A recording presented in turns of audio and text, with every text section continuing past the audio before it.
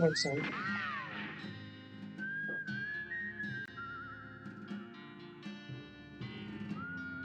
Wait, what?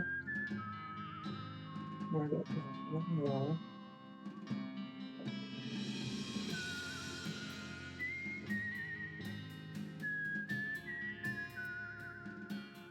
Yes.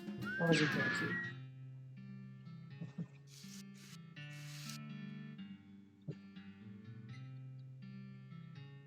Alrighty. A spittoon. At least it looks like a spittoon, but it's next to the bed. It might actually be a bedpan.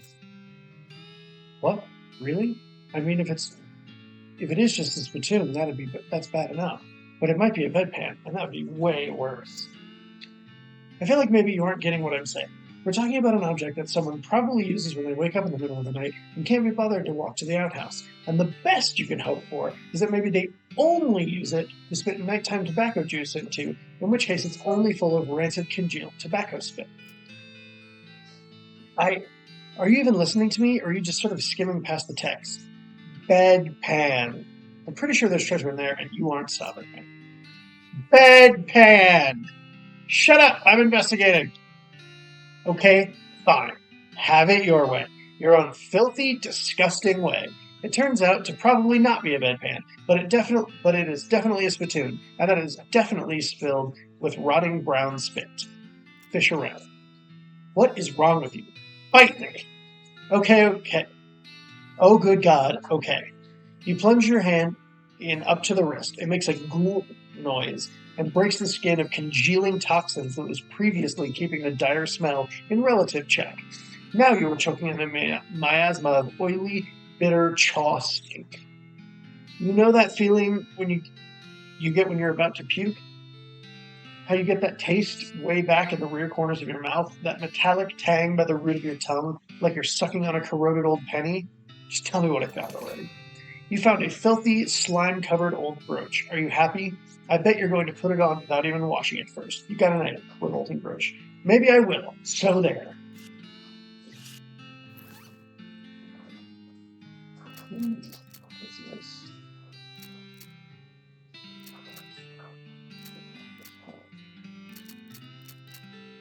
Revolting brooch is so nice, actually.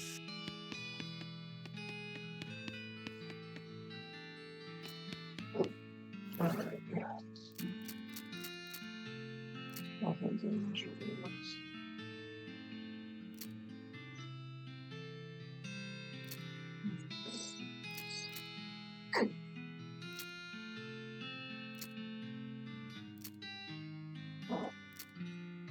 Food. Do not want to do that.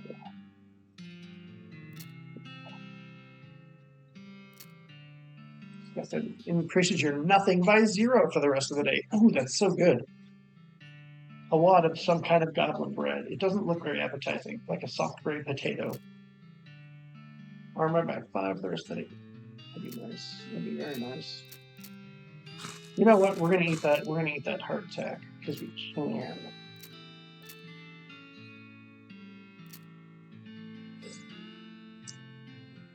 Ooh, potted meat is really strong. Dang. I'm definitely gonna want that, but probably not today. When I pass out, a day passes, so I will probably want to do that on another day. Vienna blood sausages. Cheap tequila. Cheap whiskey. Cheap wine. Decent whiskey, decent wine. Military grade whiskey. This is a special kind of government whiskey designed for soldiers in the field. It's fortified with all sorts of vitamins and things, and can be used in the pinch to sterilize, or at least to make the victim feel better about a battle wound.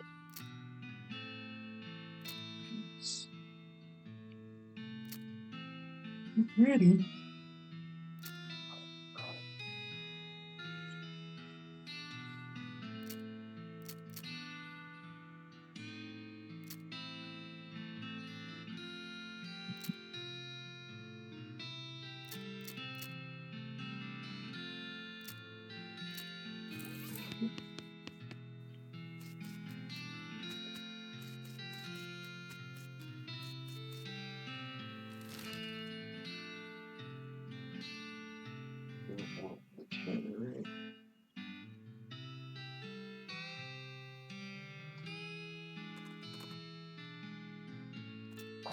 I guess we'll fight. I don't know.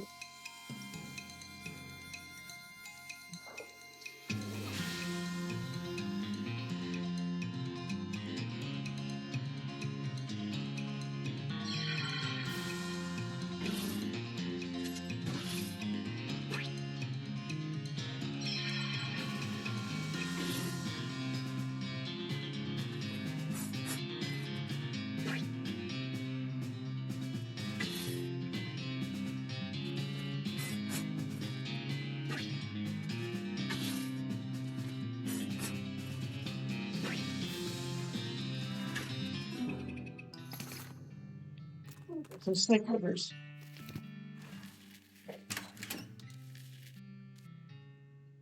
Yep, here you go. Oh, great. Forgot I was on a mission for her.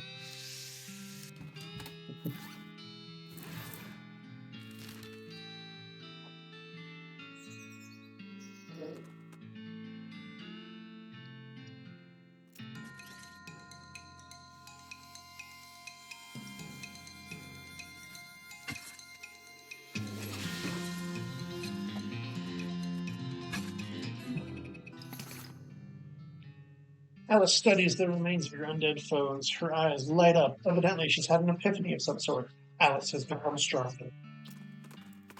I will go to the tannery in just a minute. I gotta give this guy his broken leg pills.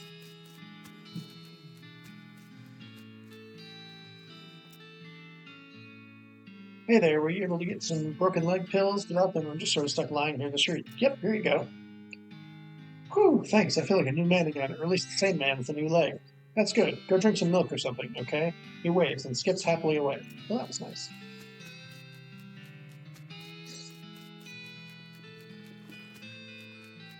Oh no, never mind. I didn't actually end up sending her here.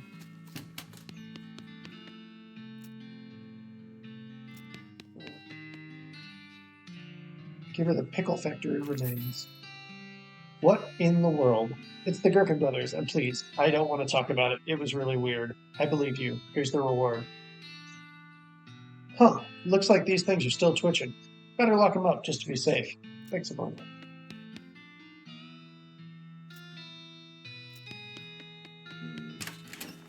I don't think I have. Let's head to the tannery. I will head to the tannery.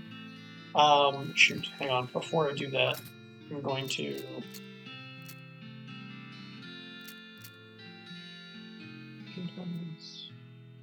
Okay, my pain intelligence is now 3, which I think I will actually need because I'm pretty sure I'm going to die as soon as I go to the. I'm gonna get like one-shotted at the tannery, but we will wait until that gets there to worry about it. Ooh. Yeah, Foxing is good. November.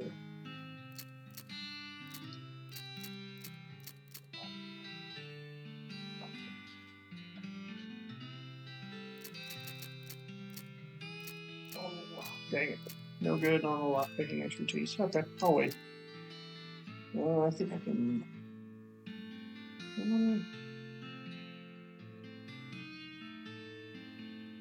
Oh, this is just to get me free, increasing my spell damage. Okay.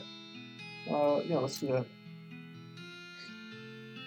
We haven't used the butterbean yet, but let's upgrade the lava fava. And again. Yeah, awesome. Alright. Let's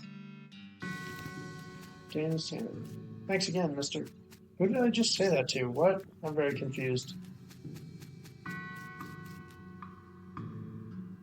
Sounds like there's a lot of fighting going on inside the tannery, except instead of a regular fighting, sounds you're used to, like shouting and gunfire and chairs being broken over people's backs, you hear a lot of ghostly bellowing and shrill cackling laughter.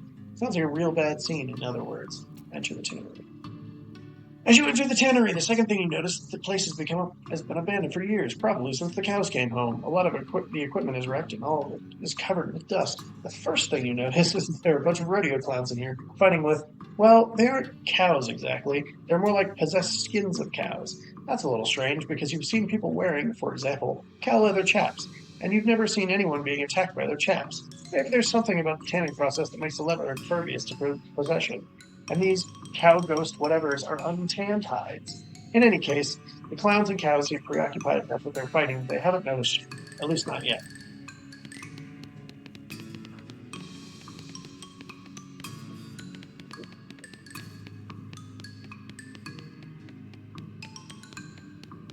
Uh, the big problem I'm going to run into, because I'll get to fight the cows with the clowns, but as soon as the fight with the cows is over, the clowns will attack me immediately. As you approach the clown and weird cow leather ghost thing, they take notice of you and stop fighting while they process this new development. The clown, fortunately, seems to decide he hates cows more than he hates you. The cow, unfortunately, decides it hates you more.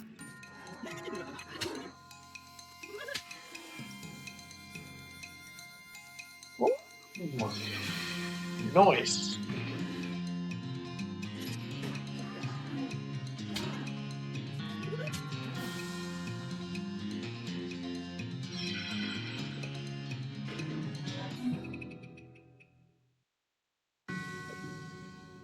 You beat the cow, but the enemy of your enemy is apparently not your friend, because the cow decides it's his turn to be on the right side of the screen. Uh-oh. Let's boost my bean armor.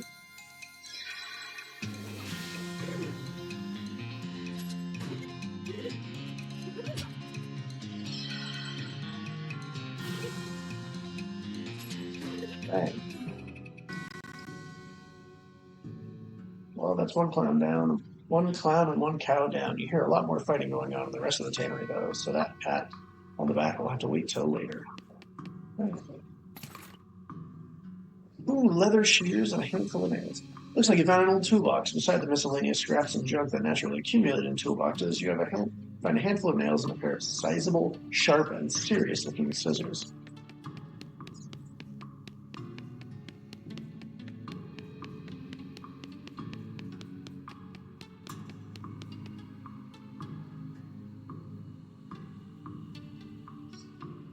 You attempt to sneak up as the cows. As the Sorry, your attempt to sneak up on the cows fails, assuming you were even sneaking and not just moseying over. The cows appear all too willing to add your face to the list of faces they hate, and turn their attention from the clowns, who jump on this opportunity to get the jump on their ancient enemies. Join the fracas.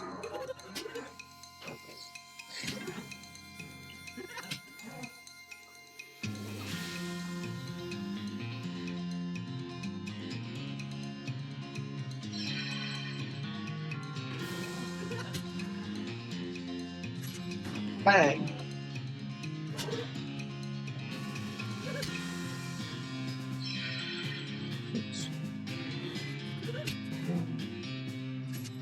Bang.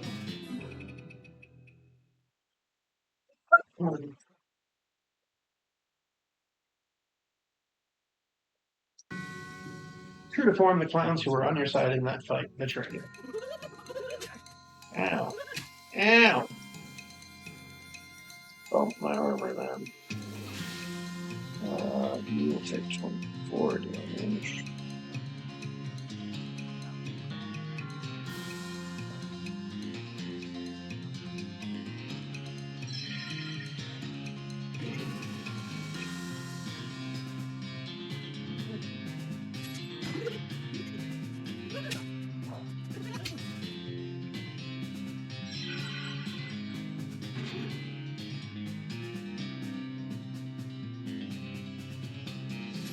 Take that shot.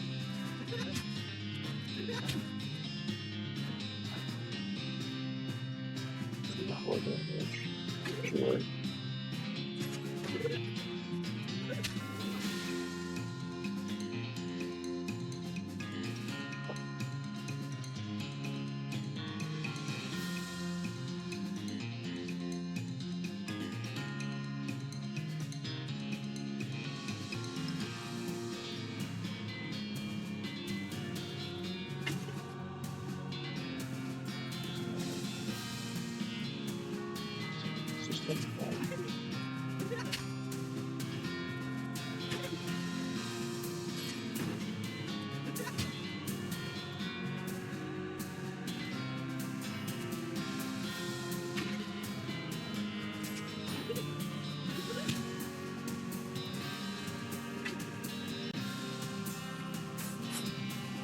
Oh, it heals 15 now. That's great.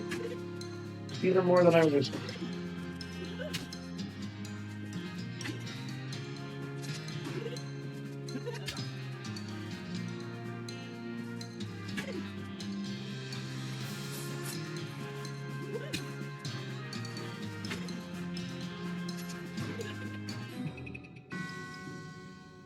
It was kind of strange to be fighting alongside demonic clowns, but I guess war makes strange bedfellows. Ugh, please ignore the fact that I used to use demonic clowns and bedfellows in the same sentence.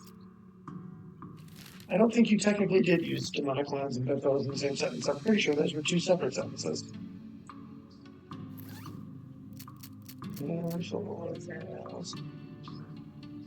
Here's shoes.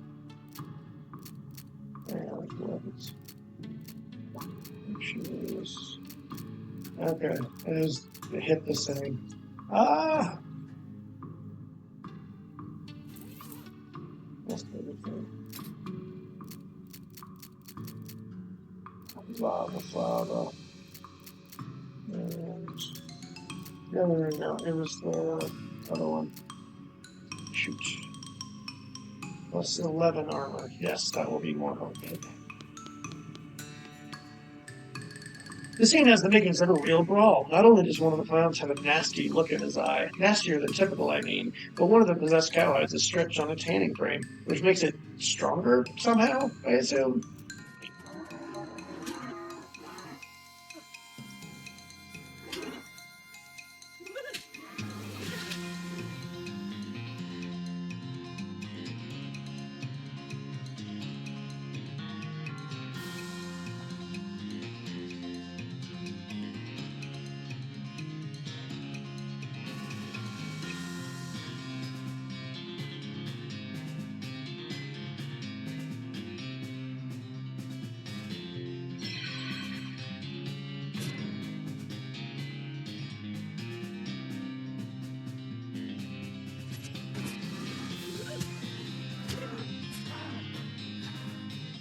What? Oh, rats.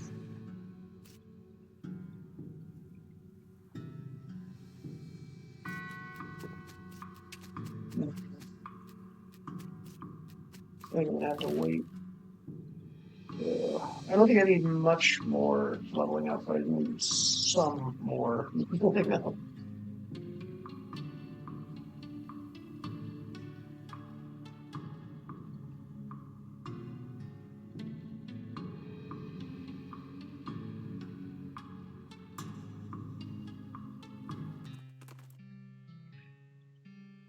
Some of the bundle dynamite on the ground, you crush it cautiously, verifying it's neither wired to a detonator nor connected to an actively sparking fuse. What an odd and dangerous thing for someone to leave lying around. Take it. Ooh, I got 4 dynamite. Nice.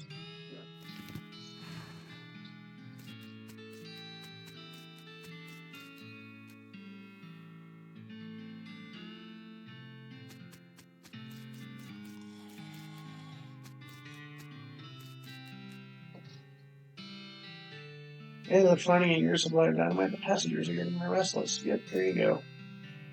Good. Perfect. This'll do the trick just fine. Hang back for a bit while I get the fellows set up the charges, and I'll let you do the honors.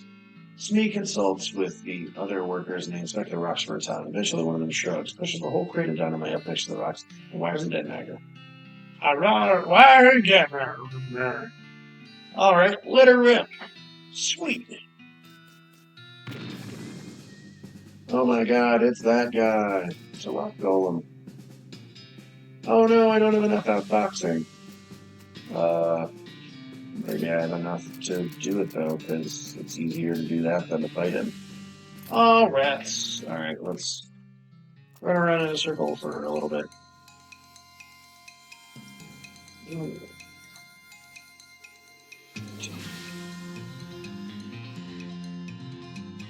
Okay, you die.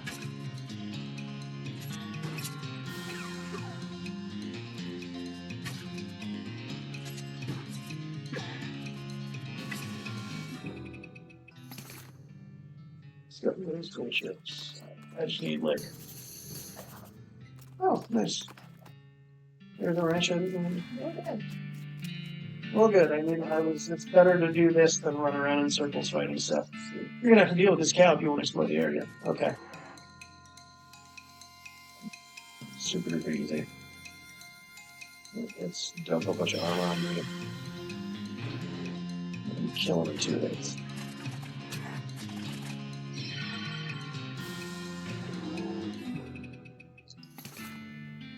Got a tainted beefsteak and extra thick leather. Nice, I should be able to get this. Yeah, I got the rope. Ooh, a red hot poker.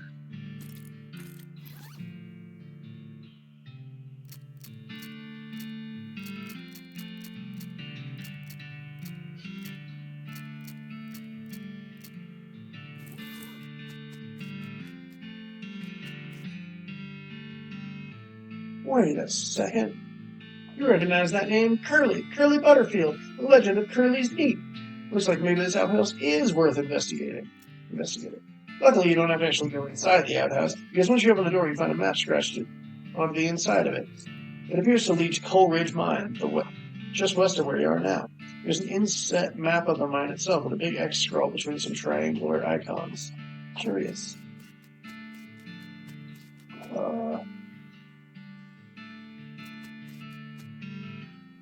Rats. Do I have...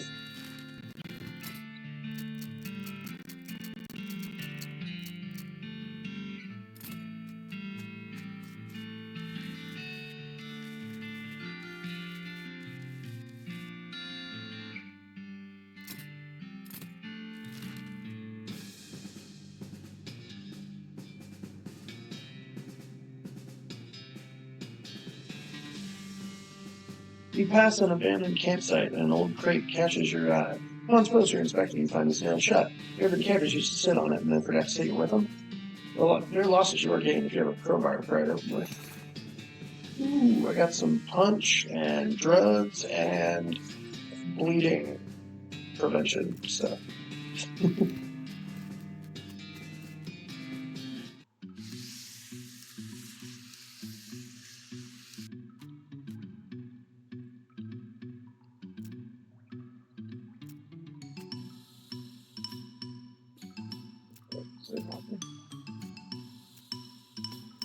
Let's fight. I should be strong enough to actually take him out now. Let's pull my armor.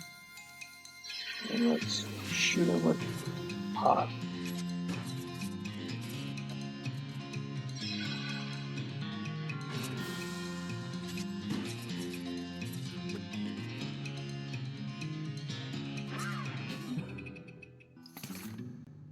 Skeleton bones, skull sheds, hand lose teeth. No, I don't want to do that yet because there's a mine later in the game that will give me. I got Curly's compass. Examine it. Pointing generally northwestish. Got it.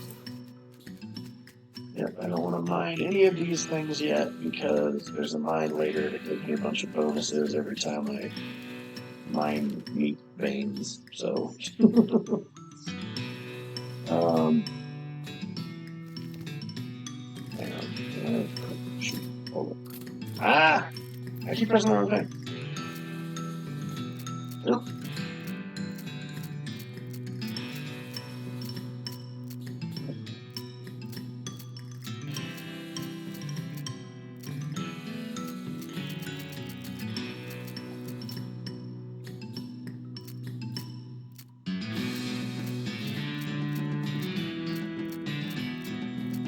Oh, I didn't even. That's my fault.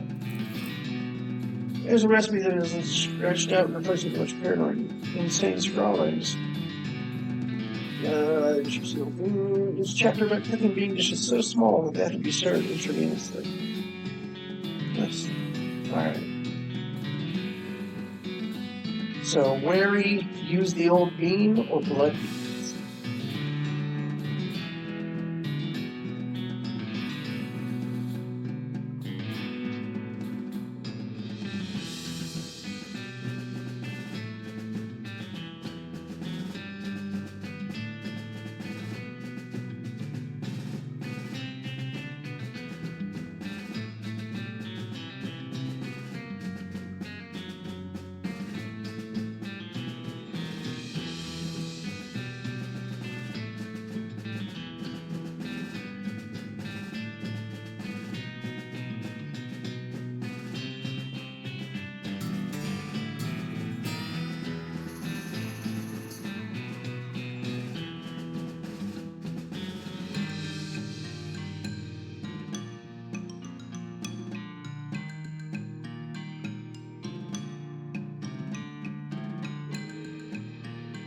Master the art of microscopic beam conjuration and fill your bloodstream with restorative proteins.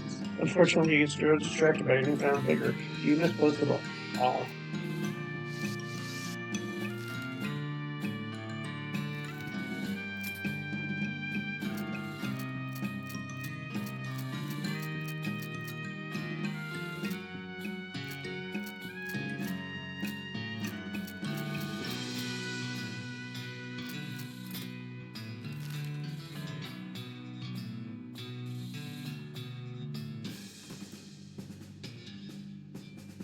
Ooh.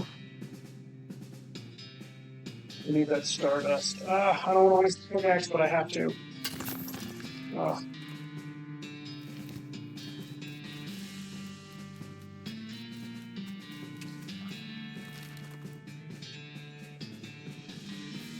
Tired and move on. Okay.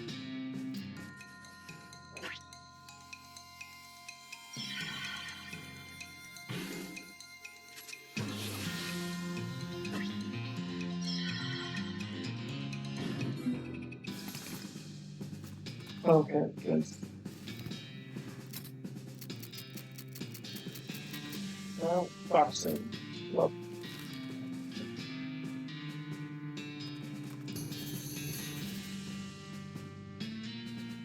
sure. Let's go to Snake Springs. Why not?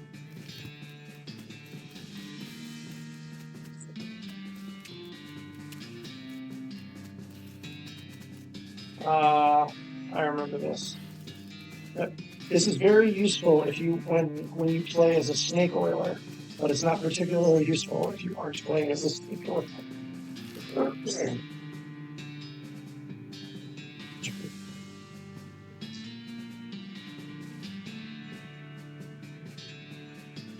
Cunning Cave, that was what it was. There was stuff there. A burly, grizzled man in leather. Well, everything. Is busy peeling the skin off a no longer recognizable animal. He looks up at you and growls, brandishing his skinning knife as he says, "Bother me and you'll be next." Yes, so much. You back off and watch him from a short distance away. Eventually, he throws the harvested skin over his shoulder and starts to leave. Hang on, what about the rest? What, the carcass? I'm not hungry. But it's meat. You know, meat, like for spending. Oh my god. I've just been taking the skins and selling them. How could I have been so stupid? He cuts the carcass up and splits it with you 50-50 as thanks. You gain 18 meat. Yes.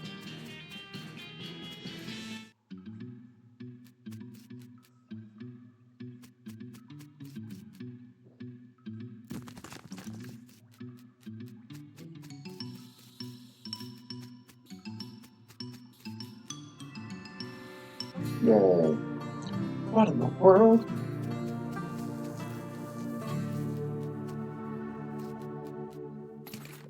A weird device.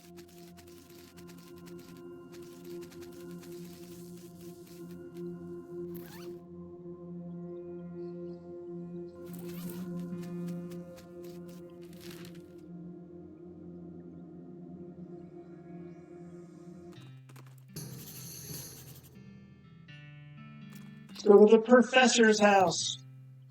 The beeping machine leads you to a ramshackle house in the middle of the desert. Hmm.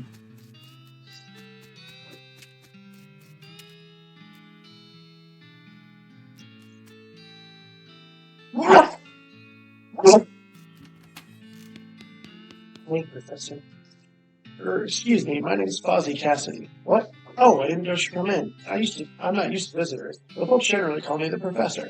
Is there anything I can do for you? Well, I found this beeping gizmo, and I sort of followed it bleeping, and it led me here.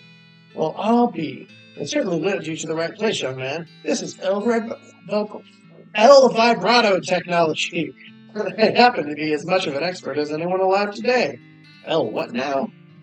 El Vibrato. They were an ancient race that lived here long before humans. Well, they mostly lived underground, but they might still be living as far as I know. Never seen a peep of an actual person, though. Just the machines they left behind. Were they space aliens? Could be aliens, or genius pre-humans, or an entirely different terrestrial evolutionary line.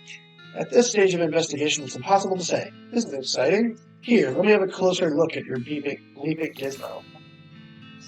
Aha! As I suspected, this is one of their transponders. It detects other El Vibrato technology and homes in, you see? That'll be why it led you here. I've got a thing I've been trying to repair. He tinkers with the transponder for a bit and plugs a strange stone marble into a socket on it. There you go, good as new. Just swipe it up or down to turn it on or off. Swipe? Now I gotta warn you, the device will lead you to abandoned El Vibrato technology, but it might also attract unwanted attention. From what? From the El Vibrato technology. You'll see what I mean. Just be careful. Okay. You know, now that I think about it, you've arrived at the perfect time. In order to get anywhere further in my research, I need more samples of El Vibrato tech. But searching for it eats up all the time I could be using to research it. Aha, I get you. Right, you're the adventuresome type. So bring back whatever devices you find, and if I can get them up and running, that'll benefit both of us. Alright, deal. Great, first priority will be to get my keystone fabricator running. They locked their doors with these things, with these little stone alloy blocks, see? So if we can make our own, that'll be a lot of open doors for us, literally and figuratively. Alright, what do we need? The components aren't rare, at least as far as priceless ancient technology goes. Bring me, about 5 handfuls of scrap. I should be able to salvage the last parts I need from that much. Roger that.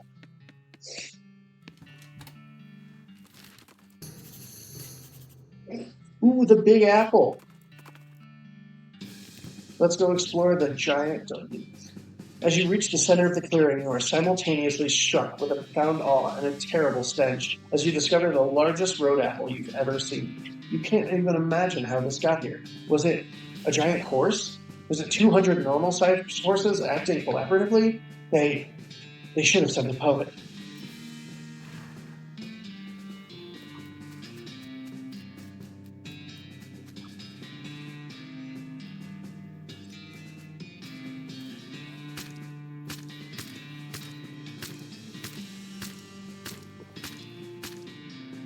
It's smaller than it was before.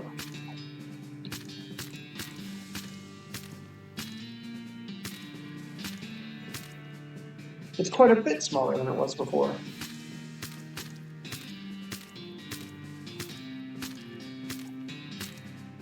It's way smaller than it was before.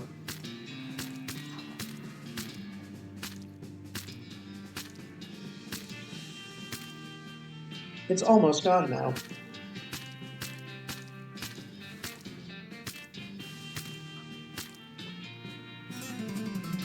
You make it. Hooray!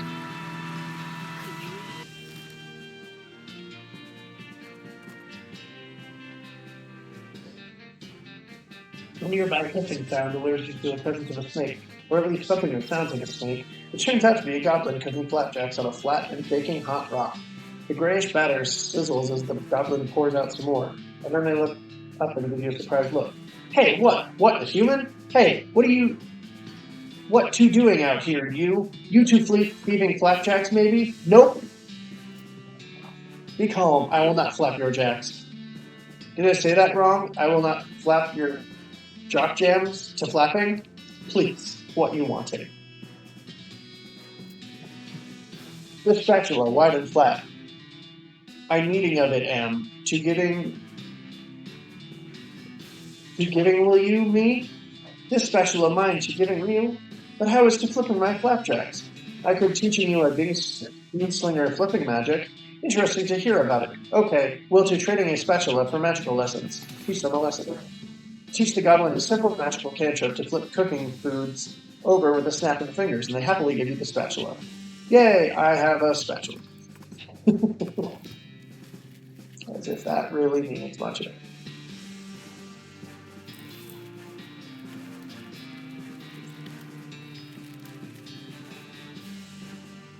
Surveyors didn't say anything about a crazy rock monster. Quick, you're the protagonist. Do something about it. Outfox it. Hey, listen, sorry about the whole dynamite thing. We didn't know you're alive-ish. Anyway, it's just as well that you woke up, because you picked a really bad place in that. This is a pass through the mountains, and it's a natural wind funnel. Oh, and that plus desert sand means this place would be an erosion nightmare for you. You'd be worn down to nothing in just a few hundred years. You need to find somewhere on the leeward side of the mountain, where you'll be protected from the wind. The creature seems to understand. It nods its thanks and trudges away. Which is weird that he exploded. Well, now, that is as fine a day's work as I've ever seen. Much obliged, friend. We'll be getting the rest of this track laid down and head out now. Here, I'll mark our route on your map for you in case our paths happen to cross again. You discover a new map location, the Manifest Destiny Railroad Company camp. Thanks, but can't I just ride the train? Got a ticket? Ha, just kidding. Of course you don't. Every last seat on the train is sold out. Sorry, boss.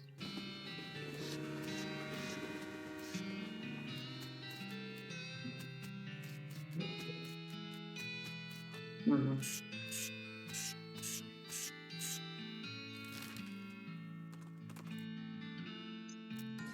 There's some attacking advance there.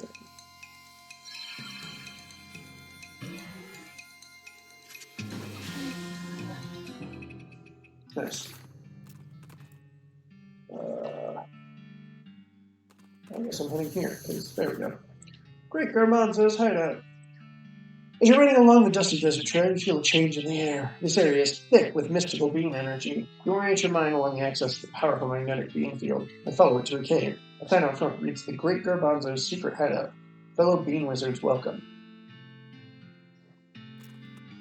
Go check that out. Howdy, Doc. There's another cemetery near here we ought to check out. It's a pretty big one, named Reboot Hill.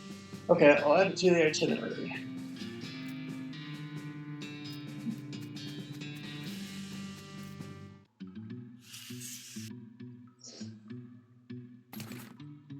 You got Beans Illustrated. I don't know the fuck I say here. How this one works.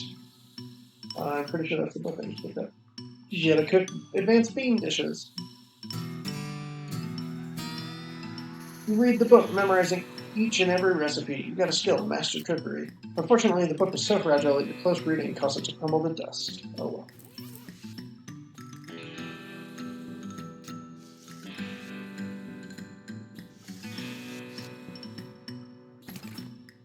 Ooh, look at some all-purpose beans.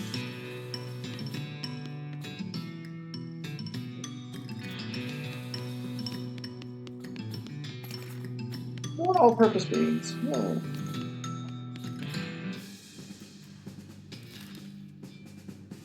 Reboot Hill. Spot a small makeshift signpost stuck into the ground a few yards away from the road. Stop to check it out. It says free meat. And indeed, there's a small pile of meat lying in front of it. You're so distracted from rolling your eyes at the obvious trap, you almost missed the goblin sneaking up behind you. He's wearing an old buffalo skull as a helmet, which, you have to admit, looks really metal. I gotta hand it to you. You nearly got it. Good job. Ha! Foolish human is falling into my clever trap. Now you are giving me valuables, or I'm beating you up. You know, this may be the first time I've been mugged by a goblin. Usually you guys are more or less peaceable. I am smart like human. Why making things myself when robbing easier? Smart like human is a very accurate description of that idea. Yeah. Give me your stuff. We're hitting you. Calm down. We coming to some kind of agreement? Agreeing with either taking stuff or hitting. Alright, I guess you die. Sorry.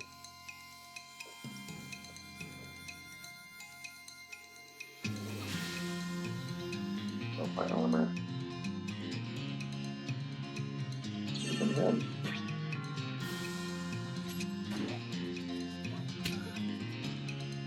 Didn't expect that.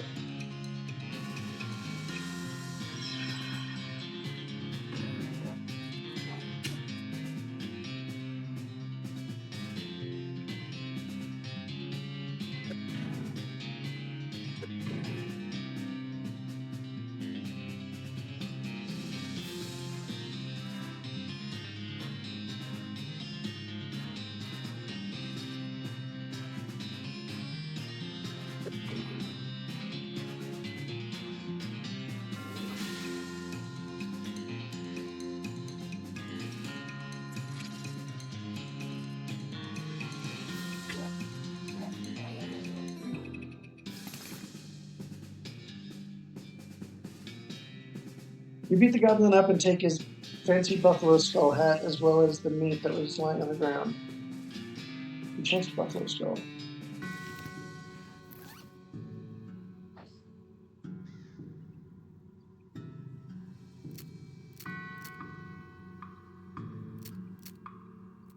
6 mysticality. Nice. Don't worry, it's just bait.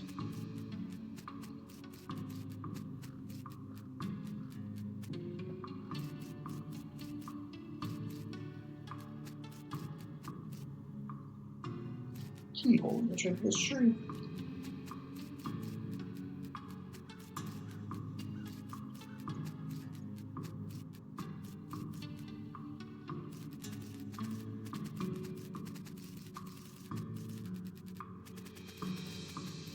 Really, Spider McKinley turned out to be way more than one. Wise old Jed Marmot. This time the bar ate him. The ground here seems reasonably sound. Stick it up. Marmot skin cat. Peggy Immortal. Kind of ironic. Big Bob Hurlingham. Gone to the big pie eating contest in the sky. Tulip pie. Biff Bunkerston. He was a real butt face. Snidely Crandallsworth. He was sort of like Benjamin. He was sort of like a Benjamin Button kind of thing. Annette Centabomb tried to eat her way out of a bear. Clean Willie Kinks really is going to hate this burial thing. Buck Jeansley. Nobody ever saw a man die that way before. Okay.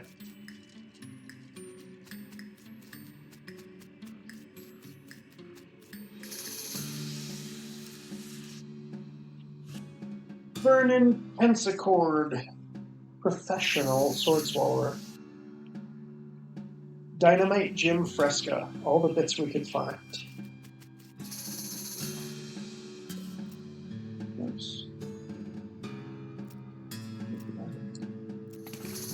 Nice.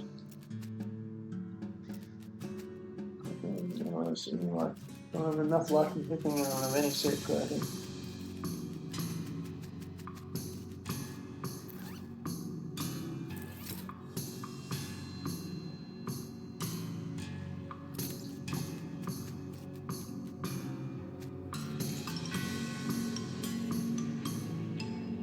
Shank Weems. We're reasonably sure he's dead. What? Adam L. Omada. They got him coming and going. Dink Scotch Turkinson. Drowned in a whiskey barrel. It's what he would have wanted. Old Dead Tom. Took us kind of a long time to get around to this. Oh, good God. Took him like 100, took him like 200 years to bury him. Couldn't remember. Fred Deeks couldn't remember the rhyme about which snakes are poisonous. Gnarled Flents died as he lived, screaming. Annette Jangle, first lady bicyclist to ride off a cliff. Lavender Cranks, inventor of the external combustion engine.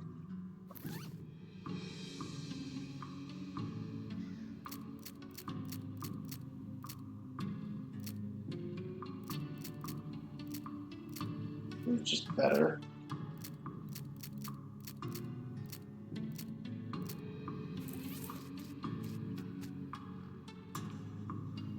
It's the remains of a puke.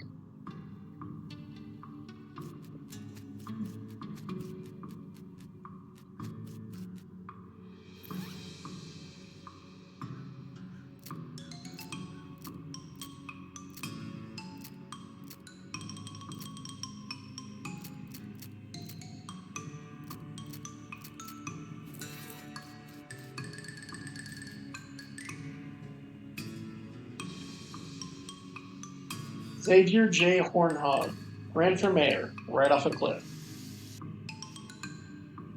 Gina Slapradish ate way too many wasps. Lucky Vinnie Pike. It's bound to run out sooner or later. Hazel Batchley embroidered herself to death. That one guy. You know the one. Yeah. Red Haggins, the most strikingly rat-faced man any of us had ever seen. Stanrietta Minkleston tried to eat a live eagle on a dare. Looks like the eagle knocked out some of her teeth on its way down. Let's talk to him. Hello, who are you? My name's Bertrand, but shh, lower your voice, they'll hear us. Who, the cultist? Shh, yes. Not a fan? They're reanimating dead people's skeletons. I don't want to be reanimated. It sounds horrible. Can you imagine having to walk around without your skin on? How embarrassing. Not to mention cold. Sure, well, plus, I mean, dying's hard enough. Who wants to come back to life just when you've gotten used to being dead, right? I could see that. Please, can you do something? I don't want them to find me. Okay, I'll let you know what I say. Great, thanks. I'll just hang back here where the coast is clear.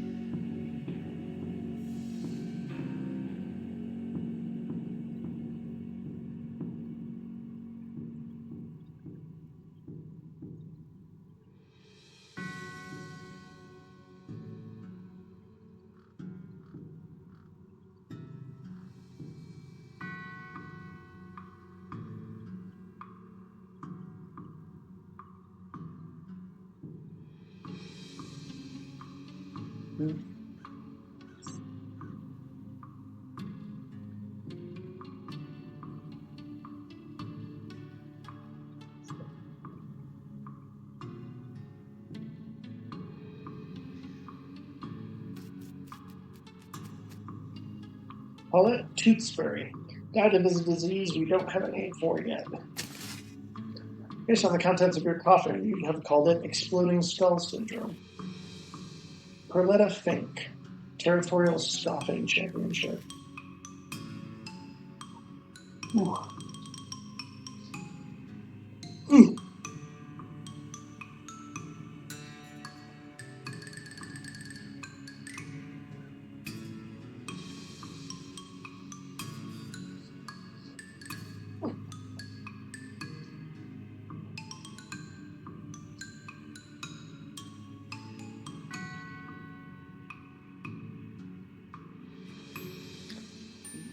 Let's spell them.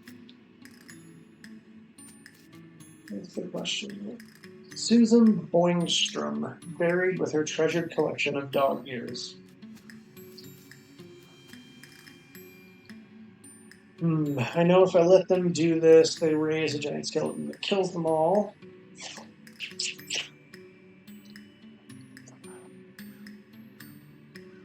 Let's walk away for a second. See if we can.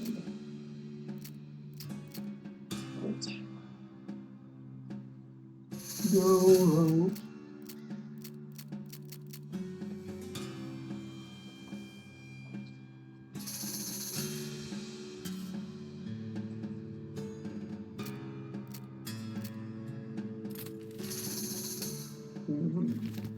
Oh, that's not what I want to do. Let's head down here. Your vibrato transponder starts moving. You follow it to a small outcrop of El vibrato ruins on a nearby creek bed. You got some scraps and a punch card. Nice.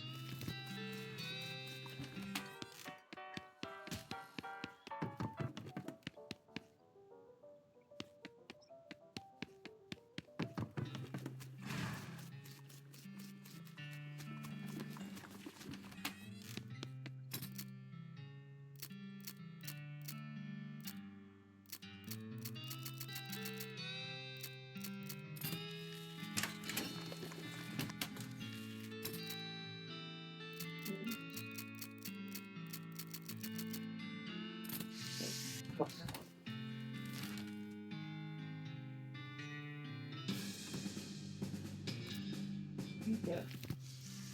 I hope I run into you. I would like to think that.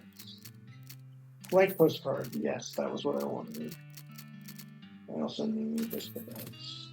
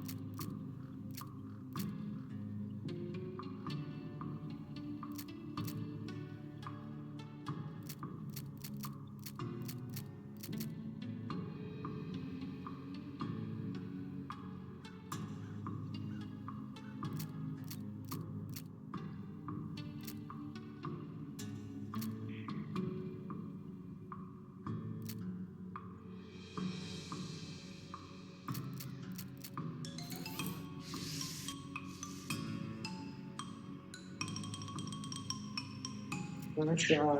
I might throw a rock at the skeleton, which instantly explodes. Wow, that must have been a real high energy ritual they were doing. You jerk, we were using that skeleton. You guys are jerks for using the skeleton in the first place.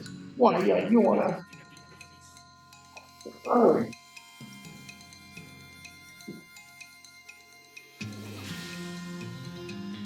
Good God, I'm going to lose and die.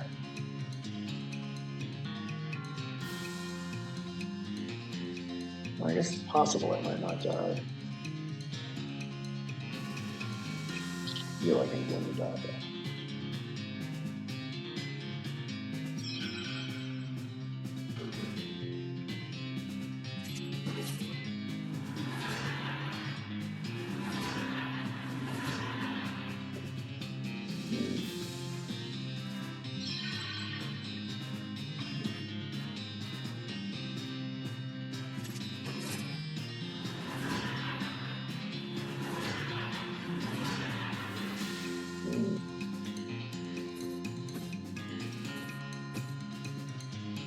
Well, I now want to die.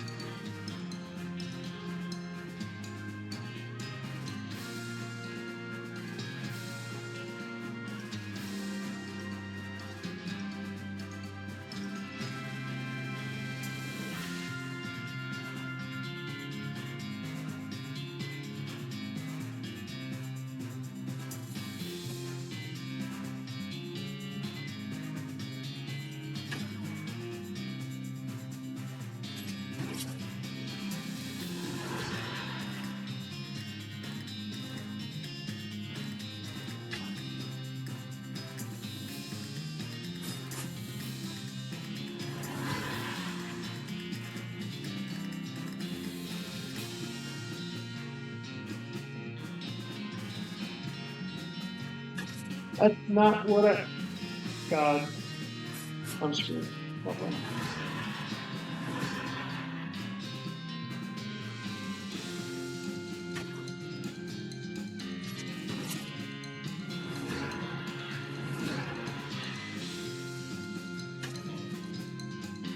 That's frustrating. I'm going to die because I got totally screwed again. If it were in return something I didn't want to, although that wouldn't have actually mattered anyway, because I was definitely going to die anyway. That's fine.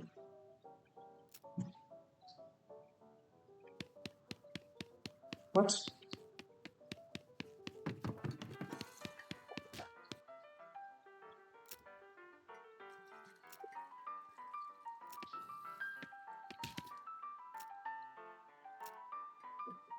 So, it said see for darts. Oh, sorry, all the darts got broken a month ago.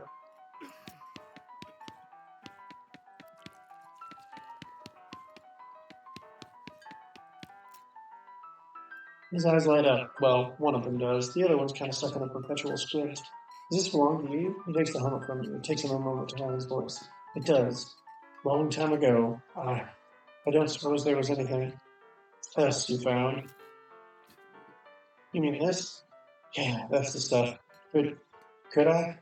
Yeah, here you go. He cracks the bottle open and drinks deeply. After a few moments, his demeanor changes entirely. He looks like a man 20 years younger. That's your story. Ellsbury tells you a tale about a mysterious plain where giant horses battle against miniature automatons. Something about that story. You really lost yourself in it. Thank you, Ellsbury. He nods. If you ever want to express your gratitude in a more tangible way, you know the trick. Yeah, here you go. Cracks open the bottle and drinks deeply. For a few moments, his demeanor changes entirely. Ellsbury tells you a tale about a painter who gets kidnapped and taken to a nightmarish plain inhabited by ethereal beasts. Something about their story. You really lost yourself.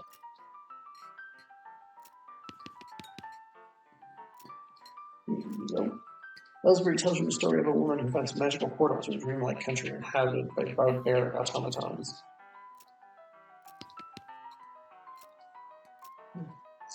Ellsbury tells you a tale about a nightmarish warm planet where maniacal trees are besieged by giant people.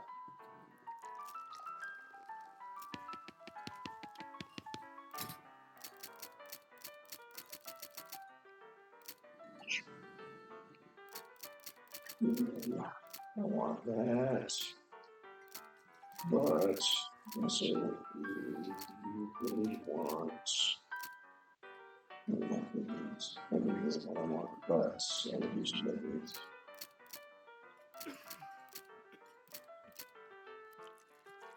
Oh, it's 400. Okay, well, that's fine.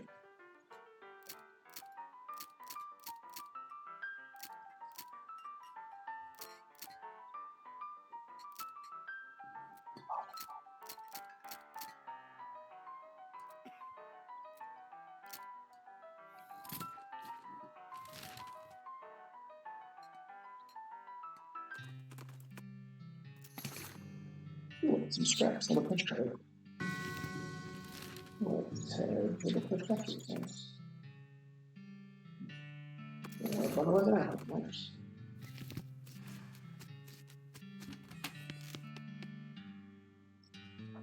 Good to see you again. You got those 5 piles of scrap yet? Here you go. He ambles over to a strange contraption in the corner of the room and begins to tinker. Great, let me just... yep, okay. This will do the trick. Let me just get this running and then you'll be able to grab a keystone from it. It'll take another 5 scrap for each one you need. Are you familiar with the last Joe mine? Grim place. But that's where I found the chassis for this fabricator, wedged behind an unusual pile of rocks. Seems like a good place to start hunting. Alright, I'm on it.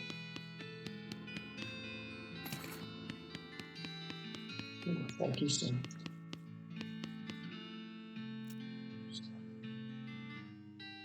Nice. Yay.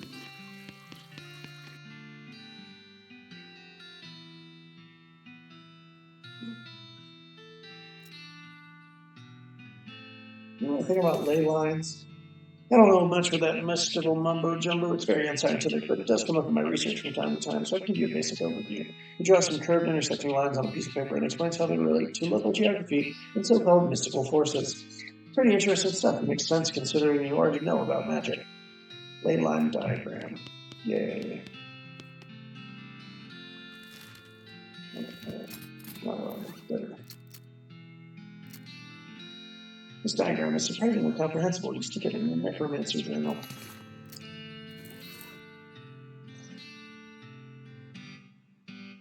Given your necromancer journal and the examining the information connected so far, you found a delivery for rogue receipts. Receipt for delivery of robes. Looking at it more closely, you see that there's a surcharge for delivering passable or pass. That means the necromancer lair is definitely west of the mountains. Good to know. Using your ley line diagram, you narrow the location of the necromancer's lair down to a handful of possible locations based on the unseen currents of energy that limit the land.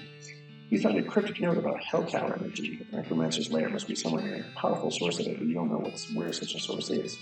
Looks like everything you've done so far.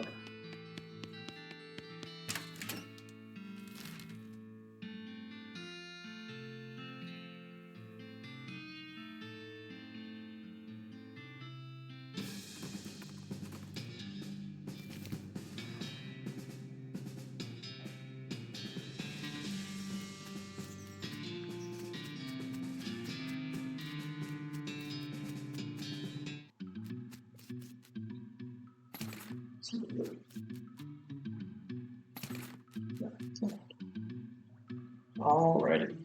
I don't know what kind of tobacco these miners are chewing, but it must be extra corrosive because this brass spittoon has a hole eaten through the bottom and dark stains underneath it, where the spit leaked out. Although oddly, it doesn't seem to be leaking now, and it's half full. I guess the miners plugged the hole with something. Inspect it. It's a spittoon. It's disgusting. You can practically see the stink lines coming off it. Come on, let's not do this. Inspect the spittoon. Oh, geez, fine, okay. You crouch down and take a careful look at the filthy spittoon. The inside is blackened with years' worth of stains. The death broth inside has a rainbow sheen like a parking lot oil spill, and occasionally a little bubble pops on the surface. You can actually feel a slight warmth radiating off it from whatever dire chemical reaction is taking place in there. You realize you're holding your breath, not deliberately, from the body's natural instinct for self-preservation. Inhale. Imagine someone made a big pot of chili con carne and left it under the porch. 3 rats crawl into the pot, eat half the chili, and then die. A week later, a family of cockroaches takes up residence among the writhing maggots. The cockroaches smoke thick black cigars, which they light with tufts of burning human hair. That's what it smells like. Search it. Fortunately for you, the rainbow-colored film on the surface of the liquid coats your hand as you plunge it into the toxic stew, keeping it from being immediately dissolved down to the bones. The smell intensifies, and your stomach prepares to hose the poisons off of your arm with a high-pressure stream of vomit. Keep searching. Your fingers touch something at the bottom of the spittoon. Gotta pull it out fast while you still have something to pull with. Pull. You pull out the world's most disgusting pair of pants out of the spittoon and jump back as the whole of the spittoon's bottom, now unplugged, begins to leak steaming filth. Congratulations, you are now the proud owner of the worst object I've ever been paid to think about, narrowly defeating a leather bondage harness made from the skin of a clown.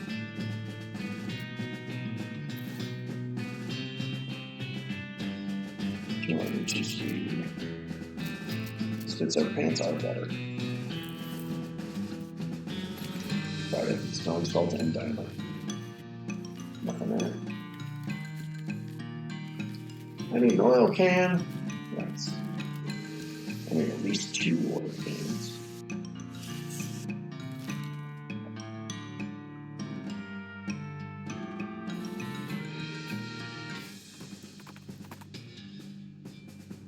Over the side of the road, you spot a lone and gloomy grave marker with a lone and gloomy man in black robe digging up the grave with a shovel. Hey, what are you doing? Hooded figure looks over. 2 of you. Looks at the shovel, looks at the grave, and looks back to you. Do I really need to explain? You'll need a tracheotomy to quip through when I suture all your damn face holes shut, you. I think she means, why are you doing it? Well, it's for necromancy practice, right? I mean, you gotta get the bodies from somewhere. That's despicable. Shrug. This is the necromancer's territory now. Your moral outrage isn't really my concern. Did you just say shrug? That's it. Let's kill him.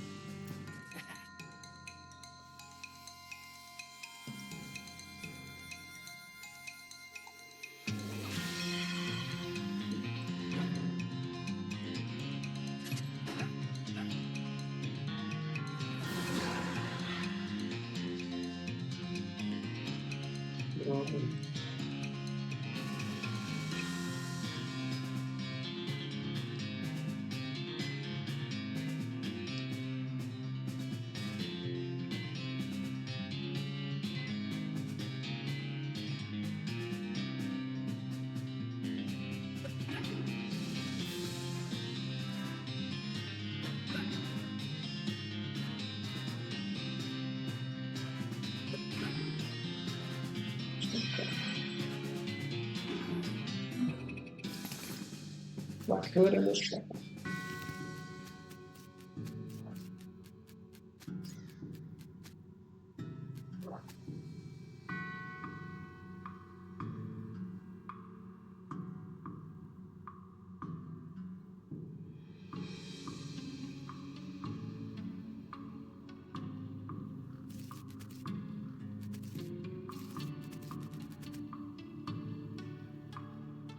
You see the ghost of an elderly woman holding flowers. She seems lost and depressed, above and beyond what's expected for a ghost. Howdy, ma'am. Is there something I can help you with? Oh, it's so awful. I can't remember. I can't remember at all. Let's start at the beginning, okay? Well, you see, I had 4 daughters. They married 4 brothers, the Smith boys, and after that, they each had 5 daughters of their own. Unfortunately, I outlived every one of the 24 of them. You know you're a ghost, right? Oh, yes. In fact, I died here in this graveyard, where they're all buried. I came to visit them, but I suppose my poor old heart finally gave out. That's not the problem, though. 95 years is a pretty good run, after all. So what did you forget? I brought this bouquet of flowers to put on my favorite granddaughter's grave, but I can't remember which of them was my favorite. I'm so ashamed, and I can't bear to leave until I've remembered. I see. Well, maybe I can help you figure it out. Oh, thank you. I appreciate that very much. No problem, ma'am. Can you remember anything about your granddaughter? Well, I'm quite certain her first name ended in Val. Okay, anything else? I remember I was 40 when she was born. Oh no, 37. Or was it 42? It must have been somewhere in that range at least. Okay, anything else? Oh, her first name was longer than her last name, just like mine. Okay, anything else? I remember she wasn't buried next to any of my daughters. Okay, anything else? She sniffles a little. She passed at the same age as poor Becky, who's always in such ill health. Anything else? Her favorite hobby was knitting. She starts us off. She knit me a lovely sweater for Crimbo just a year before she died, and that's all I can remember. Knitting. Okay then. Hang on, let me think a moment. I'll be back in a bit. Well, I'll be back in a very long time because I literally don't have all the information I need to do this. So we'll just.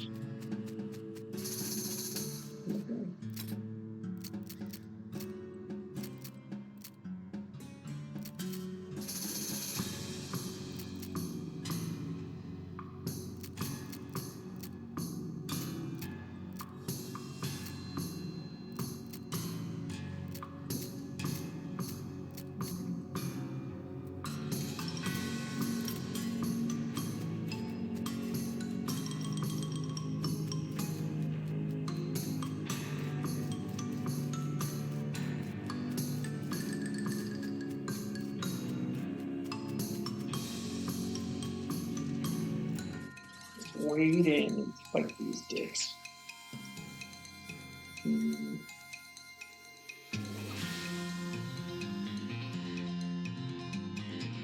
Hmm.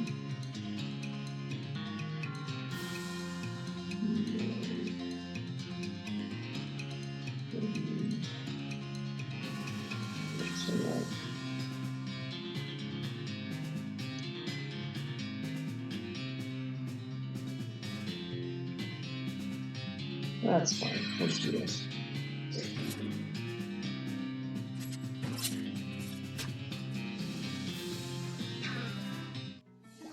Get us out.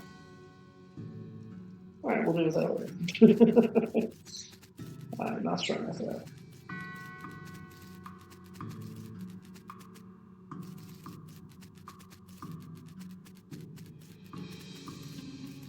Wait, what?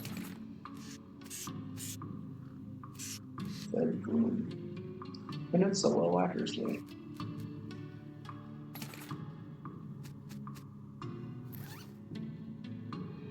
Looks like one of the necromancer cultists got written out. 2 more of these and will probably be ritually eviscerated. Nothing personal, it's just corporate policy. You read the infraction listed on the slip. Looks like one of the cultists was gathering dangerous mushrooms. Curious. Okay.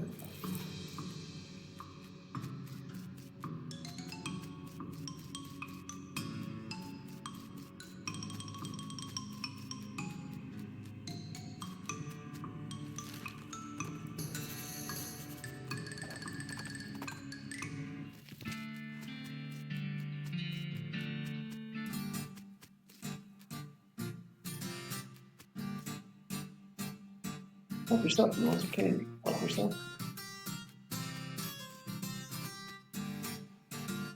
guy doesn't seem interested in the game. Nah, I mean, I like games. That's why I hang out with these guys. But I've gotten bored of these strategy war games. I want something different. Like what? Well, I like playing the guitar, so I was thinking some kind of guitar game where you pretend you're in a band and also have to hit the right chords. That sounds hard if you don't really know how to play the guitar. Yeah, I thought of making it like a real simplified version of the guitar, but then it wouldn't be much fun for me. I have an idea. Instead of pretending to play on a band, why don't you join an actual band and play guitar for real? I know a place that's looking for talent. Huh, put my guitar skills to actual use? That's not a bad idea. Okay, cool. It's the Jewel Saloon in Clearwater. Tell them I sent you. Thanks so much. I'll play that over right now.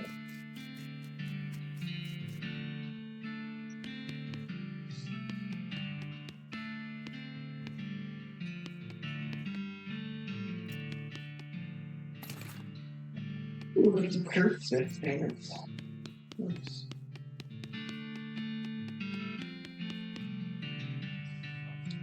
The liquid in this spittoon is bright yellow. I feel like that's all that needs to be said about that. What do you mean? I'll never understand you. Alright, well, you crouch down next to the spittoon. From the nauseatingly sweet stench coming off of it, it appears that these nerds haven't been using it as a makeshift urinal, as you may have suspected. Or rather, they're using bright yellow lemon-lime soda-flavored chewing tobacco. Unless... Well, another possibility is that they have been using it as a urinal, and that they're all extremely diabetic, which, now that I think about it, is a real possibility. In fact, it is probable that both these things are true. Really? You're gonna put your hand in the nerd's piss and or spit bucket? You're gonna dive right in there, huh? Just gonna splish splash around in the sticky yellow froth of spit and pee with no restraint whatsoever. I sure am.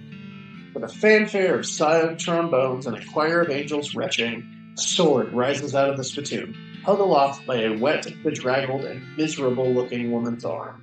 Since you're already kneeling, your arm wastes no time before tapping on both shoulders with the sword, splashing your clothes with yellow slime, and officially declaring you Fozzie Cassidy, King of Filth. Congratulations. The sword clatters to the floor as the hand drops it with a shudder and withdraws into the spittoon. You got the Excalibur. Long live the king. This is a replica of King Arthur's sword. You know it's a replica because there's no way history would have allowed the original to become this comprehensively covered in tobacco spit.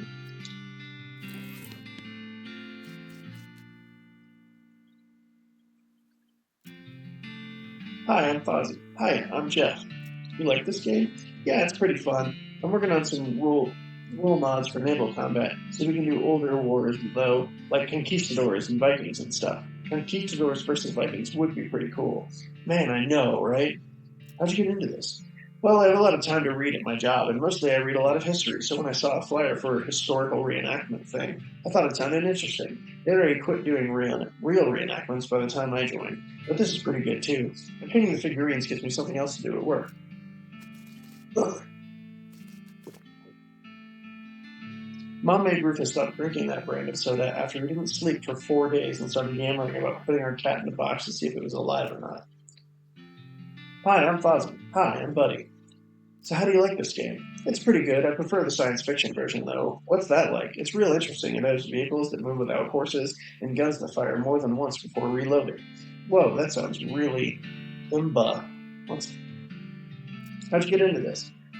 I was in the actual war, made it out with only a few scars on a limb, fortunately, on account of I spent the whole thing hiding in a cave. When I heard about reenactments, I signed up to find out what I missed. This is probably not a whole lot like what you missed. Yeah, better snacks for one.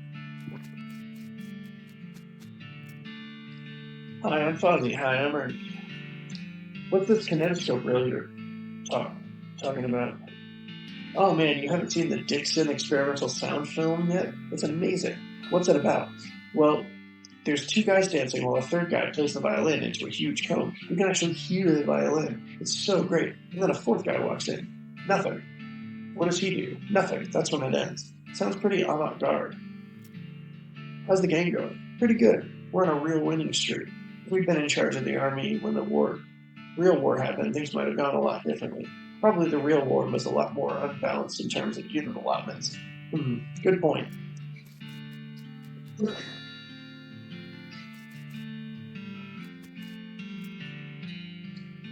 Hi, I'm Mike. You seem to take this game real seriously. Well, of course, you gotta play to win. Otherwise, what's the point? Having fun? Exactly. And winning is how you do that. You're having line of sight issues? Yeah, they don't let me have my tape measure on the board when it isn't my turn anymore, so I have to eyeball it. It looks like you could get a hit on that front guy. He'd have partial cover though. Heh, I think you mean soft cover. Oh, you're playing 4th edition. Well, yeah, 3rd edition was a total kludge. Man, you and my brother would be bitter enemies. Not many people would walk around in a cow hat in this day and age, not to imply they were ever in fashion or anything. Hi, I'm Fozzie. Hey, I'm Melvin. What's with the hat? We're doing historical reenactments. We're playing a tabletop war game. Well, okay, sure. But a historical one. Anyway, we only switched to this after we quit doing real enactments. Reenactments. Why'd you quit? It was too much exercise, and somebody kept refusing to lie down when he got killed. You missed! What's this game you're playing? Oh, you probably aren't familiar with this type of board game. It's a very specialized form of entertainment. What I mean is, you seem to be using Flintlock 4000 rules, but my brother's set didn't have cows. Oh, well, yeah, we had to mod them in ourselves. Cool, huh? Can I play? Well, the rules are pretty complex. I don't think the others will want to stop playing to teach the game. I already know it. My brother used to bug me to play with him all the time so he could test strategies. And great, yeah. We're short a player on the cow's side. Step up to the table and grab some dice.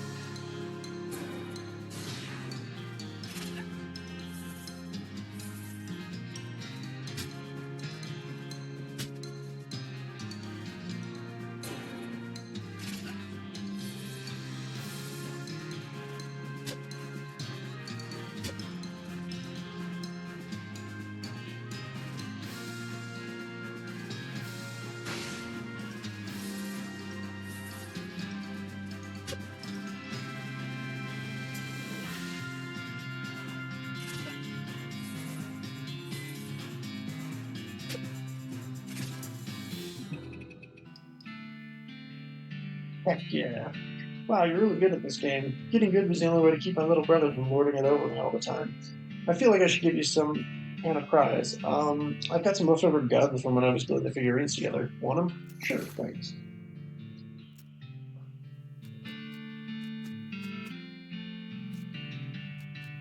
Yeah!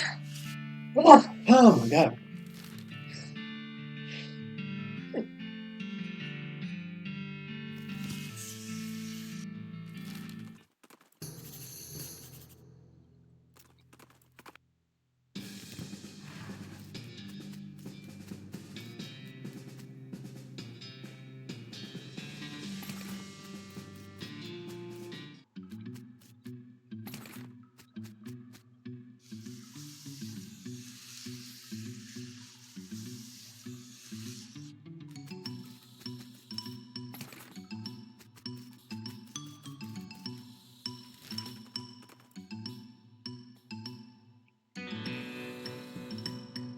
Suddenly a thrilling whoosh sound, and a man dressed all in dark gray along with a flappy cloak and a gray bandana pulled up to conceal his face appears before you out of the shadows. He brandishes a wicked-looking knife at you accusingly. Stop right there. Prove your allegiance, for I'll suffer no cultists in this place. Would you be more specific? The necromancer's cultist. The skeleton guys. Sonny Jim, if you're calling us skeleton cultists, you're gonna those words with the shadow of your teeth. Here, see this? I got this hood off a cultist I killed. So you're saying having a cultist hood proves you aren't a cultist? Well, if I was a cultist, I'd be wearing it, right? That's not a great argument, since all the actual cultists I've accused have attacked me by this point in the conversation. I'll let it pass. Damn straight. Cool. I've been killing them with their own daggers for the sake of poetic justice. Here, have one. Neat.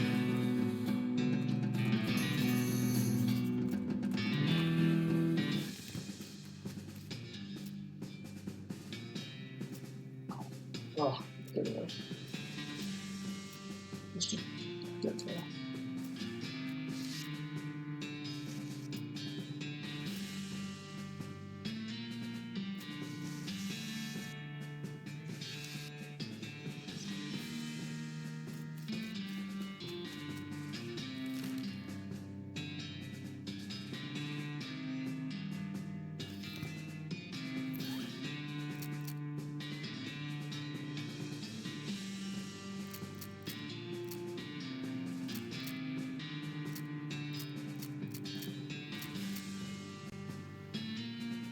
15 applies poison. Oh, this one's plus 6 myself. Alright. We'll leave it for now.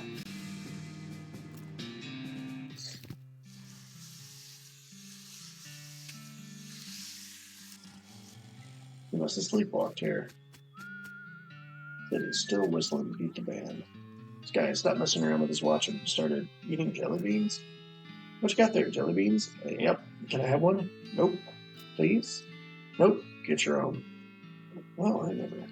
Where'd you get them? A little ways south of here from a fellow named Roy Bean. You discover a new map location. Roy Bean's House of Justice and Jelly Beans. Thanks.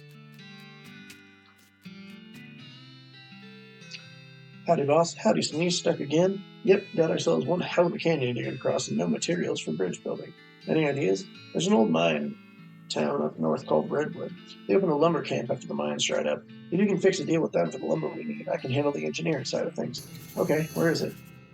Smee marks the location of the Redwood camp on your map. Of course, anything you can find to build a bridge out of is fine by me, but it seems like the simplest option. I'll see what I can do.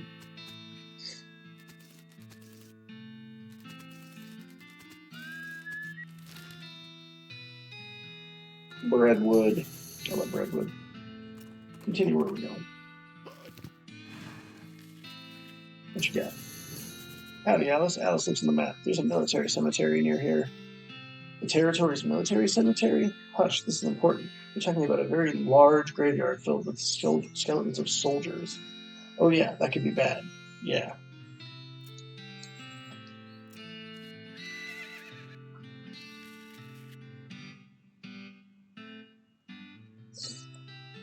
Howdy, Mayor. I'm Fozzie Cassidy, here on behalf of the Manifest Destiny Railroad Company. We need to build a bridge in a hurry, so I'm here to cut a deal with you for the lumber. All right, I believe we can scrape together that much wood. What sort of down payment are you offering? Oh, I sort of expected you would just bill us. You want that much lumber with no payment up front? Are you serious? I can probably offer you free train rides. I do enjoy a nice train ride, but the deal would be a real problem. And I've already got 7 problems to worry about. Oh? Mayor glances at the list of problems posted on the wall and paces around nervously. Offer to help with his problems. Maybe I could help with some of your problems. Oh, thank you. I'd certainly welcome any assistance you could offer. Look at the problems board. It's in mail. Our last batch of mail never got here. We don't know if something happened to the mailman or what. Go talk to Reginald Bunkhouse. He used to be a mailman, so he can tell you where to start your search. You got it.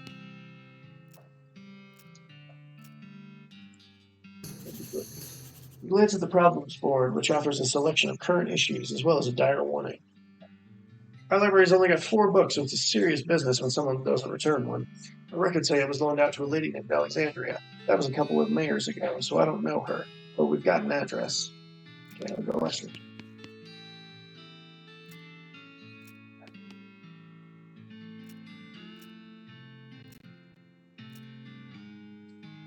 Logging permit.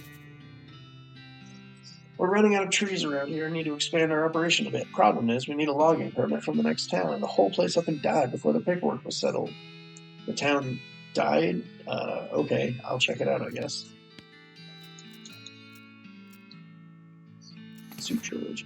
We keep a municipal soup kitchen open to those who are down on their luck, which is pretty much everybody around here. But we run out of soup and need someone to go fetch some more from soup stock load.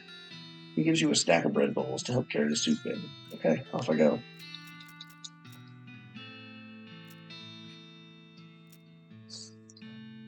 There's a military cemetery not far from here, and I figure something must have happened with its caretaker because military skeletons keep wandering out this way and causing a ruckus. Alright, I'll check it out.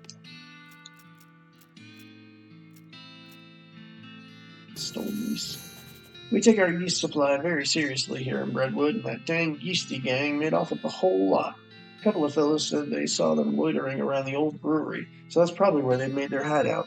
We need that yeast back.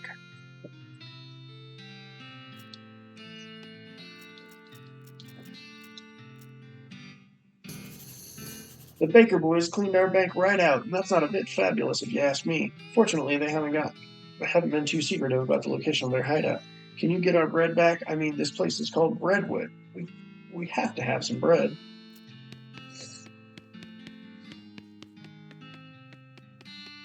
Okay.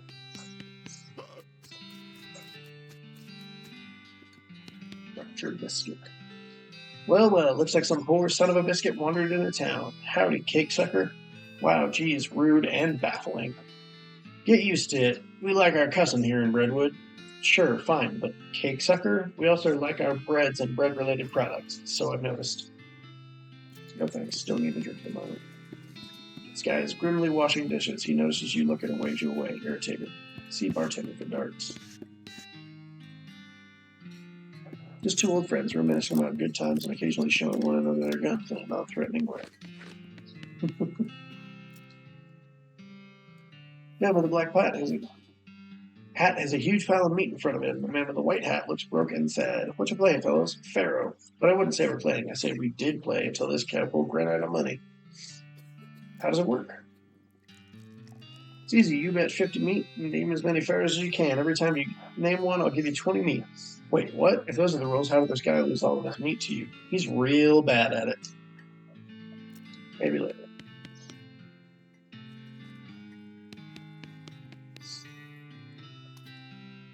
We don't take kindly to strangers around here. Don't need your kind around here. Did you say need or need? He glares at you.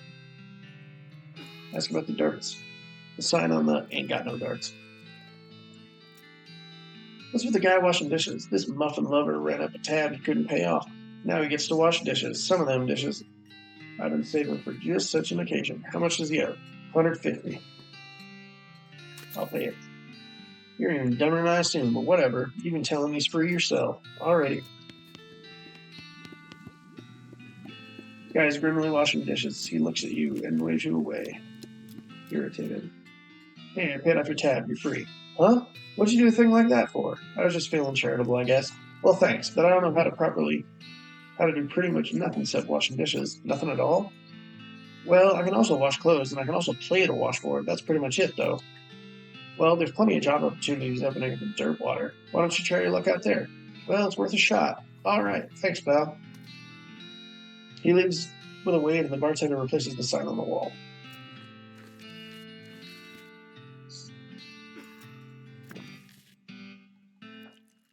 This is a spittoon, and an unusually full one. Probably best to leave it alone. Take a closer look. Look, this isn't Mom and Pop's Family Fun Time Saloon. This is the dive bar, in a dive town. The people who drink here are mainly drifters and desperados. Don't go splashing around in the literal scum of the earth. I'm gonna. Seriously, don't. This is wrong and disgusting. It is vile behavior. I have my face right up to the thing. What's it look like? No, I'm not telling you. Why are you doing this to me? I had to skip lunch today because I couldn't stop thinking about you and these foul spittoons. I've got my hand right in there, splashing around. La la la la, I'm not listening. You find nothing. You are the worst person in the world. Ah, I found something all right. Like necrotic skin disorder, I bet. Actually, it's a pair of boots. So there, Mr. Delicate Stomach. Boots. Great. Boots full of bandit spit. I hope they have to invent a whole new kind of trench foot just for you. I hope they name it after you. You're just jealous of my sweet new boots.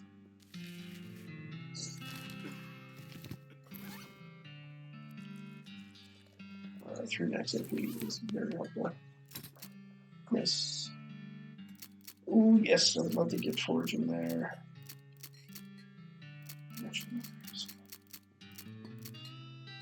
Yes, one of these. Yes, with rope. Somebody will give me those pliers for free eventually. I don't want to waste time.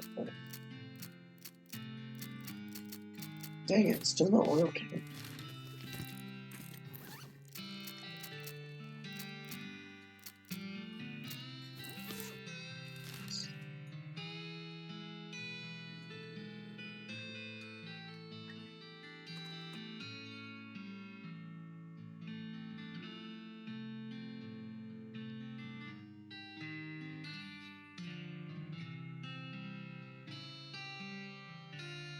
Hold it right there. A bandit sets out from the bushes at the side of the road. He's pretty raggedy, but also extremely burly, like a scarecrow stuffed with footballs. He hefts a pistol that can be described as a hand cannon without getting metaphorical. Give me your dough, or else. Outfoxing. Where are you from? Redwood? Well, this certainly doesn't reflect well on your town. How would your mayor and chamber of commerce feel to know that you were representing Redwood citizens as muggers and thieves? You weren't going to get any tourists that way. I was thinking of heading there myself to see the local attractions, but if this is how the visitors are treated, I just don't know. Sorry. Shovels back into the underbrush, looking abashed. Oh. It's hard to know. It's hard for me to tell exactly how delayed they are.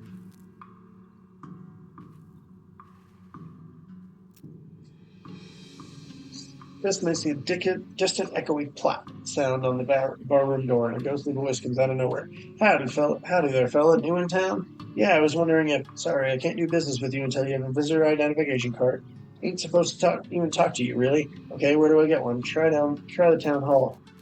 Down at the end of the street.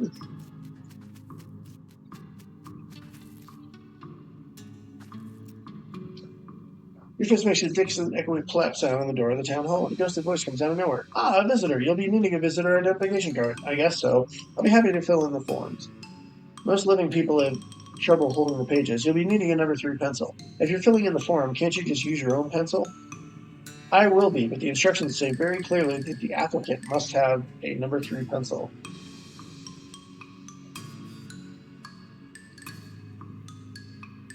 A number 3 pencil?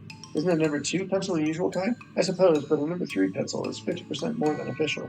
Well, okay. Where can I get one? Try the Department of Requisitions. It's just next door. You mean the general store? It's a little more specific these days, but yes, okay, I'll be right back.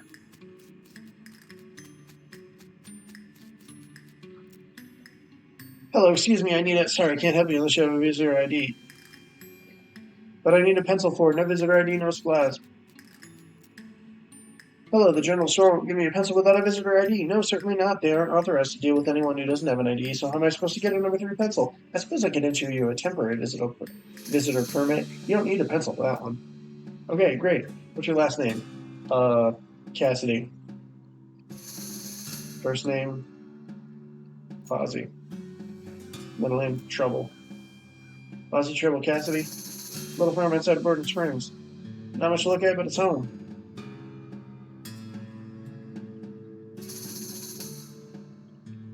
I believe it's 9.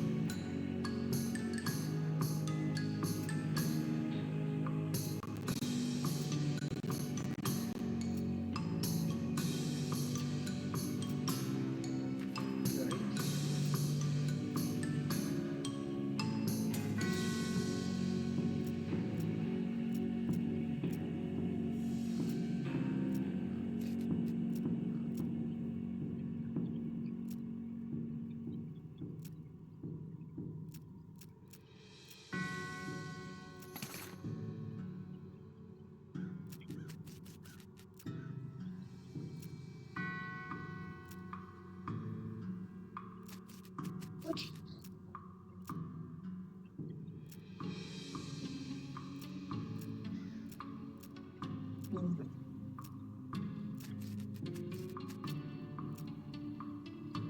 Cassidy. What? How am I? No. Very confused. Hang on.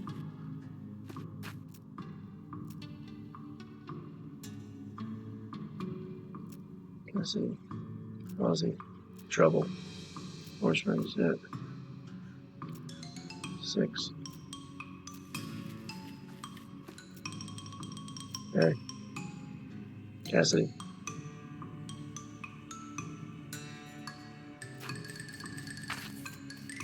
Oh, wait. Hang on.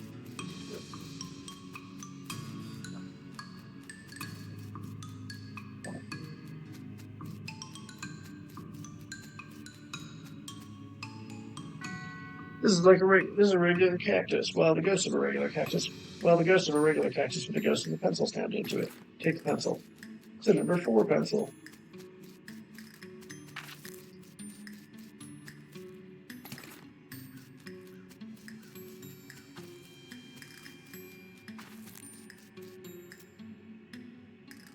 Right, a number 3 pencil. Here it is. That's a number 4 pencil. No, it's 75% of a number 4 pencil. I see. I don't see anything about this in the bylaws. Very well, I suppose it'll do. Let's get you started on your visitor identification permit. Fozzie, Trouble, Orange Springs. How many bars are on the thing? It's 10. Correct. All right, everything seems to be in order. Allow me to present you with the thing. Thank you. Say, was it always called Ghostwood or yes? Total coincidence. I'm here on behalf of the mail of Redwood. He needs a permit. The Department of Requisitions. You need the Department of Acquisitions. That's next door. Wait, I'm pretty sure this is the Department of Acquisitions.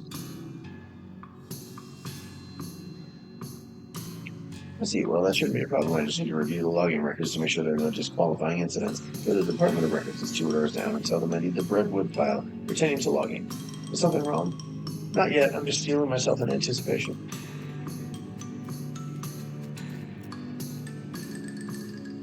Supposed to pick up a file in the town of Redwood. Oh, you want the Department of Records? It's next door. It's the adjunct Department of Records.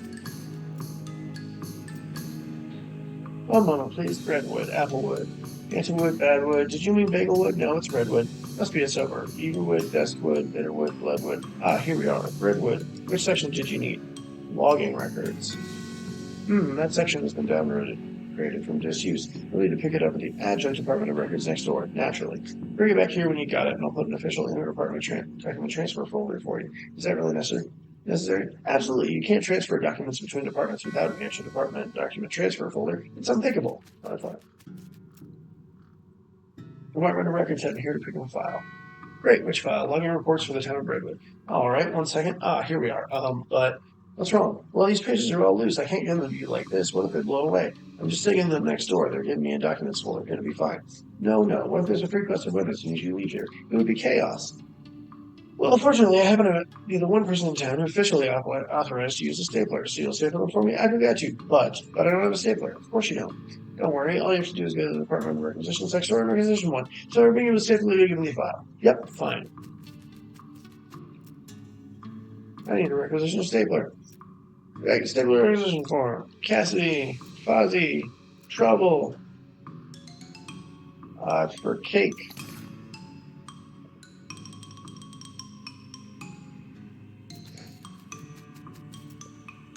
Okay, I got your stapler. Great. There's nothing better than your stapler smell. Can I have the login report now? You bet. Chug. Here you go. Fresh and stapled and wind resistant. Lovely. You stapled it right in the middle, though, so it's useless. Let me just put those in official interdepartmental transfer folder. Here you are. There you go. I think I need something.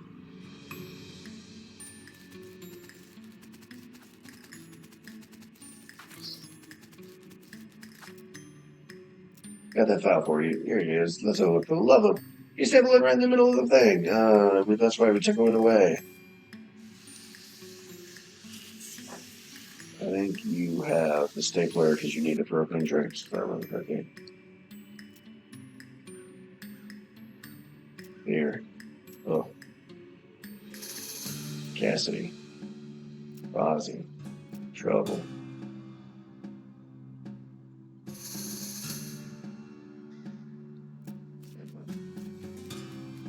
I got something first.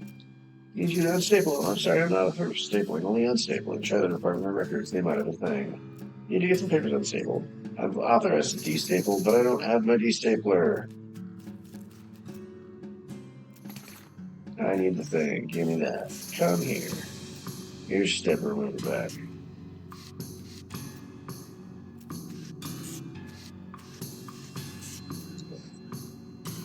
Back with the logging file. Can't see any problems with it? I'm amazed. Let's get started on the paperwork. Cassidy! Fozzie! Trouble!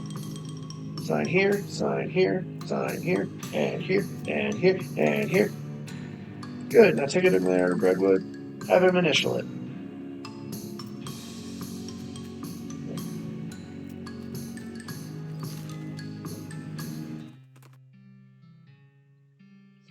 Wow. Luna suddenly gets spooked by something at the side of the trail, and we get an extra spooky horse. Approaching the horse more closely, you see the tattered remains of a pair of pony's first battle bags on its skeletal flanks. The starboard bag is empty, but the port one contains a skeletal human hand with a ring in it. You conclude that either the horse's rider died with his hand on the saddlebag, or someone has really sad that the skeleton hand they ordered never showed up, even though they paid extra to have it sent Pony Express. Either way, free ring.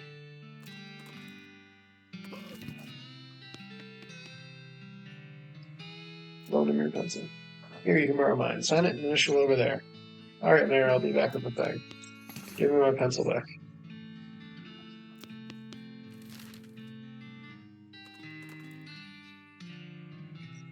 There's a goblin standing off to the side of the trail, just staring up at the sky. You don't even seem to notice you're approaching. Hello? Oh, hello, hi. What are you doing? A moon, I'm looking at it. Neither moon is out right now, nothing being up there. I'm happy to waiting. The moons won't be coming for hours. You two waiting this long? Yes, moon's so big, so bright, so big. Two waiting and seeing. You very to liking of moons, huh? Yes, very to looking. I to collecting rocks of them. The goblin takes a bunch of pebbles out of his pocket to show you. They could be moon rocks for all you know. You start to explain the moons, their makeup, their origins, how they orbit the planet and each other, and so on, to the goblin, but it turns out the goblin actually knows far more about it than you do. Fortunately, they're kind enough not to shame you from humans claiming it, and even share their moon rocks with you. You got moon bits.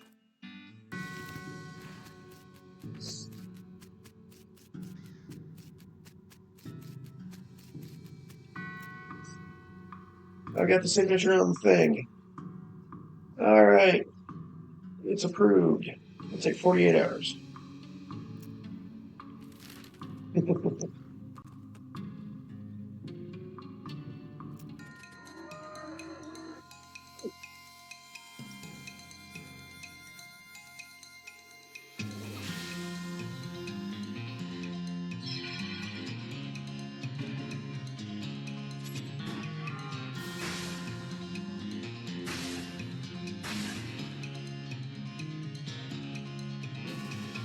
Self-drag.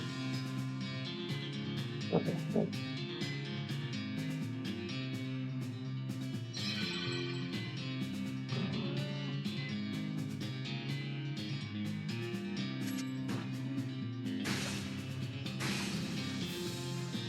Right back. 31.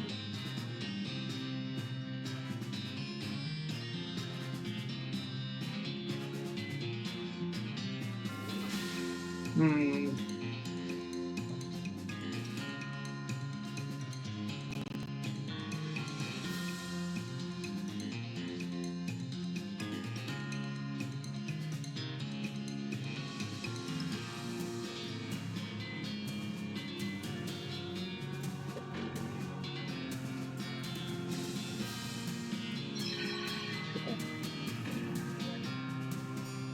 Heal me.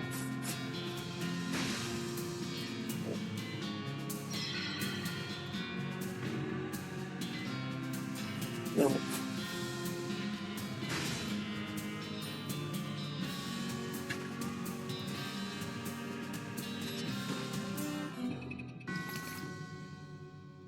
Little soul friend. Some cow friends.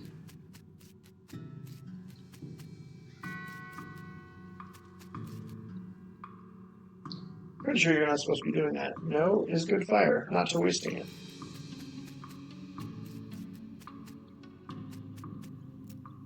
Investigate. Look at the tools. There's a shovel here. Since you already have a shovel, you leave it alone. It's not like you'd be able to dig twice as fast. Hook under the chair. Like all chairs owned by one guy, has years worth of lint and food crumbs underneath it. Scope out the desk. It's covered in old paint-splattered newspapers. Features a large collection of tiny jars of paint, as well as a jar of finely tipped toothbrushes, a can of thinner, and a stack of history books. Check out the splatters. Yep.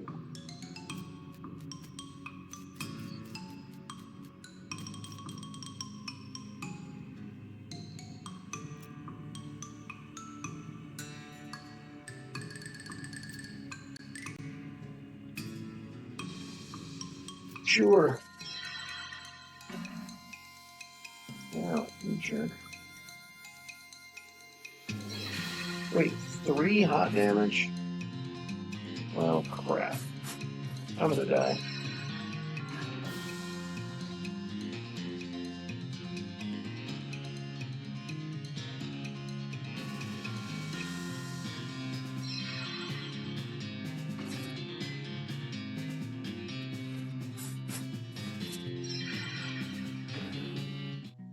That's it.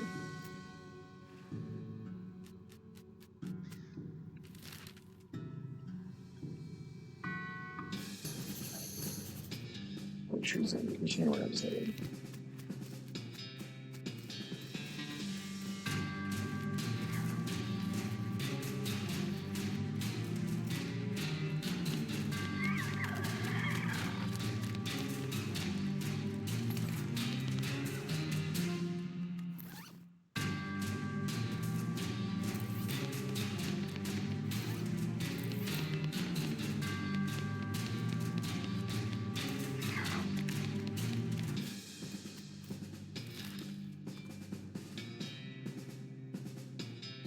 Just spot a guy riding down the road on a brown horse, riding around for a hat, carrying a brown shopping bag with a brown loaf of stolen bread sticking out of his top. You can tell it's stolen because the bag had a little picture of a loaf of bread on it.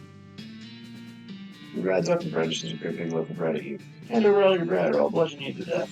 Geez, you sure like bread, huh? Yeah, it's kind of a thing. Listen, you know the old saying, give a man a fish and he eats for a day, teach a man to fish and he eats for the rest of his life. I don't like fish, I just like bread. You kind of missed the point. I'll go slowly. You write down your mom's bread recipe and explain to him in short words. He gives you his large and very stale loaf of bread in exchange and rides away excitedly. I got a new weapon.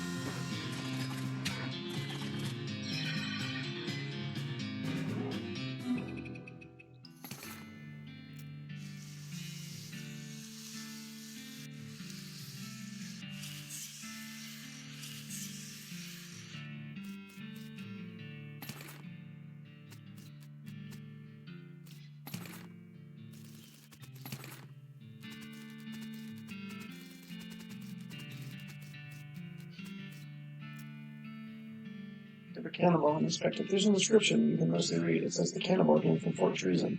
And it's got the address stamped right on the surface. The bombardment was done by the army.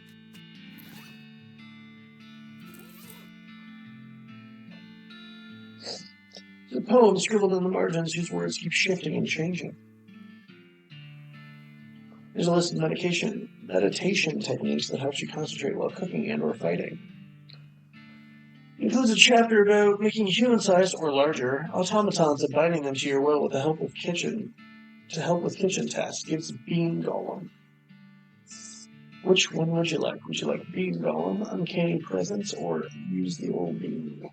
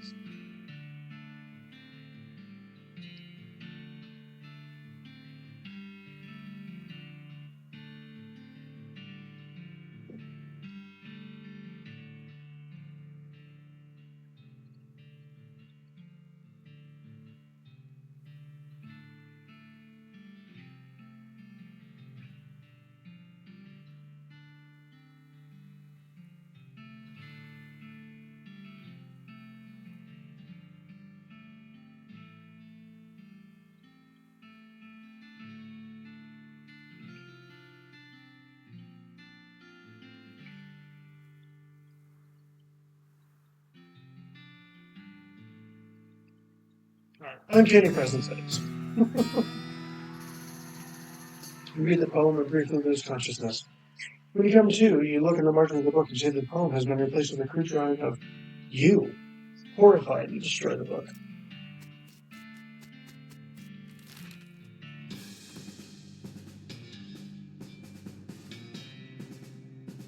The ghostly specter in the form of an old, wild-haired man shambles towards you, muttering, "Tune up my old banjo, Emily. Got this body stunted. What? I'm going to teach you a bassoon you won't forget. Don't thank me, gonna escapade, Thurston." Oh, good God.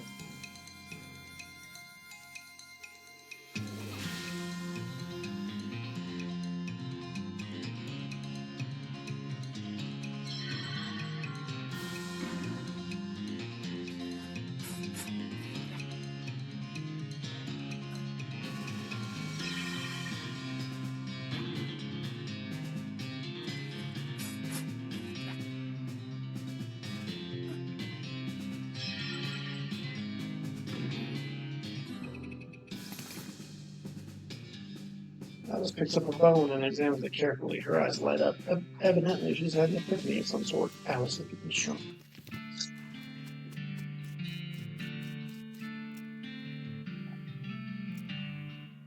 Look through the rangefinder of the cannon, but you can't see any indication of anything you'd want to shoot at. You decide not to waste the ball.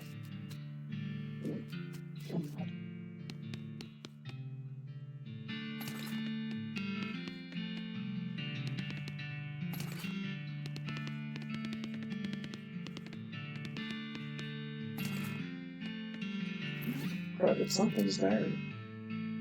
This is an immaculately cared for standard issue Army diary labeled Private Lemon. It's private in two ways. Private Lemon's diary is pretty dry and not very interesting, just a list of day-to-day duties of a straight-laced soldier up in the hills without anything to fight.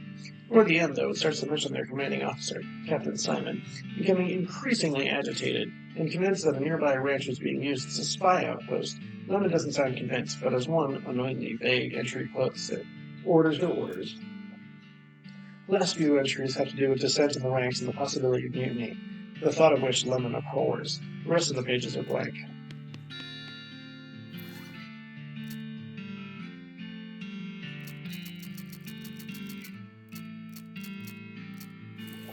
One, two, dang.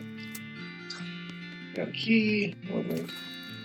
Dang it.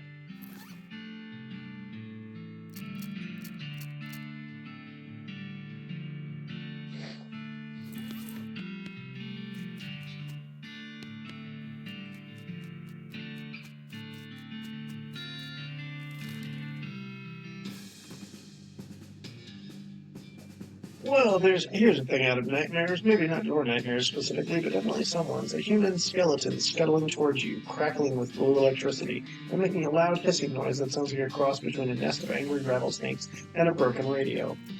Bust out some science. Did you know that bones, particularly dry bones like yours, are piezoelectric? It refers to materials that generate an electric charge when they're compressed, like crystals in certain types of ceramics. The interesting bit is that the opposite is also true. If you run electrical current through bone, it compresses on its own. At low voltages, this is sometimes used to compress small fractures and speed up healing time, but if too much current is applied, there's a possibility of mechanical strain, and the skeleton suddenly explodes. Yep, just like that.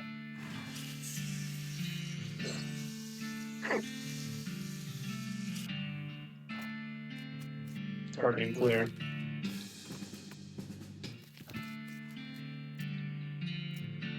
Stupid cannonball. I have no idea how to aim the cannon. Dang.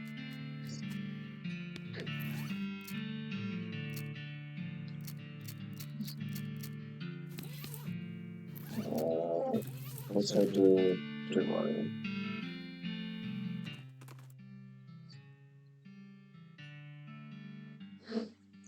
Come across a horse trying fruitlessly to figure out how to use a pair of binoculars. Those aren't for you, buddy. The horse reluctantly agrees and trots off, leaving the binoculars behind. Cool. Hey man, what's up? Cactus Bill! Didn't expect to see you around these parts. Well, I gotta admit, I got a little envious when I saw you leave Boring Springs, and I figured I'd hitch a ride out west so that I could see. And just look at this place. So much hustle, so much bustle. There sure is a lot of both of those. Hey, nice pot. Thank you kindly. So what's new? Well, to be honest, what's new is a profound sense of longing and loneliness. I'm sorry to hear that, Bill. Well, it is what it is. I was hoping I'd run across a similarly lonely cactus lady somewhere out here. Or, failing that, a normal human lady looking to marry a cactus. No luck? Not yet. Of course, getting around is a bit of a challenge, but us cactuses live a long time. I'm sure I'll meet somebody. Someday. I'll keep an eye out. Heck, I sure would appreciate it.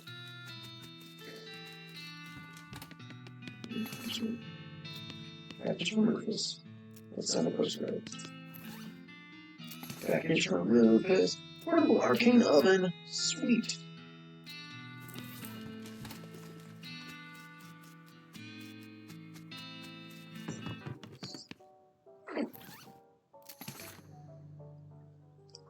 Did you get the crate? As you go to throw the crate away, you notice there's some beans nestled in the packing material. Nice.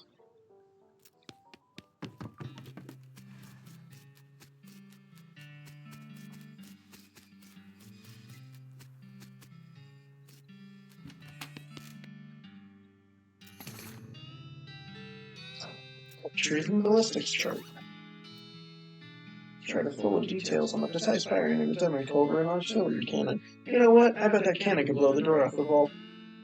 Blow the vault door off exactly the information to figure out where we targeted it.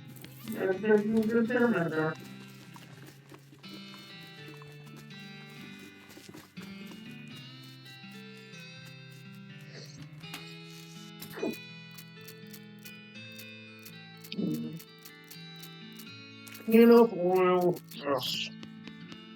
Alright, I have a can of oil.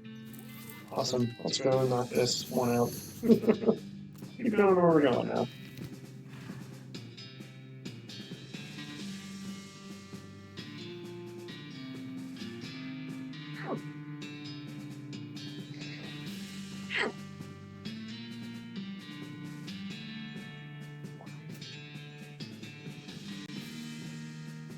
Use the last of the oil on the rusty hinges. The gate swings open easily and silently.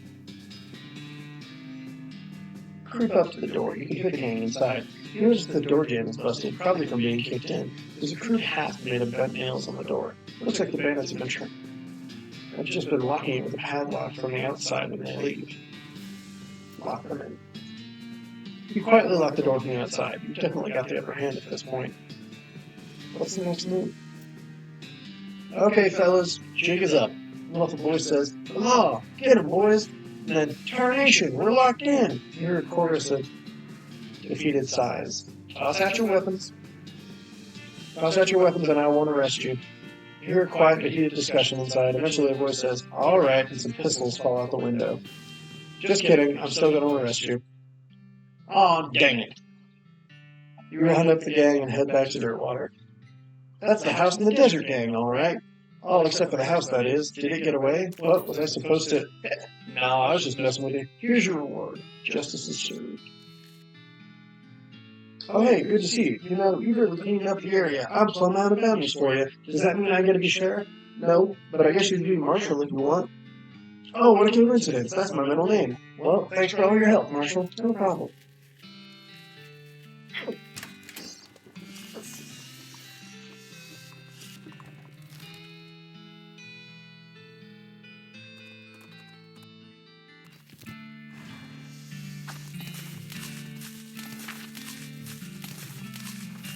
Yay, needles.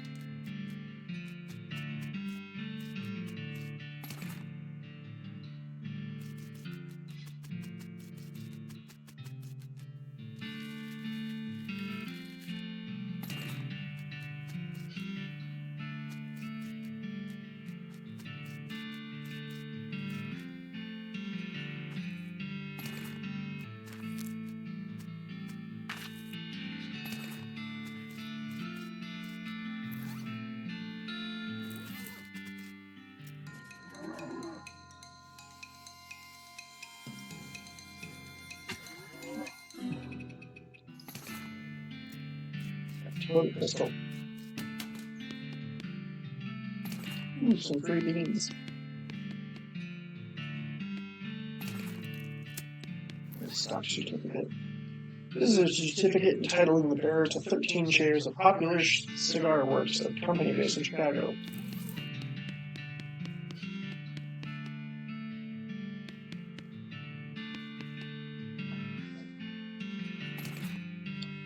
Mary Stern's diary. First page in the little girl's handwriting. This is the diary of Mary Stearns. The KI in dairy are crossed out and an IA written above them.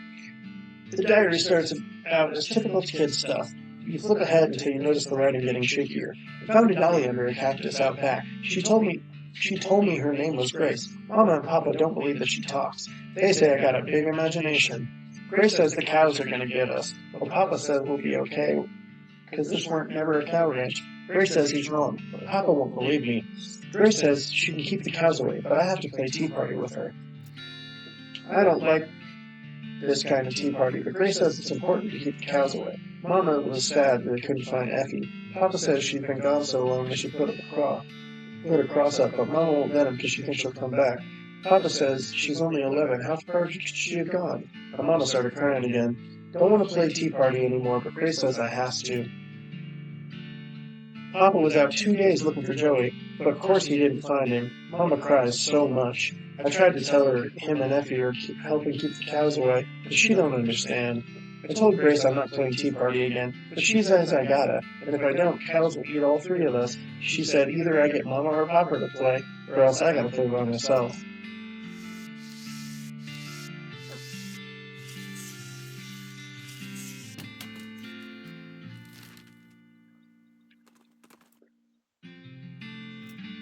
Shoot it. Tag it. Die.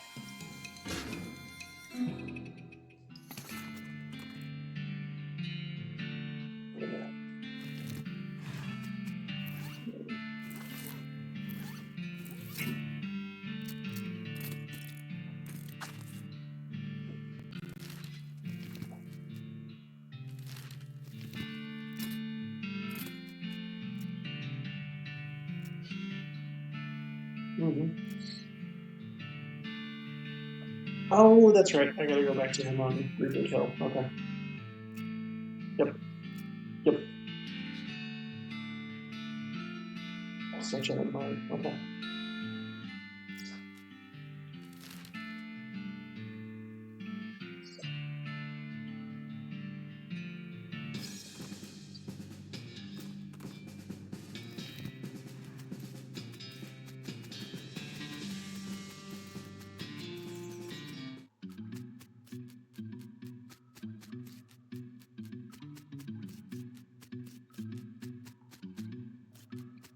Dang it.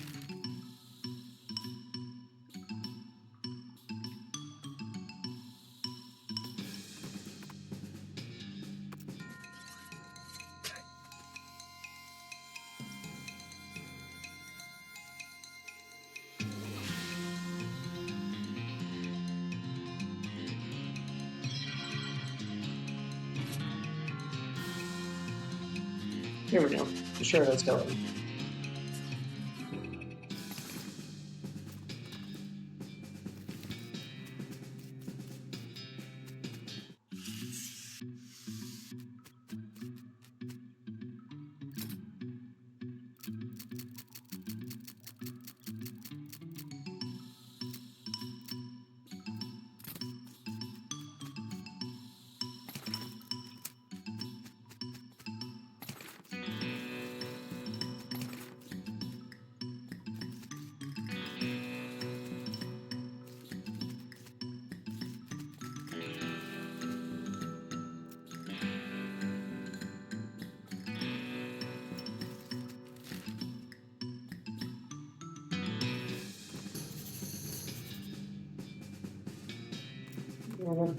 Keep on going.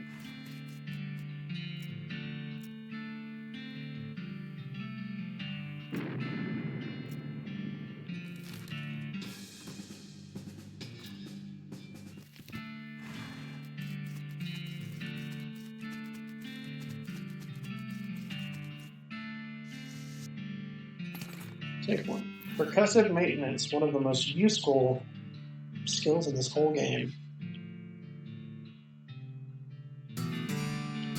Get a perk, percussive maintenance. When you're done reading it, you notice the book's spine is cracked. You try to fix it by hitting it really hard, but you end up just smashing the book into powder. Oops. It's being cracked. Oh my gosh. Alright. There's a whole set of recipes for ice cold bean based desserts. Gives Great Northern Blizzard. Spells deals cold damage to all your enemies. Alright. Old Bean, Northern Blizzard, or Bean Golem.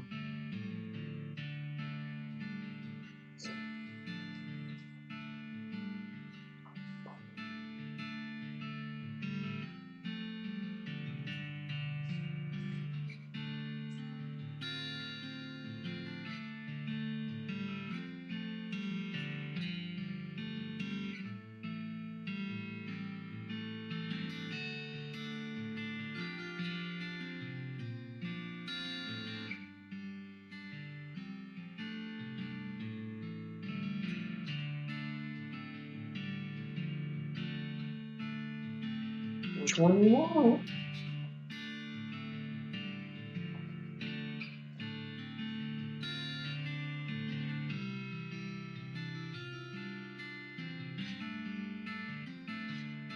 Bean column it is.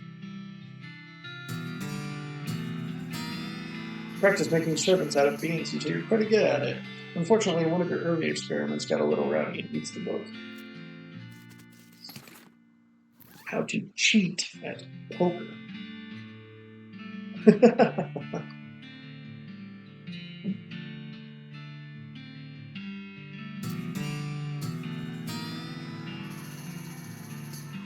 Quickly memorize the entire book so as to conceal the evidence of your dirty dealings. You eat the book.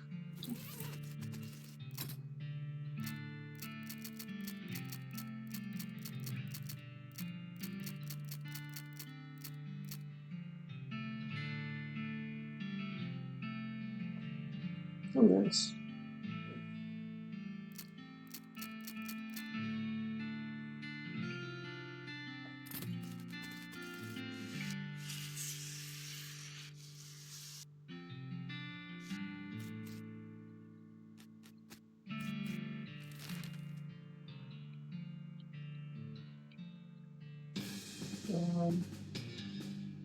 I don't want to waste the pickaxe, but yeah, we're just going to pick up that for now. I have some stardust already, so.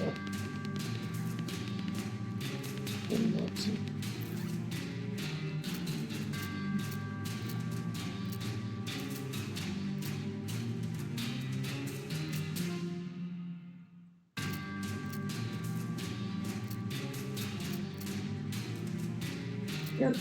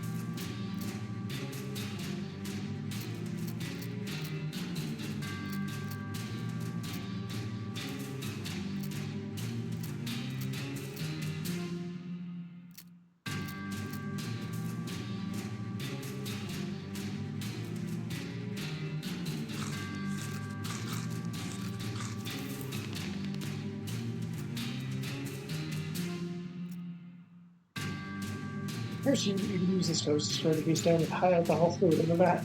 To draw a tasteful analogy, ethanol is basically yeast pee, so the beast would probably be very displeased. Then screw the hose from the water pipe and hook it up to the vat. You hose the beast down with almost pure ethanol and makes a wild, burbling sound, which are probably the yeast equivalent of screams. It doesn't take long for it to stop thrashing around. It quickly dissolves into a pile of glop. Well, it was basically already a pile of glop, but it gets even gloppier.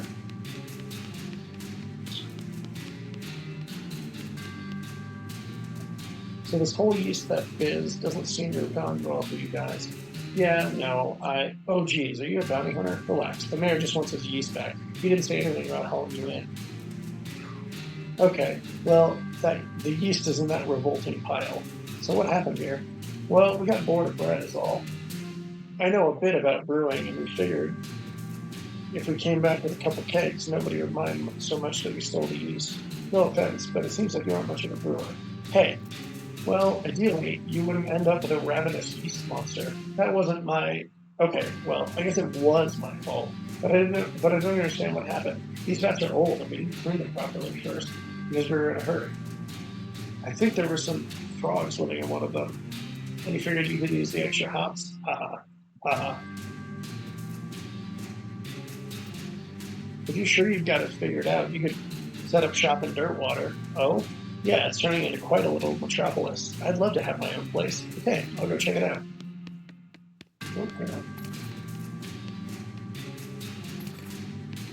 half a ton of yeast.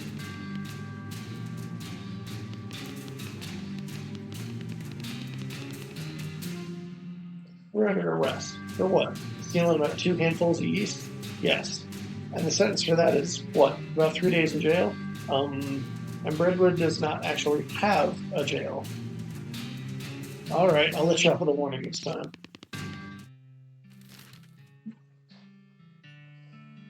Okay.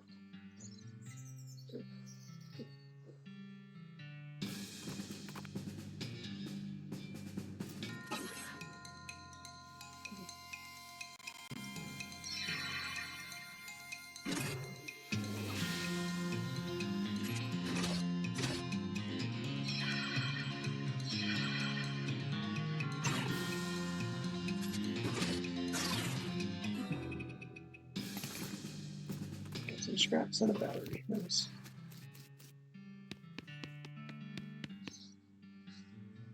Any luck recovering our yeast? Yep, here you go. Get our bread back from them? Not yet. Found the library book? Well, half of it. Well, that's a real bagel biter. Oh well, everyone mostly skipped the words and just looked at the pictures anyway. But mostly just the bottom half of the pictures, so that's alright. At least the captions are still there, I guess. Did you manage to get that logging permit yet? Not yet. Did you bring back the suit? I need all 5 bowls filled, mine. Not yet, not yet.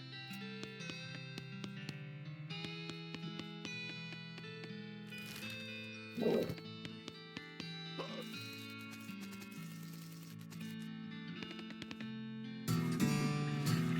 Yay, I think I get strength for that. Because I flushed so many toilets. Yep, 3 muscle. Wash up. Ah, much better.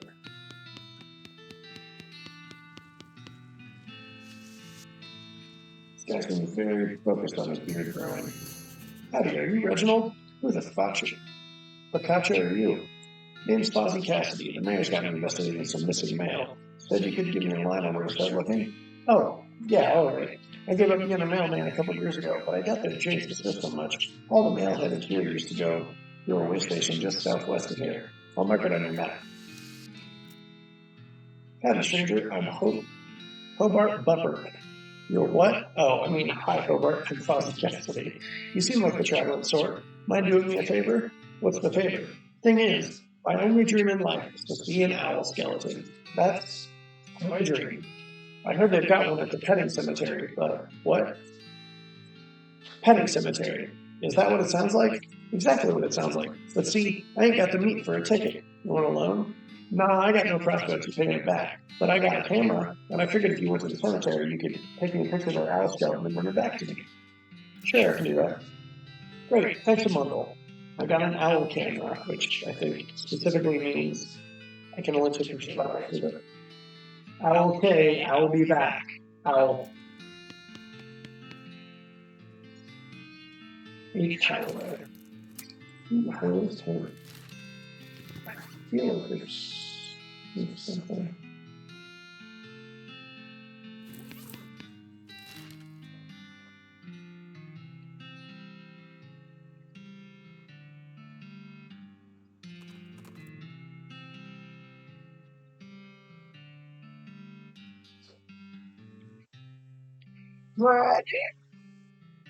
What the heck? A ranting, flailing man that has just burst out of the woods and is running straight for you. He's wearing a strange dome-shaped metal hat, which bristles with wires and odd protrusions that crackle intermittently with bright blue sparks. He seems upset.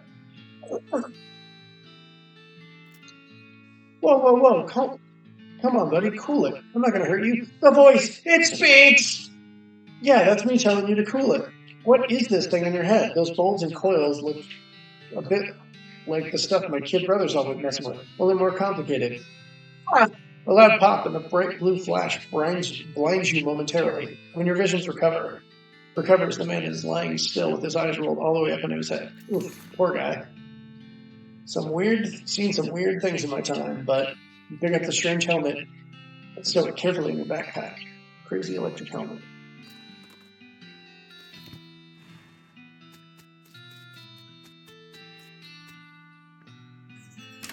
No trespassing.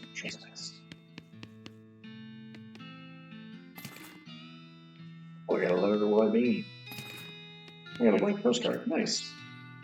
Article about how they had to change the name of Boot Hill Cemetery to Reboot Hill Cemetery because of all the skeletons coming back to life. Somebody has removed all the funny, so there's literally no reason to care about any of this.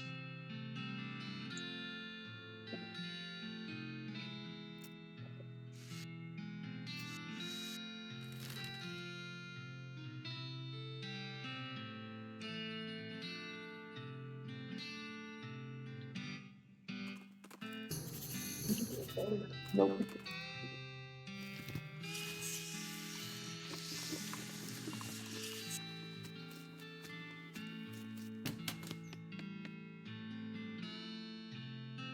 Hey, I need some help tracking down some missing mail. How do you mean? A mail delivery went missing on the way to Brentwood, and I'm hunting it down on behalf of the mayor. The local mail station has a bunch of route maps, but I don't know which one I need. Well, that information ain't exactly secret, but I ain't supposed to just give it out either. Delivery going missing is bad news, though. I suppose it's all right just as once. Wait here a sec. After a couple minutes, she comes back with a sheet of note paper. Okay, so each map has a code number on it, see? Based on region and direction of travel. It explains how to work out the code you need, and gives you a cheat sheet for reference. Thanks.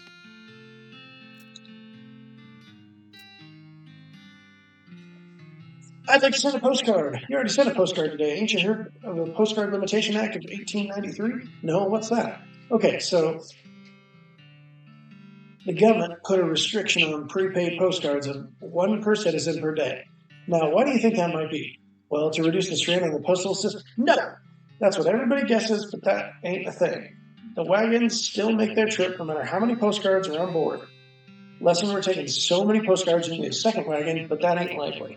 So, to restrict the free flow of information, keep people from being able to say too much through the mail, so the left end of the territory don't know what the right end is doing and vice versa.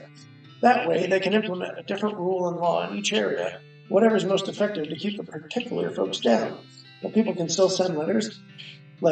Who's got time to write out a whole letter in this day and age? But I ain't even got to the real part yet. What's the first 2 letters in conspiracy? C-O, geez. That's right. They're in league with the cows. It's all a plot to keep us docile so they can deliver us to these hell cows they summoned. You think the government deliberately summoned the cows? There's proof. Planners referred to in a rider attached to a Senate Farm Aid bill that passed 11 years ago. And when did the cows come home? That's right, 11 years. There's no way a Senate bill says, let's summon cows from hell on it. No, not in such obvious words. Are you cracked? It's all in code and dog whistles, like. Go look it up for yourself.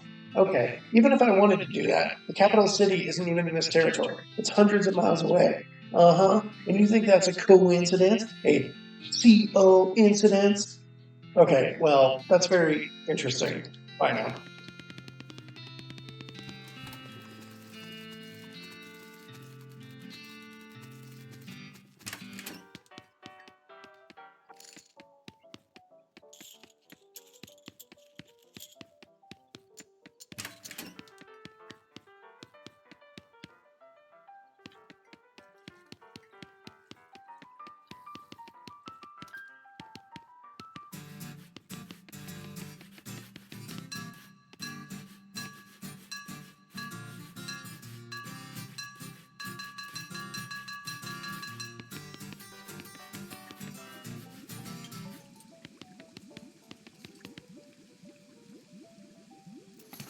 Oh, I never brought it back.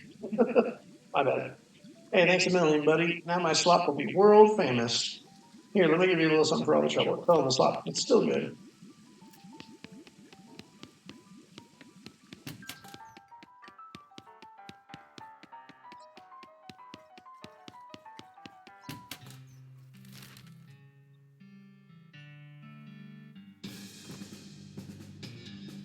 You folks okay? We're on our way to Dirtwater, but our wagon broke down on us. That's rough. You're liable to get attacked by bandits out here, or snakes, or coyotes, or ghosts, or other things that basically live exclusively on stranded travelers. Isn't there something you can do to help us? Yeah, give me a ride to Dirtwater.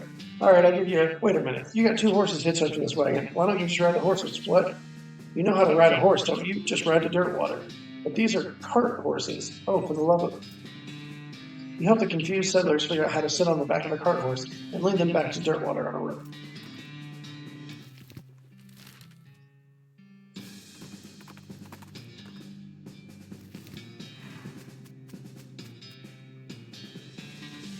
Explain it to Alice.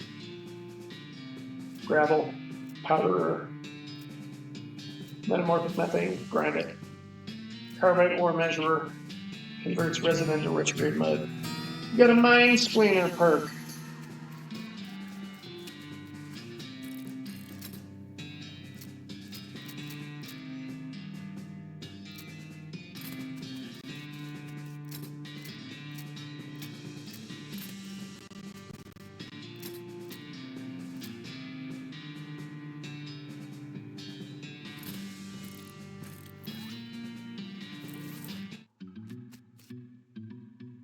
Build the crate and open it. Yay!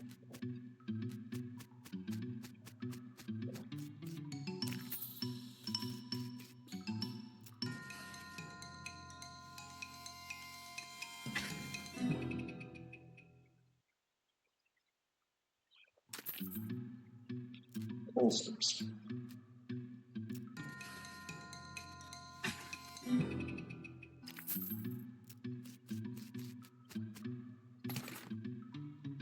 Sulfur match, dynamite. Ooh, and a lodestone ring. Which I'm pretty sure gives me extra meat. Yeah. Rings. Not useful.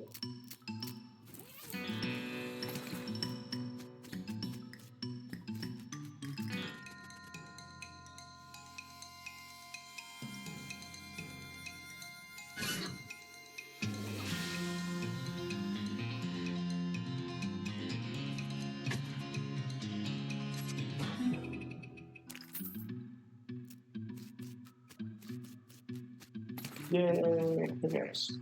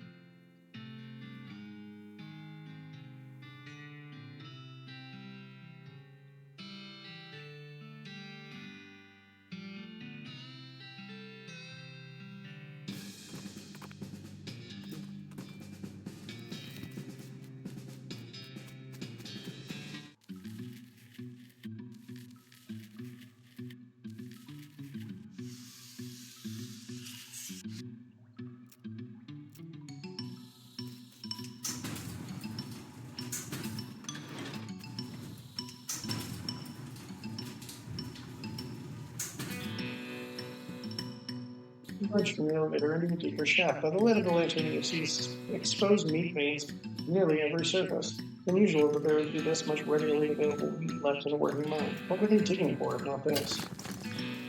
Oh, shoot. Exposed meat vein. Exposed meat vein.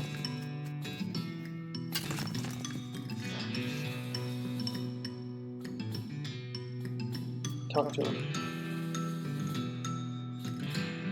The blob, rob, riddle, Berto, Gorto, grub.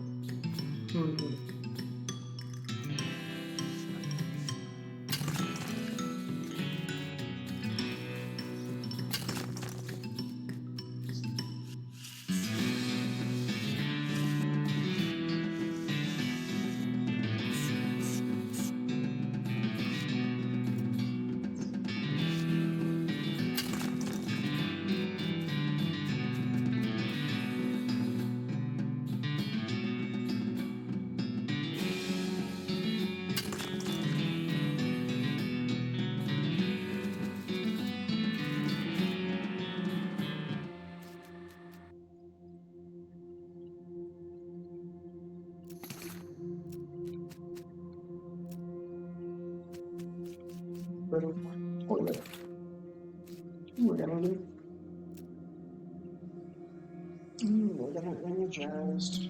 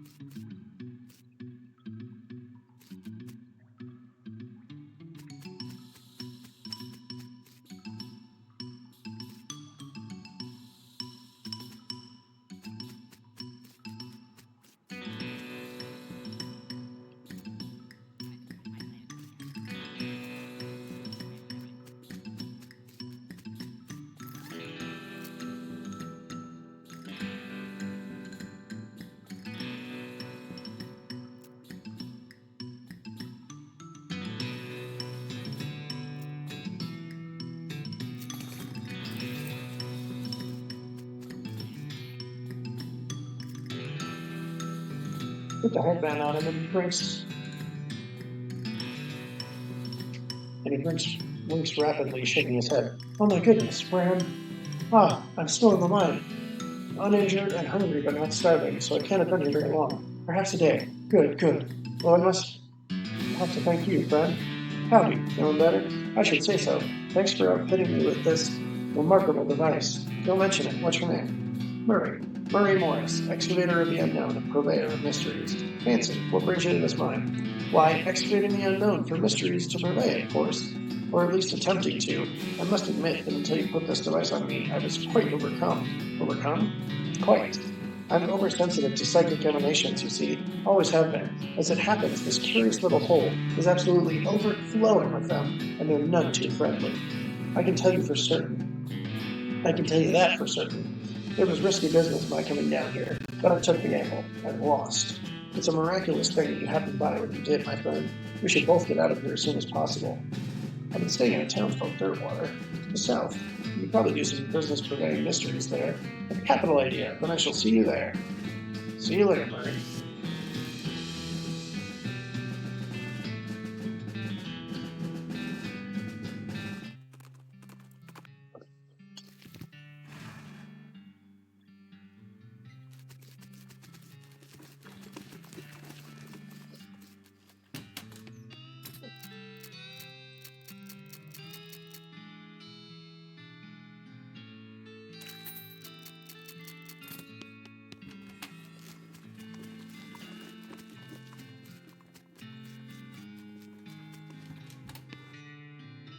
Oh, hey, it's you. Thanks for telling me about this place instead of arresting me or shooting me in the head and then arresting me. No problem. I'm not really a bounty hunter anyway. Just looking to help people out. Well, you sure did help me out. I really appreciate the opportunity. And things are going pretty well. Not a single yeast monster yet. A fellow moved in next door selling some weird old antiques. He sold me a parchment scroll with a beer recipe on it and promised it wasn't cursed. Care to try it? Show me your goods.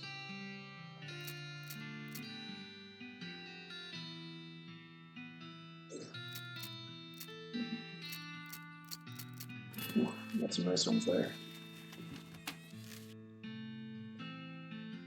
Fozzie, nice to see you. What's new, Doug? The brewer that moved in next door loves my products, and I love his, so we collaborated on a new kind of hot dog. Interesting.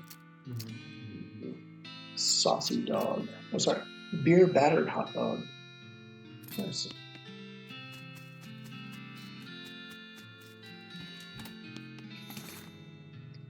Hello, thanks again for telling me about this town, my friend. It's a marvelous location. That's two good turns you've done with. Oh, don't mention it. Speaking of which, here's your curious headband back. Fortune willing, I won't be needing it again. No more gambles like that for me. Why is it so dark in here? Atmosphere, my friend. I sell mysteries, things which cannot be properly experienced in the cold light of day. Why not? Well, it wouldn't be any fun. Where's all your merchandise? In the locked case behind me. There are things that must be kept from prying eyes and unprepared minds and thieving hands. Well, that goes without saying. See what you got. Noise.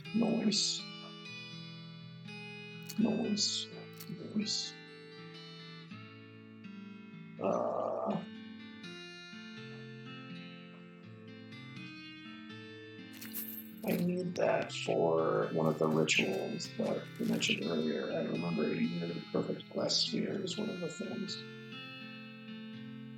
Hello, Hero Soul.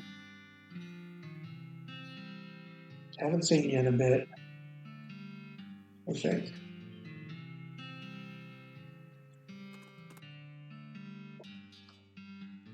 You hear a dry cough behind you and turn to see a skeleton dressed in moldering old tuxedo and a silk top hat, shuffling toward you, gesturing angrily with his walking stick. The funeral lily pinned to his lapel is gilded, as are all of his teeth. Guess he was trying to take it with him. Lend a sympathetic ear. Can I help you with something, sir? Skeleton hisses and chatters his teeth at you, gesturing vaguely with his cane. Since you don't speak skeleton, nobody can because they can't speak. You have to figure out his complaint from the context and body language. Seems to be something along the lines of, I'm rich and dead. How come all these poor people get to be alive? Where's the justice in that? You nod and make sympathetic noises in the right places, but eventually he runs out of steam. He throws the lily on the ground with a bah-like cough and shuffles away.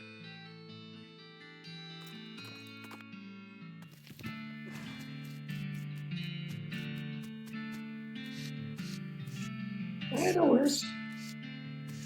There's no pressure to come to my streams.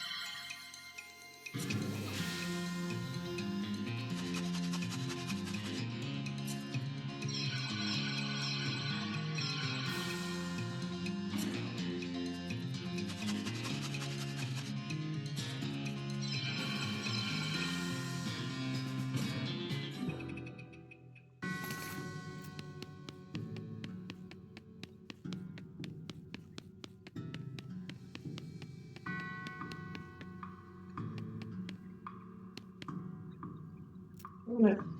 You grunt and strain and force the heavy stone sarcophagus lid open. There's a skeleton inside. Holy crap, his bones are huge. Fortunately, he appears to be asleep.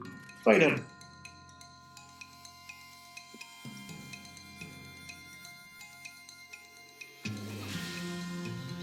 Yeah.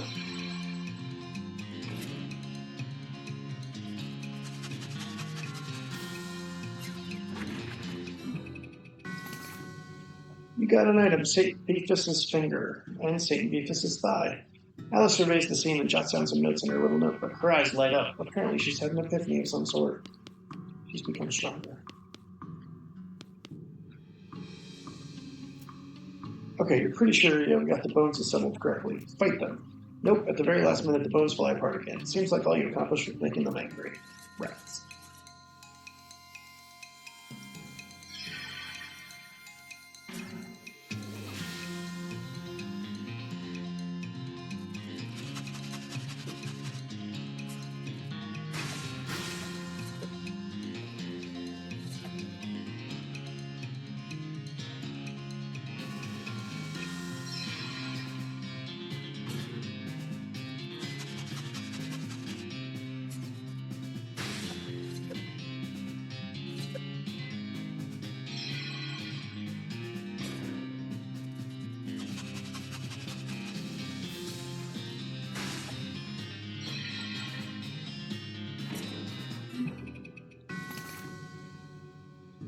Santa Cordata's skull and Santa Cordata's ray.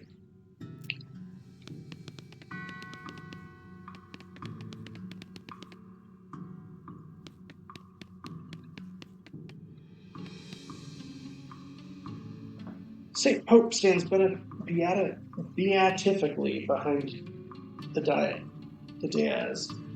He just keeps doing his Pope gestures, ignoring you. How can someone look so smug without even having a face? The longer you watch him, the more he gets on your nerves. You unleash a torrent of insults that would make a sailor blush, and the sailor's mother ashamed of a sailor. St. Pope's eyes narrow. Looks like you finally managed to make him mad enough to fight you.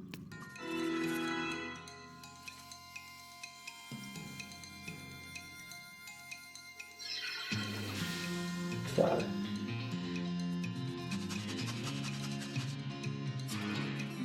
Yay. You got the Pope's pelvis and the fake Pope hat.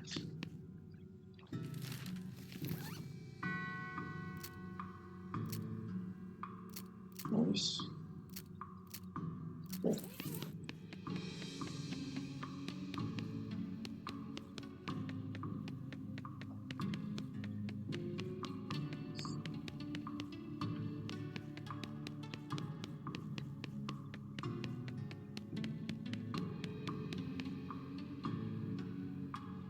Saw an empty coffin just inside the catacomb door. Oh, don't worry about that. We're just storing that for an escape artist. An escape artist? Yes, he was taking his act on the road, but he needed to lighten his luggage, so he gave us a generous donation in exchange for storing it for him. Put his pelvis back. He returned the weirdly huge finger bowling to his reliquaries. Sister Mary looks delighted. You lock the skull back into its little glass person. It seems annoyed, but Sister Mary thanks you effusively.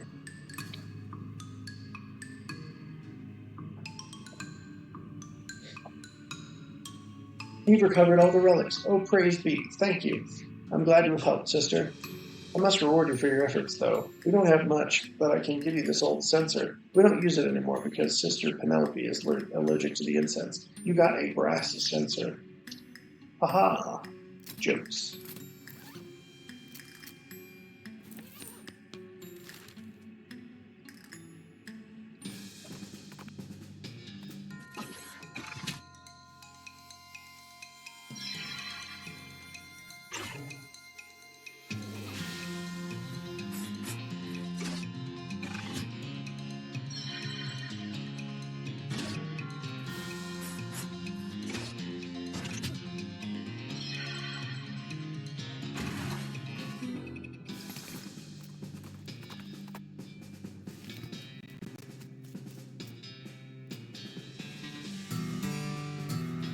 Step back and admire your handiwork. It's quite defensible.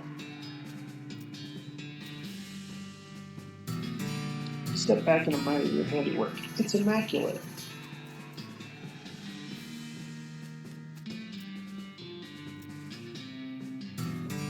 You step back and admire your handiwork. Hey, handiwork.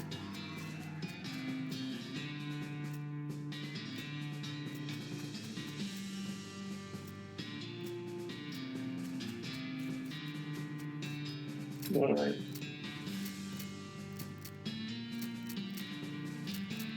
We've received a circulatory system that's partly stone now, which makes your blood even more thicker than water than regular.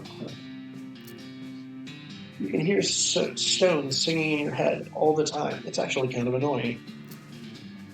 Your trigger finger isn't fast or itchy, but it's very dense.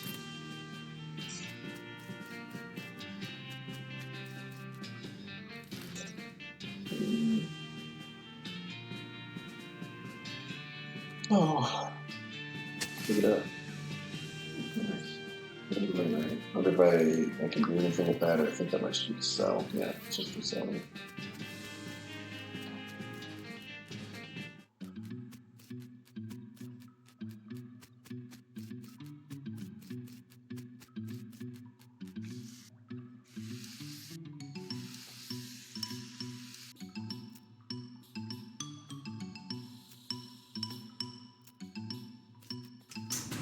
Percussive maintenance cuts a lot of pointless things out of this game. It's great.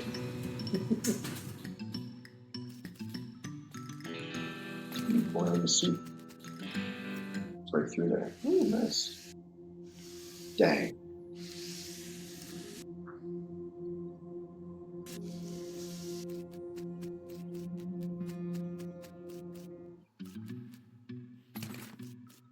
Boiling soup.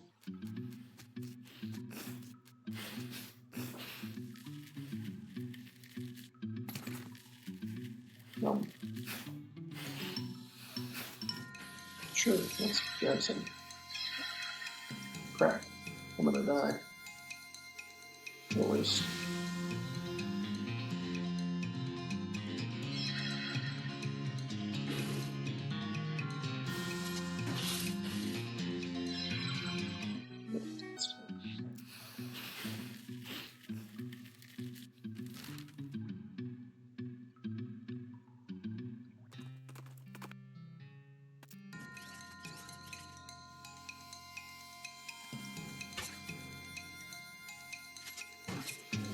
That's not what I meant to do, but hey, that's fine.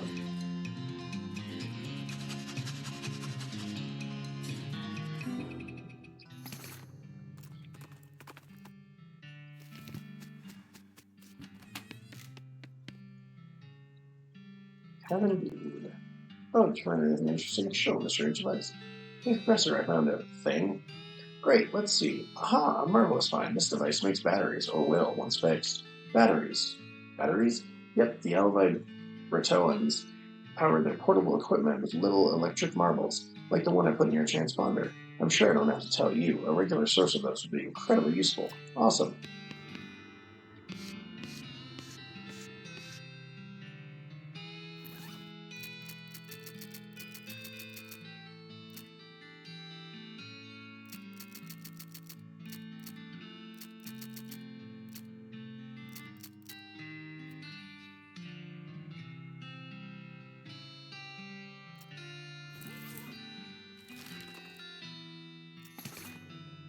Nice. You encounter a bandit who doesn't look very bandit-like due to the lab coat and side rule holster. Fortunately, she's also wearing the standard black bandit hat. Otherwise, you wouldn't have been able to tell. You don't seem to have a gun. How about I just punch you out and leave instead? Ha! I'd like to see you try, because I've invented an anti-punching ring, and that will help me test it. An anti-punching ring? How interesting. May I have a look? Are you using a positive matrix force field? Positive matrix? No, it's a sigma field derived. Sigma? Oh no, that won't do at all. I mean, it'll soak some kinetic force, sure, but as soon as things get heavy, that's going to overheat and burn your finger off. Oh, geez, really? I hadn't thought of that. Back to the drawing board, I guess. She tosses the ring and turns to leave. The ring of moderate unpunchability.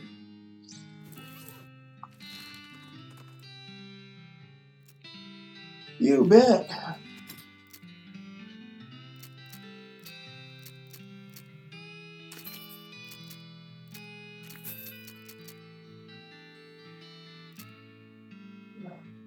Yeah.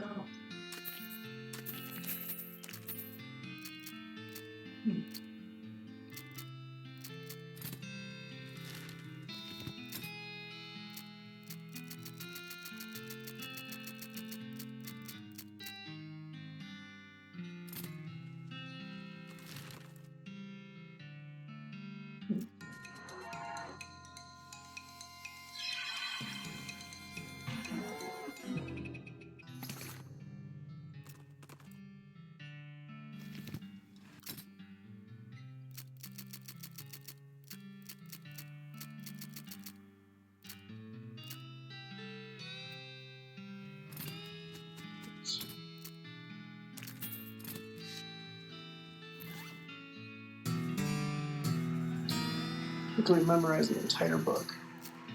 When you're done reading, you lock it up in a safe that it turns out is to be slightly too difficult for you to crack, so it's gone forever.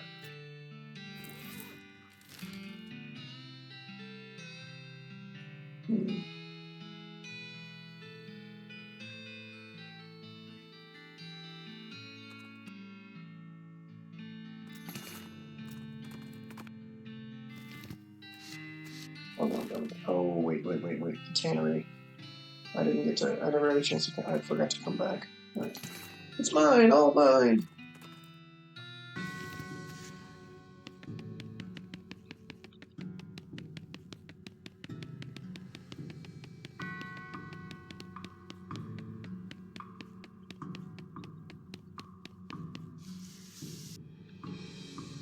Bring on the wall.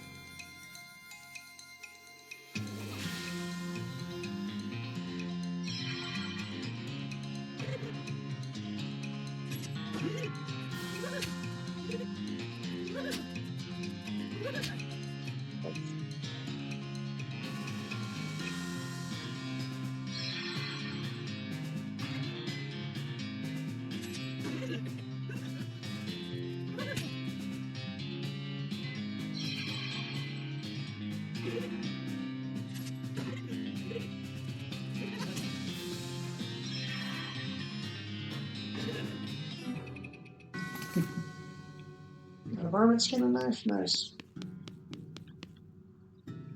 This body must have been here since the cows came home. There isn't much left of him. January Saint Rage Key. Interesting.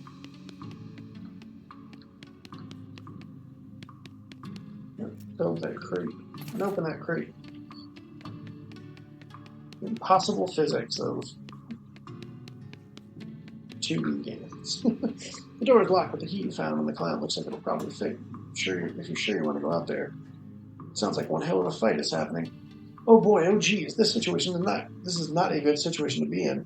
You quickly hide behind some old tan hides. Huh, is that why they're called that? There are 3 clowns out here, each armed with a nasty looking knife. One of them is licking his knife, and the sound makes you think maybe he is literally sharpening the blade on his tongue. They are facing down 2 of the stretch hide cows and a monstrous thing that looks like an entire cow skeleton draped in flayed cow skin. I bet you think you're real clever breaking through the human plane. Did you think we wouldn't follow you? Bro. Did you think you'd find a weapon here to use against us? Or are you just trying to escape? Boo. What? You take that back! None of them seem to have noticed you. It looks like you could sneak back through the door if you're really careful. When they see you, the clowns and cows stop hissing and mooing and posturing at each other. Hey, who the hell are you? Candygram? Boo! Uh-oh. Another chance. Get him! No. Oh, well, that was useless. You're useless. I guess we're gonna drop some mysticality.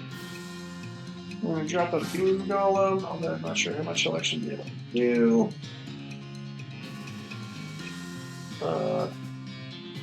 36 hot. This one's closer, so we'll knock this one. Oh. So close, actually. That's frustrating. Dang it.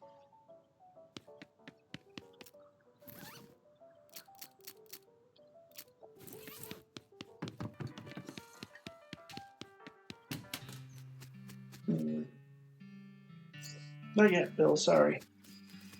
Well, fortunately, it doesn't matter all that much because package from Rufus. I got a bear hat. Nice. I'd like to send a postcard.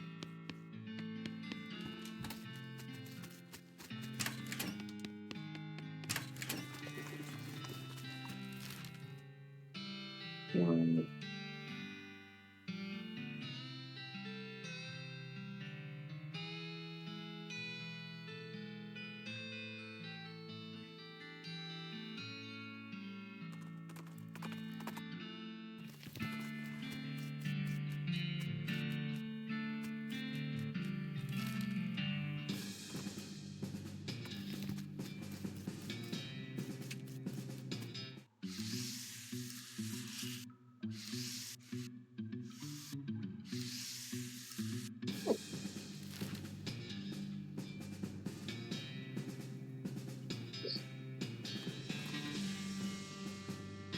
Sound of gunfire draws your attention. Cautiously, to where you find a goblin shooting a large pistol at some boulders. With the sound of gunfire and pinging ricochets filling the air, the goblin doesn't hear you approach.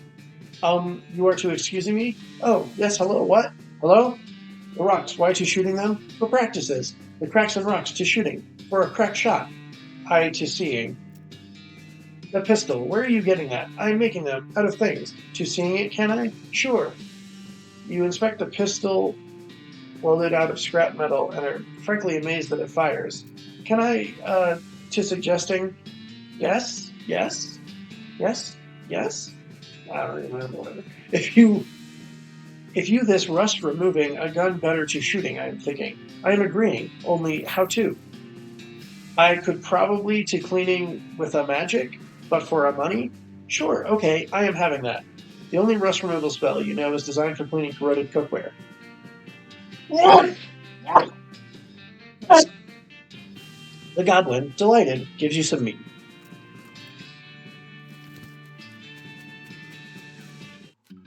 So I think I still have Coleridge mine too. Crack the safe. Nuts. There's nothing inside except a couple of empty milk bottles and this discarded. They're discarded paper caps. The caps advertise the Butterfield Dairy, with a little logo in the shape of the territory, and a star, presumably marking the dairy's location. Food.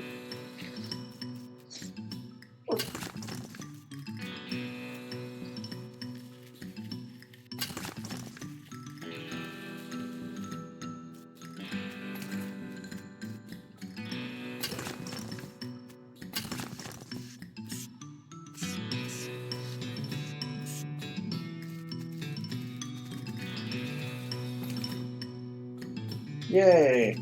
Horrors beyond comprehension. Black fluid oozes from the vein. A scabrous mass sits below it on the floor. Take the fluid. Yay! A slit runs the length of the meat vein. Reach inside. It goes in further than you expected. It's warm. You're in up to the shoulder when you feel it, a beating heart. Rip it out. You got an unrefined meat nugget. Yay!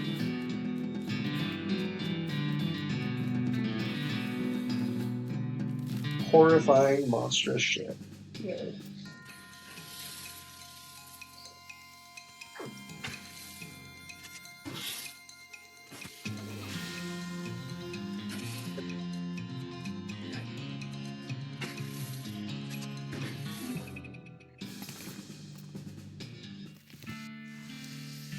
Yep, exactly.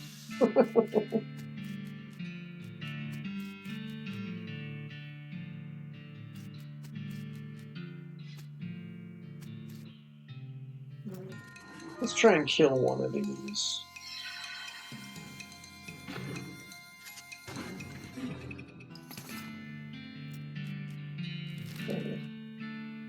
Maybe on the dynamite dams. Find campsite, destroyed campsite, shooting anything from them. We cleared out the Big Apple, the old millenary. Yep, we're good on that. Attention, yeah, yep. Lost each other mine. Yep. Let's go to the professor's house. Crack the safe. Yay, free meat.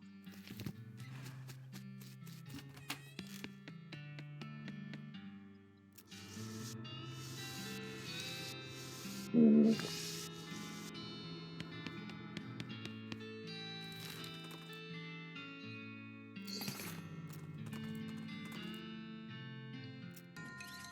We're just gonna try and get maybe.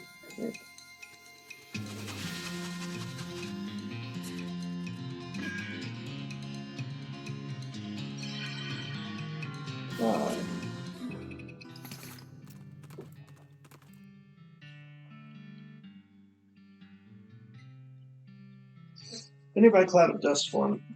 Turns out to be abandoned on a horse, riding hell for leather for unknown reasons. Well, I know them, but you don't. You pull your horse up alongside hers and match her speed. Hi, what's up? Where's the fire? Get bent and or lost. Warn her about riding too fast. You should be careful. There's a lot of geomidia activity around. What? The rest of her sentence is cut off as her horse trips over a gopher hole and goes down in a snarl of flailing limbs and dust. You catch her meat pouch out of the air as miscellaneous loose possessions fly out of the tumbling cloud. Comes the brakes.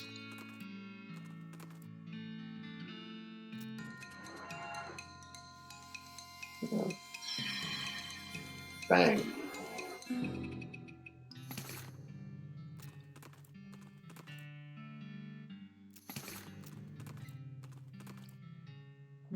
Dang it.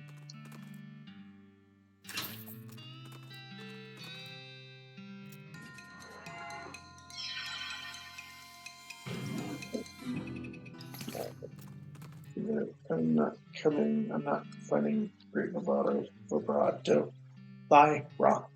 stuff. Let's go to the big horse head. Go from there. Good-looking cowboy rounds up and blocks your path. Hold it. This area is full of cows, and I can't let you go any further. It ain't safe for regular folk. Y'all go ahead and head them back now. Well, thanks for the warning, but what if I refuse? I'll use force if I gotta. You ensure my safety by beating me up. I recognize the conundrum, but that's the times we're living in. One side, fella. Hey now, I said I ain't letting you pass. But I meant that. Yeah, sure. That's fine. That's not what I want to do. That's what I want to do. There we go. Sure, I'll run into him again. I don't want to waste it attacking him, honestly. There was definitely a foraging book that I saw. I think it was Redwood. Yes, I'm always interested in trading with you, Sally. Thank you. I'd love another pickaxe. Those are great. Yes, needles. Always needles. And dynamite.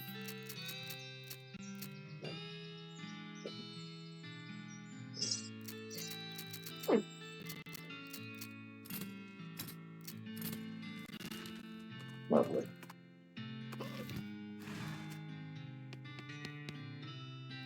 Not yet, not yet. Got him right here. Yay. Sound of the missing mail? Not yet. No, I haven't sorted out the trouble with this cemetery. Factory biscuit. Goodbye. There we go. Desert eating and drinking. That's what I wanted. Don't need it. Matches are helpful, so I'll take them. Don't need them, but they're useful.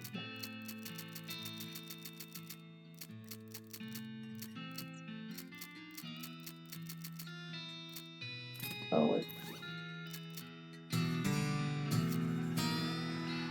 Unfortunately, while practicing your techniques, you accidentally squeeze the book into book juice, which turns out isn't a real thing.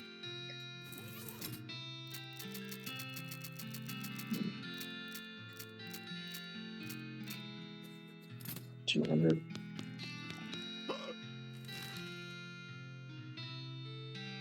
Good.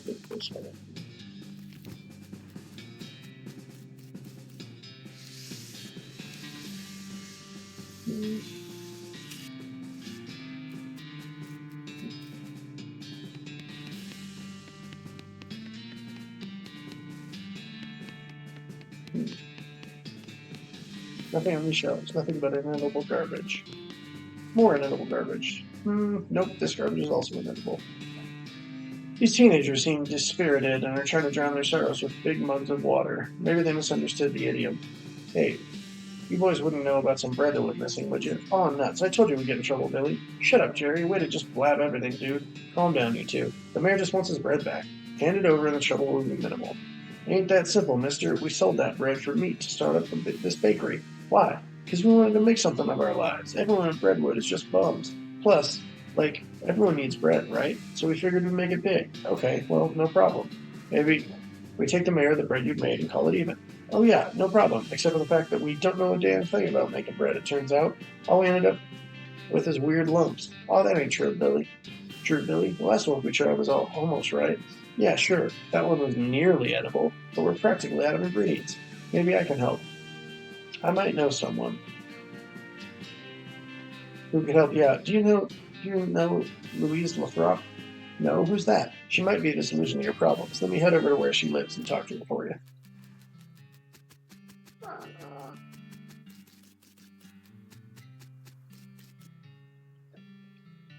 I do happen to know of a bakery that needs some help. Really? That's wonderful. Oh, geez, I can't go like this, though. I'm filthy. Nobody would ever let me set foot into their kitchen looking like this. You have a bar of soap I can mooch off you? Sure, no problem. Oh, thank you. Thanks so much. You give her a bar of soap and directions to the bakery boys' bakery, and she sets off to find somewhere to take a bath before her job interview. Sure feels nice to help out.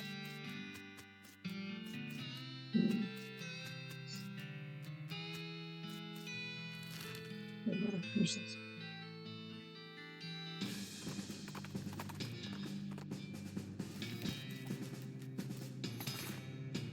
You see Louise Lathrop busily baking bread.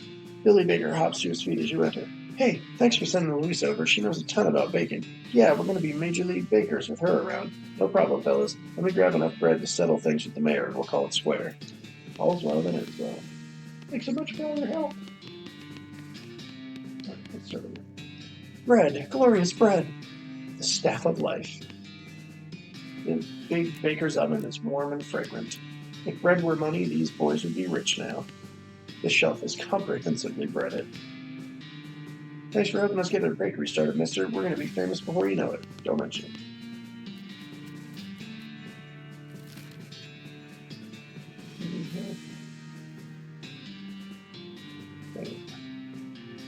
Let's go to bread. Yeah, let's go to the trees.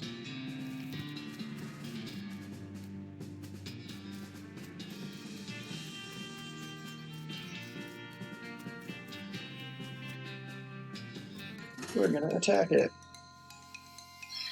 33. 9. 33. 9. Okay. Got some scraps.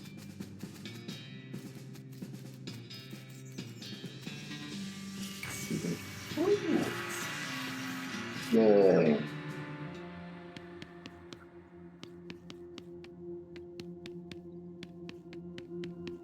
That's fine. We'll come back here later.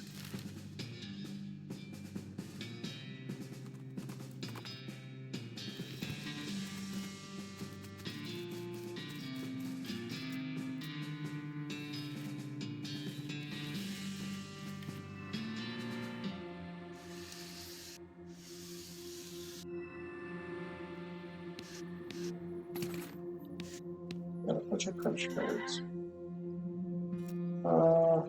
We're gonna leave because I don't remember how this machine works. Put in a small crunch card. Yay, you learned some stuff. Put in another one. I learned some stuff. Put in another one. I learned some stuff. Put in another one. Learned some stuff. Learned some stuff. Learned some stuff. Learned some stuff. Alright, I know some things. Education, sir. Well, we're gonna have to come back to this later, so that's fine. Alright, we're gonna go to the petting. There's a skeleton out here in the desert. That's not very strange because people die all the time. This skeleton, though, is doing arm curls with a pair of iron dumbbells. He doesn't have any muscles, but somehow his bones are extremely ripped and or swole. That doesn't even begin to make sense. Medically speaking, yeah, this is utterly absurd. There's sure concern for his health. Listen, I'm pretty sure bones aren't supposed to do that. Back me up here, Doc. I'm a GP, and osteopathy isn't my specialty. But yes, that definitely shouldn't happen. The amount of marrow you've got there, I wouldn't be surprised if your blood cell production overloaded your capacity to reabsorb it. You could burst, or at least start leaking blood all over the place. The skeleton runs away, presumably to find an osteopath. Where'd you get another cemetery? The Buffalo Pile! I love the Buffalo Pile. It's a great place.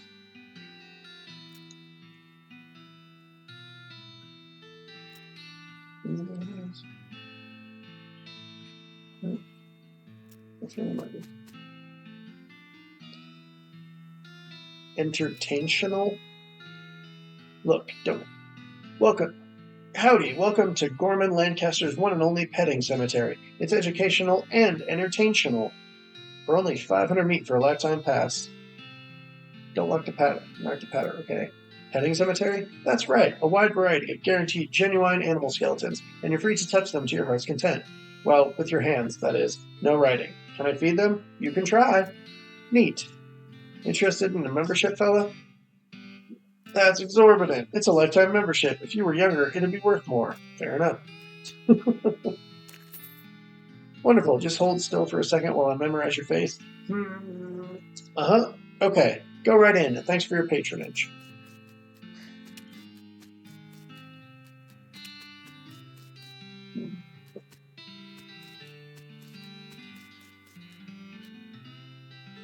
This is an owl skeleton. If you want to know how many fireballs it takes to get to the center of an enemy skeleton, just ask an owl. Increase the spell damage, melee damage, range damage. I mean, spell damage would be more useful than the other ones. Armor for the rest of the day. That's a good one. There's spell damage. Boon of the Owl.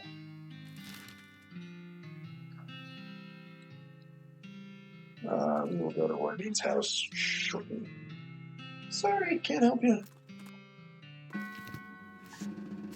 Buffalo, buffalo, buffalo, buffalo, buffalo, buffalo. Bloody fairy, disgusting. Hellish skeleton. What kind of name is this? Pustulant amoeba, gross. Abyssal fairy, black. Mutated mutant, black. Bloody specter.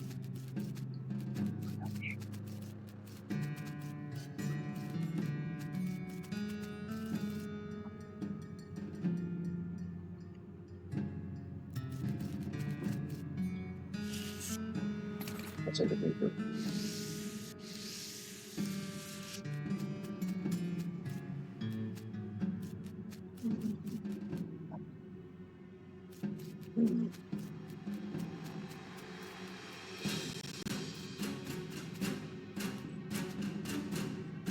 Atop the slab, there's a skeleton-shaped indentation with a buffalo shape. Skull indentation with a normal human-shaped skull indentation should be. That's a good thing. That's a good thing to keep in mind if you end up in possession of bones necessary to fill in the enemy-type indentation.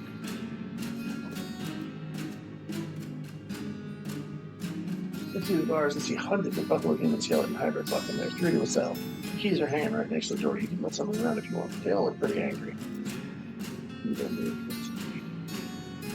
So there's hundreds of crates, each with a set of buffalo and human bones carefully sorted. Really don't have anything specific you want to do with human or buffalo bones right now, though, so you would appreciate how organized these guys are. There's not really much for you to look forward to.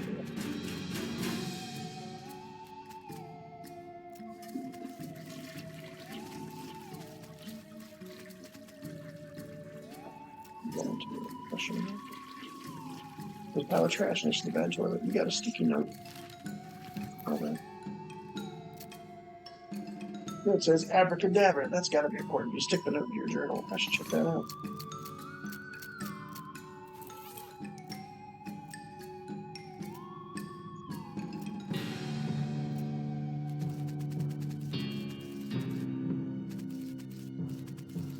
Oh, no.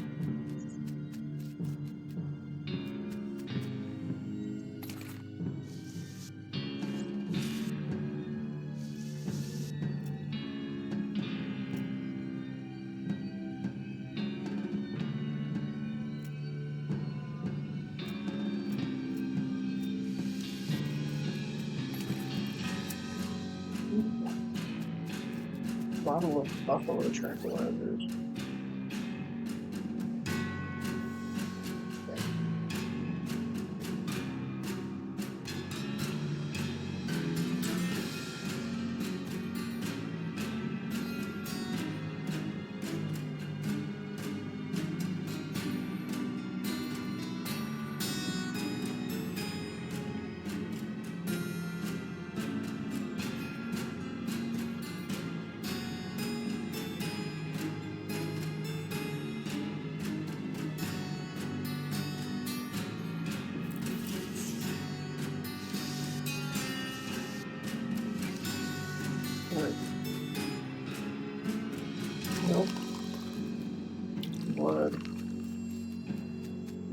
Ichor.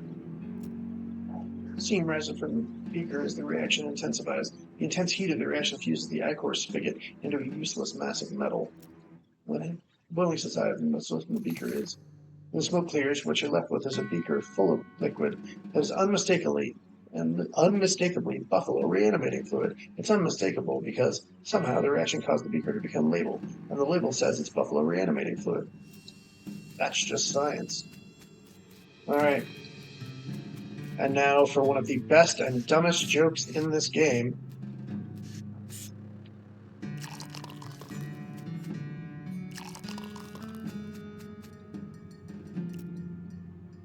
Liquid in the beaker begins to bubble. Steam rises from the breaker as the reaction intensifies. The steam from the reaction causes this lemonade faucet to get clogged up. The boiling subsides, and what's left in the beaker is... When the reaction subsides, you're left with a beaker full of surprisingly delicious-looking fudge. That whole process really turned a corner on you. If you don't get that joke, you should.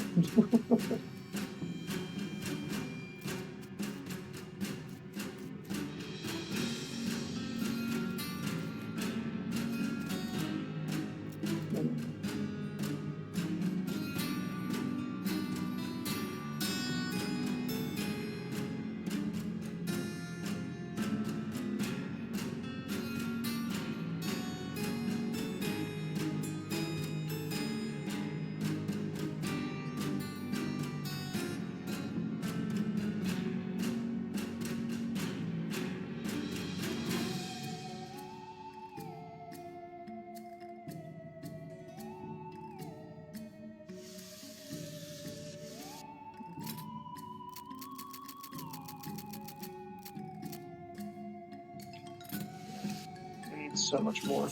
All right, I'll have to wait. That's fine.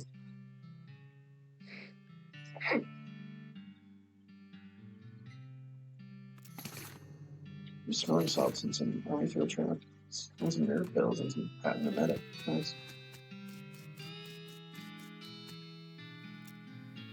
Guess that would be it.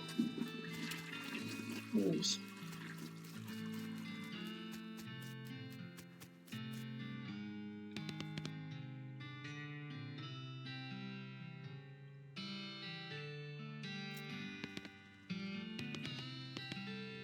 All right.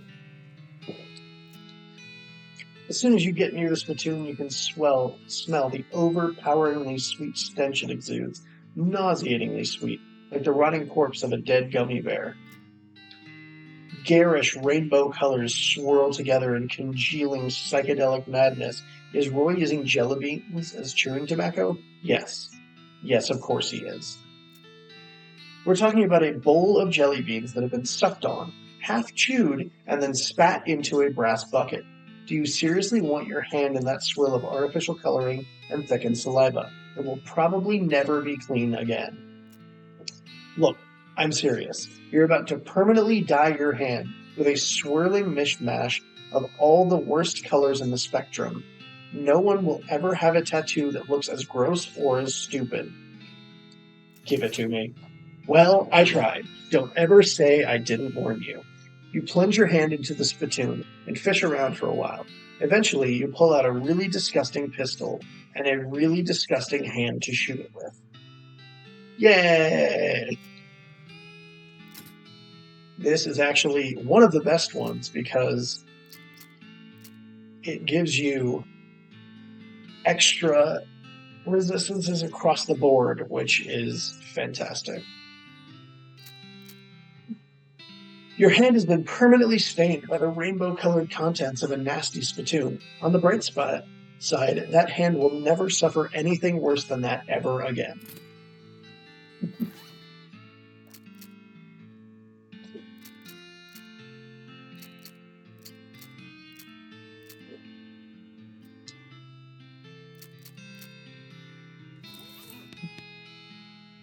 Howdy there, Pilgrim. Name's Roy Bean. Howdy, Roy. I'm Fozzie Cassidy. What do you do here?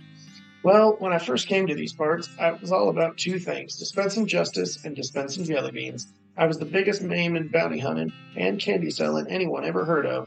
Gosh, what happened? Oh, nothing particularly tragic. Got old is all. Hung up my pistol for good. He points at the wall. He's pointing at an empty hook on the wall over a spittoon. I still sell some jelly beans from time to time, but they're out of fashion. This old place is just a jelly bean museum now. Seems like the sign out front isn't very accurate then. Oh, found this letter addressed to you. A letter? Give it to him. You hand over the letter. He opens it, reads it, snorts derisively, and tosses it into the fireplace behind him. Thanks anyway. For a jelly bean museum, I don't see very many jelly beans. Oh, bunch of crooks and shady characters stole them. All 3 jars. Suppose they think I'm a soft target now that I'm retired. Oh, that sucks. I'll help you get them back. Well now, certainly appreciate the assistance. Can't offer much in the way of a reward, but I can't tell you which way the first group of thieves went if you happen out in that direction. Jelly Bean Thieves Hideout.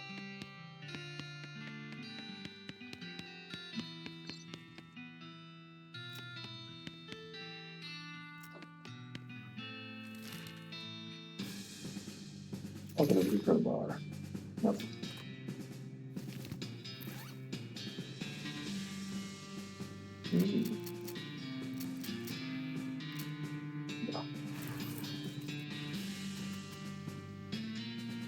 You approach the bandits seated around the fire. The meanest looking one speaks up. Don't know who you think you are, stranger, but you better turn yourself right around and head back the way you came, lest you want to eat lead. Well, that's not very neighborly. Take a hike, neighbor. You fellas stole a jar of jelly beans from an old man, and I aim to have them back. Oh, is that right? Just how are you planning to do that? Words. Listen, fellas, you stole a jar of candy from an old man. This is such a small, petty, sad little crime, it barely even qualifies as a crime. If this ends up on a wanted poster, you're going to be the laughing stock of the criminal community. More importantly, what would your mothers think? I'm giving you a chance to turn away from this life of crime before it's too late. I suggest you take it, because I'm pretty sure this is not a life you're suited to. The bandits hang their heads shamefully and shuffle away.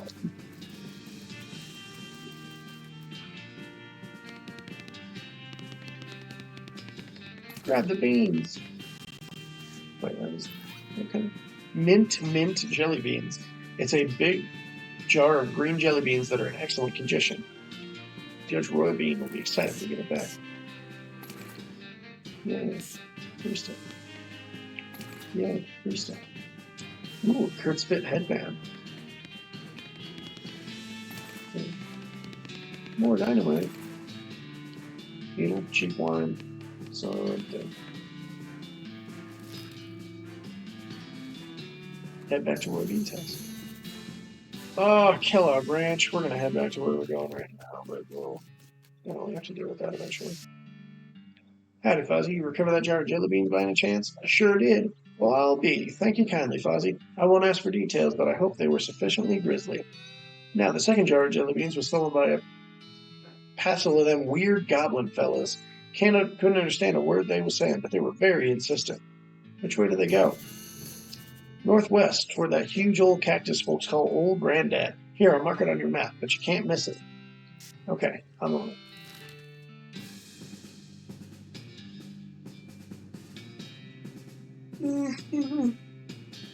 Out in the desert, among the rocks and dunes, and underneath the scorching desert sun, you encounter a chef.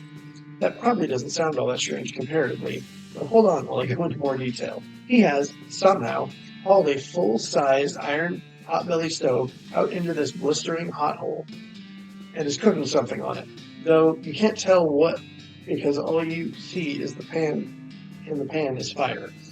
Rather than being drenched in sweat, he is literally steaming. Furthermore, he is muttering wildly to himself. Hotter, gotta be hotter. Hot, hot, gotta cook, cook. Get right through. It needs to be hot, hotter, hotter. Say, what's cooking? What is literally being cooked? Gazpacho soup. Oh, geez, I have bad news for you. What? Bad? Not enough? Not hot enough? Not hot enough! Buddy, gazpacho soup is served cold. What? No! No! It's not true! Yeah, sorry. The chef runs off into the desert, screaming. As you watch him go, there's a clang behind you as the door to his stove falls off, the hinges having melted through. You got a stove go. Look at the side of that thing.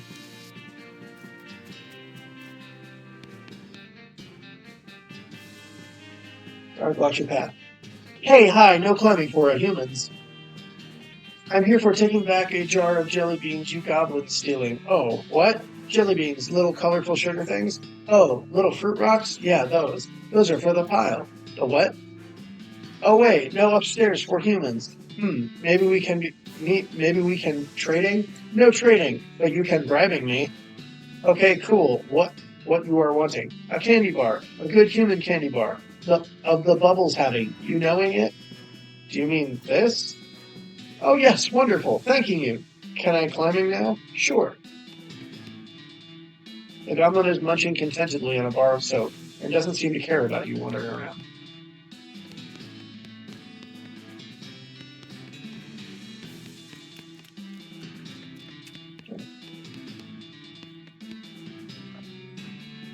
There's another goblin here, blocking another ladder. Hello, no climbing for humans. Too bad. Can I bribe you to letting me climbing? Oh, okay. What you are wanting? Cactus syrup. A delicious vein is behind in the other room, but had losing my tap. Okay, I'm being right back. Oh wow, I hate eating a lot though.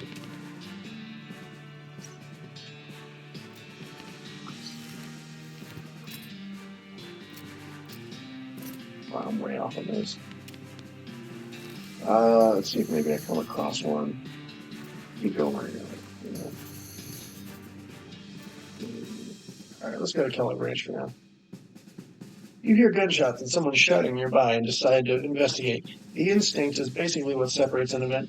This instinct is basically what separates an adventurer from a sane person. You find a bandit in scorched and blackened clothes, wildly firing his pistol at the scenery. Everything he shoots bursts into flames, somehow.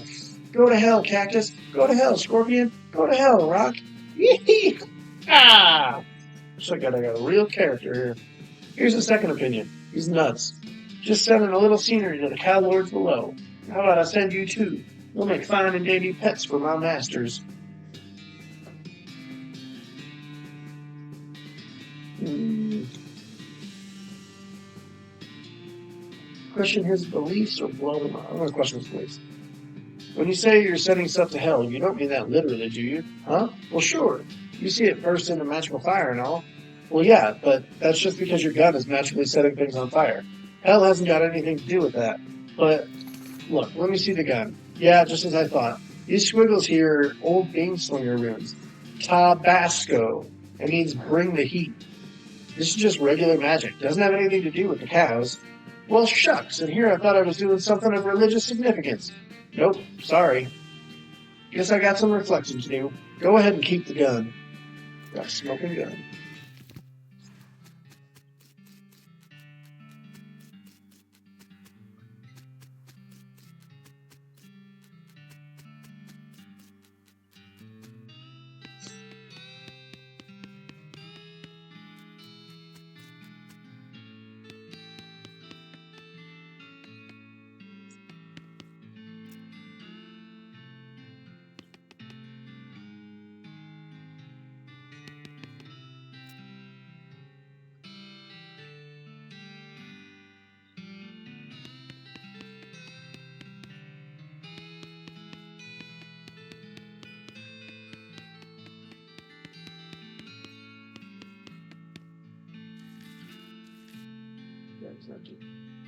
There's a skeleton in this bed and it's wearing weird metal pants. Take the pants. These pants are optimally designed for presenting access to their contents.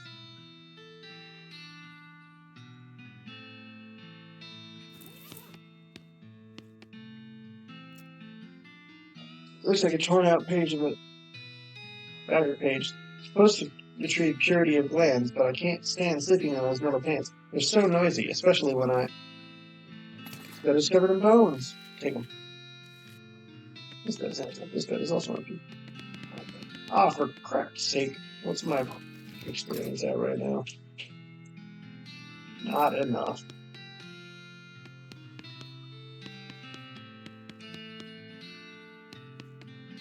A grotesque anatomical chart. They've got the spleen mixed up with the liver. Whoa, hello? Hello! So you're a ghost, huh?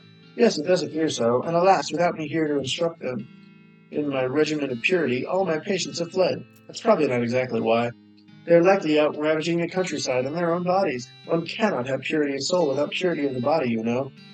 What's this whole purity kick about anyway? My threefold plan to the elimination of corrupting influences. Would you like to hear about it? Sure, lay it on me. The first step I call purity of the glands. One must rid oneself of all romantic and sexual desires and cease any self-polluting activities. Like what, smoking cigars? Well, yes, but I am speaking more of, nighttime activities, alone. What? Anyway, that's the first step. Okay, what's the second step? The second step is purity of guts. This is accomplished through frequent cold water enemas, cakes, and the consumption of wholesome and nutritious grain flakes manufactured through my personal scientifically developed recipe. What makes them any different from other breakfast cereals? Did you not hear me? The recipe is scientifically developed. All right, what's the third step then? The final step is purity of muscles. I've developed an extensive exercise regimen featuring several workout machines that I have invented myself. Neat, and all of this together. What was it? My regimen eliminates corrupting influences from the body, thus purifying the body, mind, and soul. Well, that sounds like a good result to shoot for. And it works? Certainly it does. Why, just look at me. You're dead. Only coincidentally.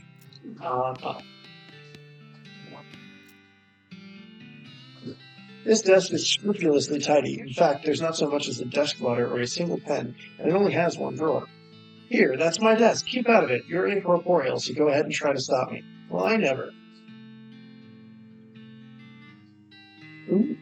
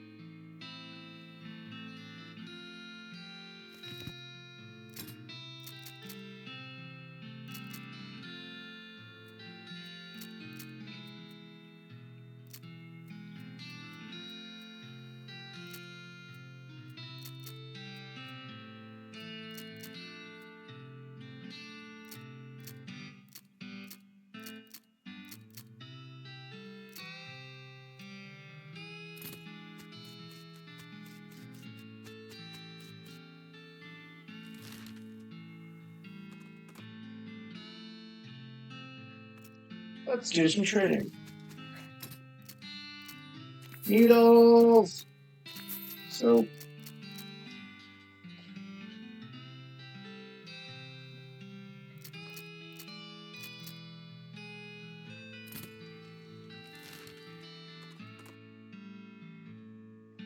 an odd flash of light nearby prompts you to stop and investigate. You discover a goblin with a strange, hinged board covered with shiny foil, which they are using to reflect sunlight onto a pair of leather boots. Hey, hello, what doing? Tanning. I'm a tanner. You are tanning boots? Yes, yes. Sun using to make very tan. I don't think that's how it works, but I guess you're the expert. What? Will you be giving me boots for teaching a tanning magic? Oh, wow, sure.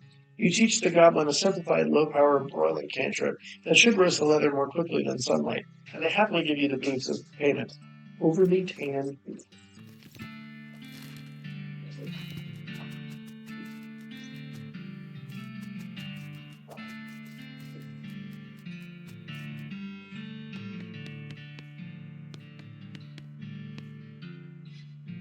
This guy seems to be in a daze.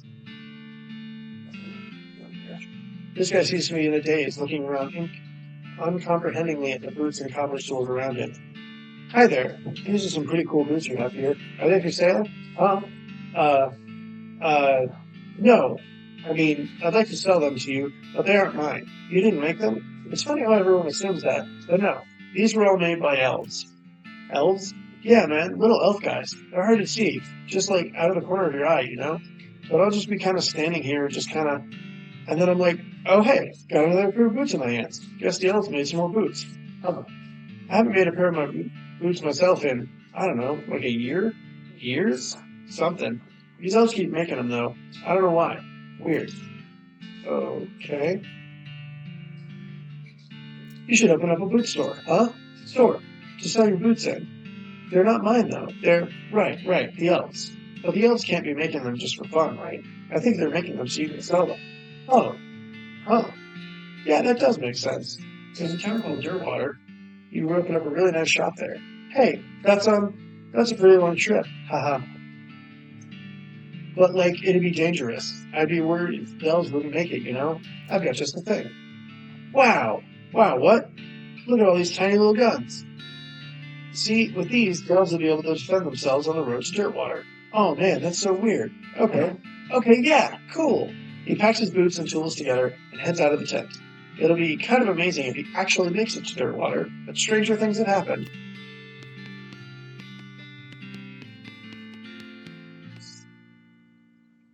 This young lady is dressed in fancy, expensive traveling clothes, though hard wear has made them dirty and ragged. Also, her pupils are about the size of teacups. Wow, hi, a new face. My name's, one sec. Irene! She giggles. Everyone here just calls me Mushrooms, so I forget sometimes. Howdy, Irene. I'm Fozzie. What's your story? Oh, not much to tell. I was hitchhiking to Frisco a few months back, but I stopped here and never got around to continuing, you know? We're like a big happy family here. Everyone's so nice and appreciative of how I know so much about mushrooms. Mushrooms? Uh-huh. They're good for all kinds of things, if you know which ones to pick. If you want, I can tell you a few of my favorites. I have a spare pair of mushroom pliers, too, if you want to pick your own. Okay, cool.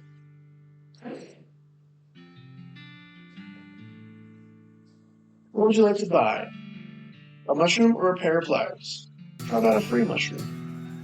Well, I suppose they're ultimately free after all. Sure, one wouldn't hurt. Plus, what do I even need for? Curtsy charm. I thought I got a free set of mushroom pliers, but maybe I don't. Yay. That's good. Hi, I'm Fozzie. Teeth, clavicle fever teeth. Wow, okay. Give her some bones. You hand her an armload of bones and she starts mechanically picking through them, selecting some and discarding others based on criteria you can't discern. Eventually, having chosen the best two from the pile, she secures them together with wire and screws and hands you something that basically looks like a sword. Bone sword. Neat, thanks. You hand her some bone chips and she stops muttering. Her eyes seem to focus a little and she takes out some glue out of her toolbox and presses the chips into a ring. You got an item, a bone chip ring. As soon as she gives the ring to you, though, she's back to her muttering. Nice, thank you. Hi, I'm Fozzie. Salutations, Fozzie. They call me the Talking Dude because of my extensive knowledge of the principles of philosophy and the arguments and conundrums surrounding its various aspects and interpretations. I bet that's not why they call you that. Can I interest you in a discussion on the particulars of currency and philosophy, Fozzie? Sure, why not? Talking Dude begins, and you immediately tune out. That's begging the question, blah, blah, blah, buried in a jar somewhere, blah, blah, blah. The deontology of blah, blah, blah, unless you believe it's Socrates, in which case, blah, blah, blah. Blah, blah, dispositional and occurrent belief, blah, blah, blah, blah. Blah, blah, which is, of course, a consequence of blah, blah, blah, blah, blah. He acknowledges your interest in barrels onward. Blah, blah, blah, blah. Phenomenological reduction, blah, blah. Blah, blah, tautology, blah, blah, blah, blah. Blah, blah, ontological argument against, blah, Cartesian dualism, blah. Blah, blah, blah, therefore lack of terrible number, blah, blah, blah, blah. Blah, blah, blah, free will, blah, blah, blah, blah, blah, blah. Blah, as opposed to blah, blah, blah, blah, blah. Blah, hedonism is the only place, blah, blah, blah, blah, blah, blah. It actually seems like some of this is running off on you. Curtian philosopher.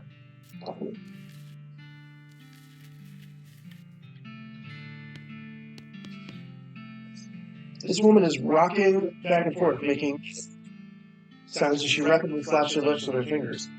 Hi. You give her a jaw harp. What's this? It's kind of a musical instrument. You bite the narrow part and then, well, basically just do what you've been doing. She gives it a few experimental clangs and horns, and then knocks out a sweet riff. Wow, this is like a revelation. Thanks. I feel like maybe I should take the show on the road.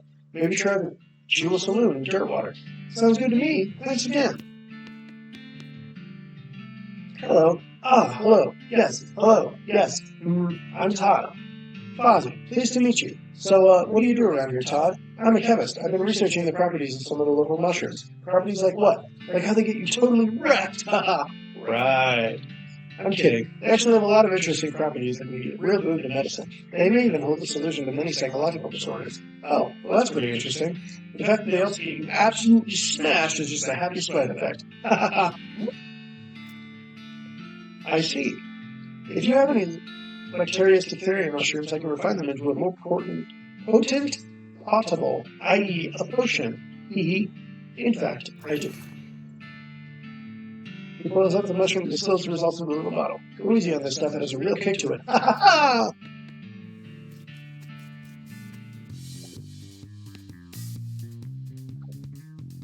Can I exercise with you?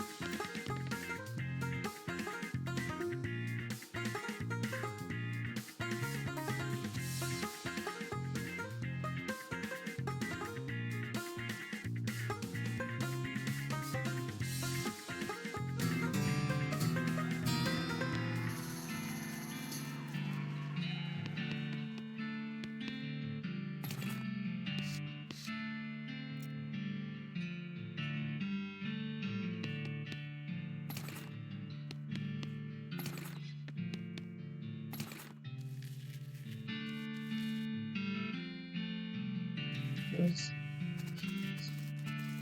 Yeah.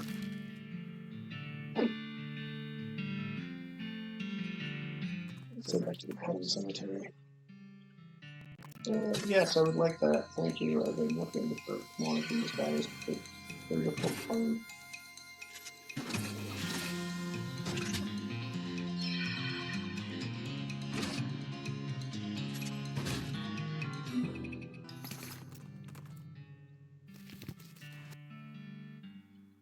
Notice you're missing pack rat. Yes, some. What's the reward? 50 meat. That isn't much. Well, depending on your life expectancy, it could be as much as a whole decade of free admission. Okay, I'll get it. As far as I know, those hippies are holed up in the Fort of Darkness. Got it right here. Notice you're missing buffalo. I never actually had a buffalo, but I set the pedestal up just in case. If you can find me enough buffalo bones for a whole skeleton, I'll buy them off you for 50 meat. Only 50? That'd be after 10 years worth of membership, assuming you don't smoke too much, or in bed. Okay, I'll see what I can do. You'll notice you're missing 8. Yeah, that ridiculous fool Kellogg stole it to use for anatomy lessons. I tried to tell him it's stupid to use an ape skeleton to teach human anatomy, especially when there's plenty of actual human skeletons out there in the desert for free. He wouldn't hear it, though. Listen, I'll give you 50 meat, you go steal it back from him. 50 meat for burglary? Hey, recovery, not burglary. And heck, that's years of your membership paid back. Maybe as many as, well, you look like a risk taker. 3? Got it right here. Here's your pouch of meat.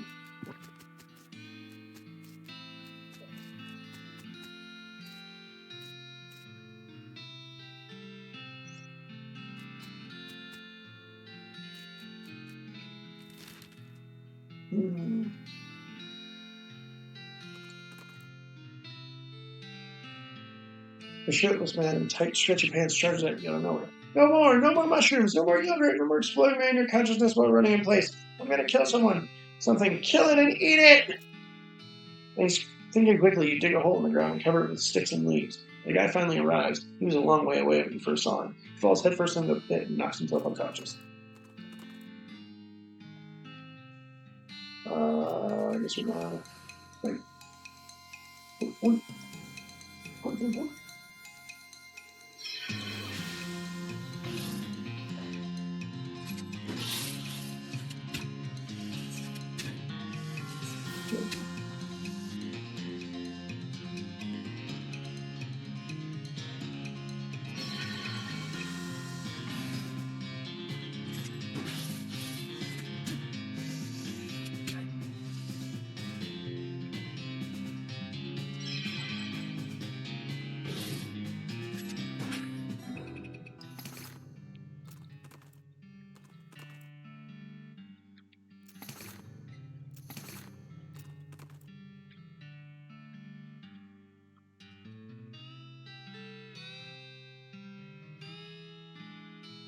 As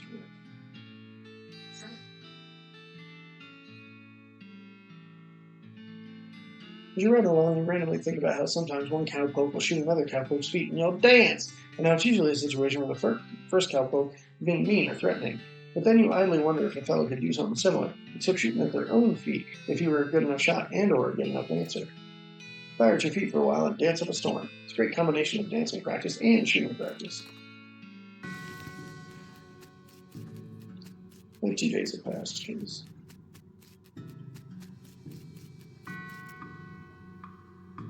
Redwood logging permit yet? Should be ready tomorrow.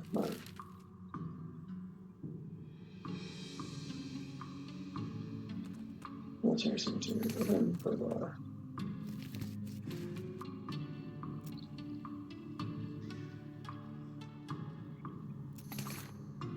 My ecology, your ecology. Stop it.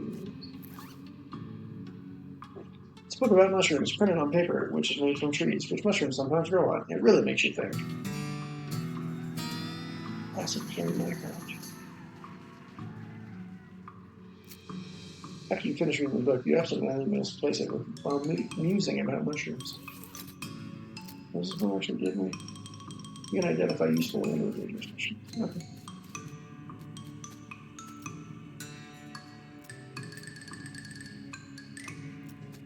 Oh, I think I have to go back to the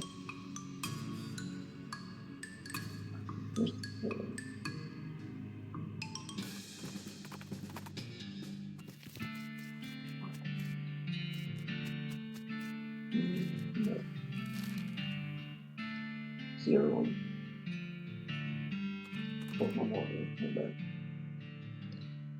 Travel is interrupted by a fairly disturbing sight, a skeleton covered with weird glowing mushrooms, which is shambling towards you, making angry hissing sounds and weird gestures.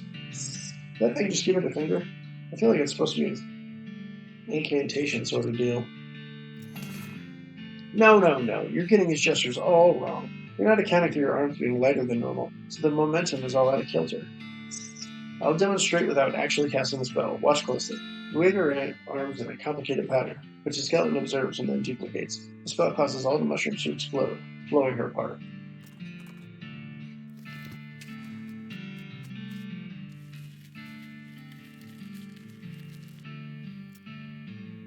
Are you the cemetery caretaker? Not me. I'm an emergency telegraph operator. Doesn't mean you should be at your listening quote. It's alright. I have my portable.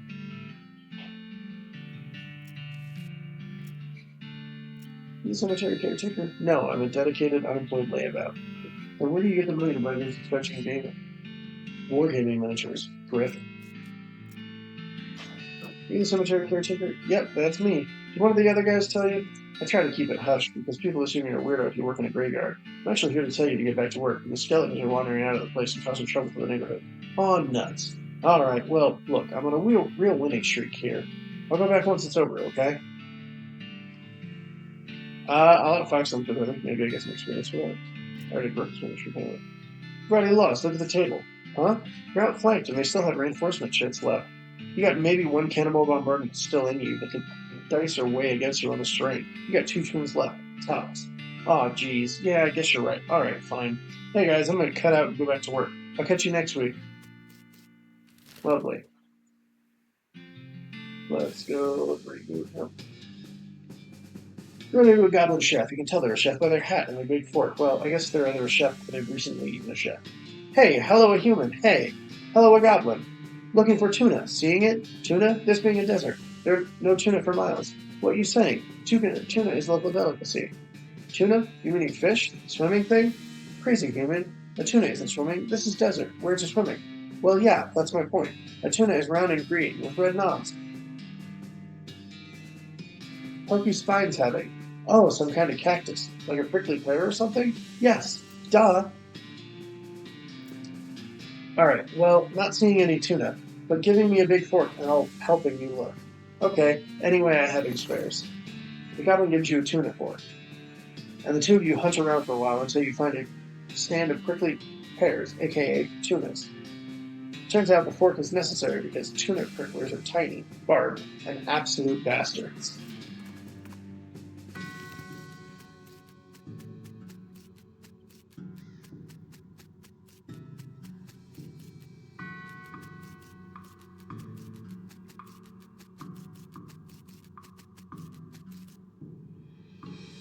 Take it.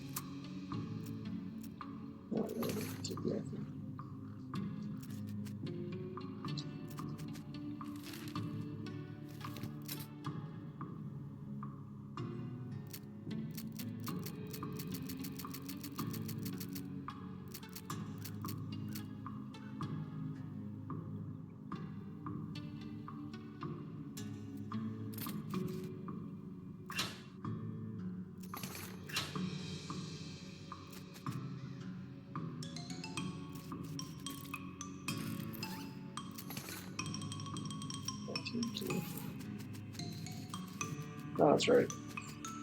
I gotta let him know the guys are gone.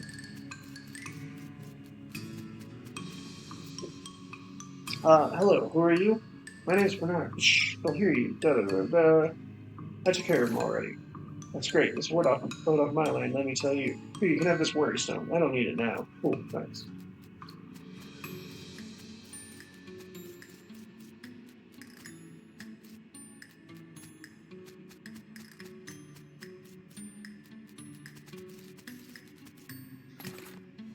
Tontine treasure chest. Open it. Ooh, I've got an unbreakable ruby. Chest contains a lone but extremely large gemstone and a document describing a tontine, which you apparently won despite not even signing up for it.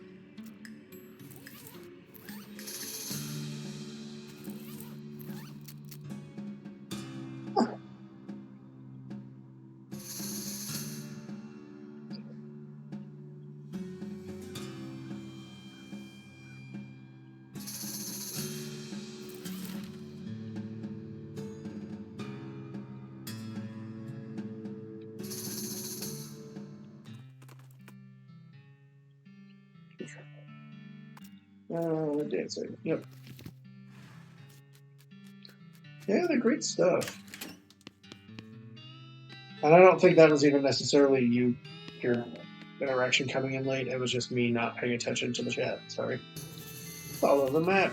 Go to Chuck's house. Something about this house makes you suspicious. You can't quite put your finger on it. This place looks perfectly normal. After all, you can't shake the feeling that there's something very wrong going on here. Maybe you're just being paranoid. It's locked, but is it locked to keep you out or to keep something in? Whoa, it's a Plotco lock. Those things are unpickable. It's unmarked. There's no name on it or anything.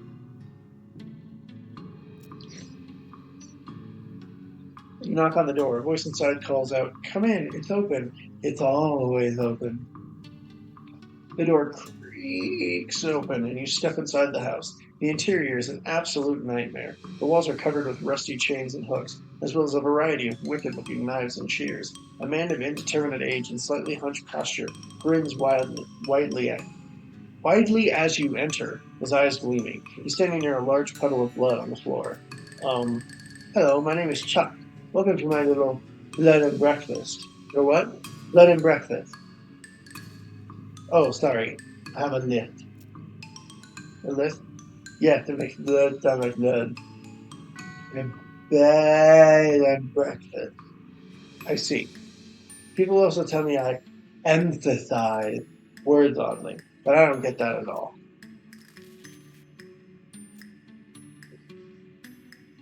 I can't notice that you have a. Help but noticing you have a large, giant pile of blood on your floor. Blood? Oh no no. I can see what you mean. Think that, as it certainly looks like blood. But this is tomato soup. Tomato soup? Yes. I spilled my lunch. Very clumsy of me. I was getting started cleaning it up when you arrived.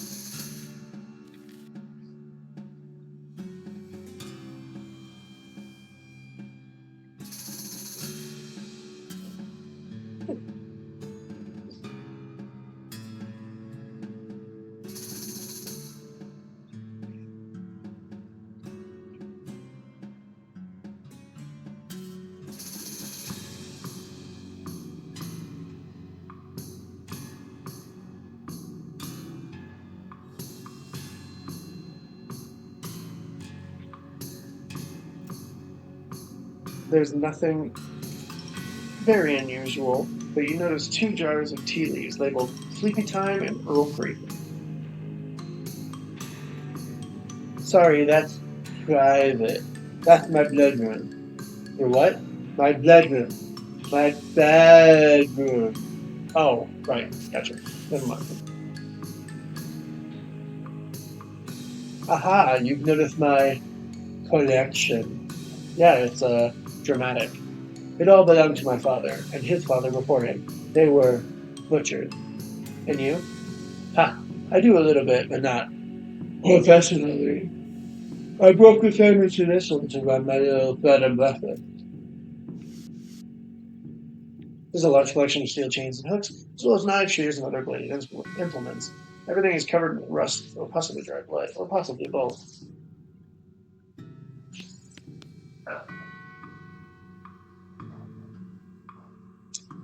Chuck is staring at you. Notices his left eye has a tendency to drift sideways as he stares and then resets when he blinks, which is not often enough. Excuse me. Yeah? How can I help you?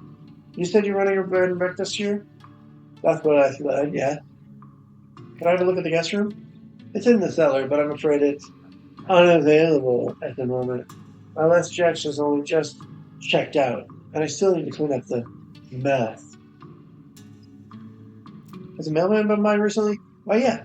My last guest was a mailman. Such a nice fellow. It's a shame he's no longer with us. I hope you just mean he left. I like to think he'll always be here, in spirit. What's on the menu?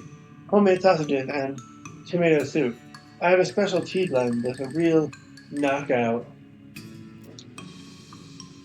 Special tea blend? Yes, a very effective special herbal blend that puts my breaks to sleep. It's very effective. What kind of sausages do you offer? Long pork sausages. My grandfather's own recipe. You say long pork? That's right. I make them longer than regular pork sausages. They're more filling that way. This is puzzling and uncomfortable for many different reasons.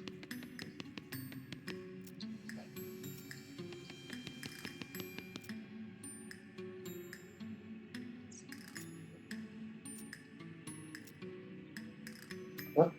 Oh, that reminds me. I left the kettle on. The water should be boiled by now. Would you care for a cup of tea? No thanks, I'm good. Chuck pours himself a cup of tea and sips at it while staring at you. After a bit, he starts to look drowsy. Oh my, I'm coming over all sleepy.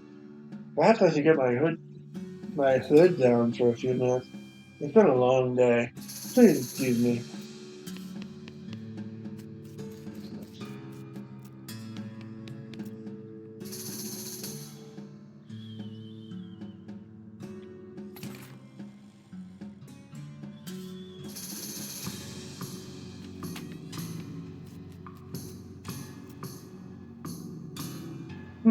It doesn't look nearly as horrific down here as you expected, unless you're particularly horrified by an unmade bed. I got them. So, my postcard. Yay! Advanced Meeting Craft Volume 7. Why fixing how to pick them? You bastards. As you're climbing out of the cellar, a mailman approaches you. Oh man, thanks goodness, you found my mail. This mailbag is yours? Yeah, I've been stressed out lately, so I took a day off and rented a room here for a sort of mini vacation. Chuck's a great guy. Well, weird, I guess, but real personable. And his cooking is great. Tomato soup and those great baked sausages. His tea did wonders for my insomnia, too. It did seem pretty effective. Anyway, I forgot my mailbag and wasn't sure where I left it, so I've been retracing my steps for ages. Thanks for finding it. Sure, no problem. Here you go. The mailman walks away with his bag over his shoulder, whistling a cheerful tune. Well, that's sorted, I guess.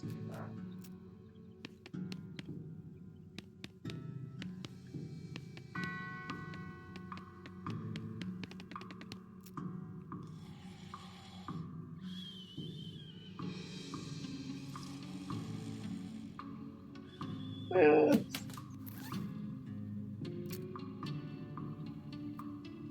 running on everything this book has to teach you. Advanced Beamcraft.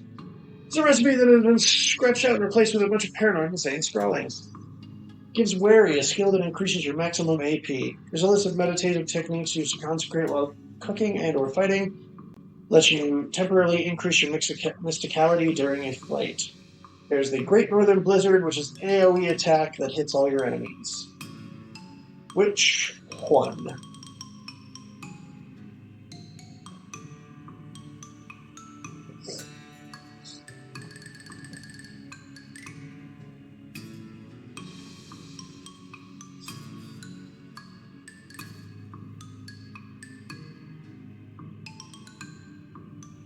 Old Moon? You read the meditation techniques and spend a few hours practicing them. Unfortunately, you got so good at clearing your mind, you completely lose your memory of where you left it. Sounds good.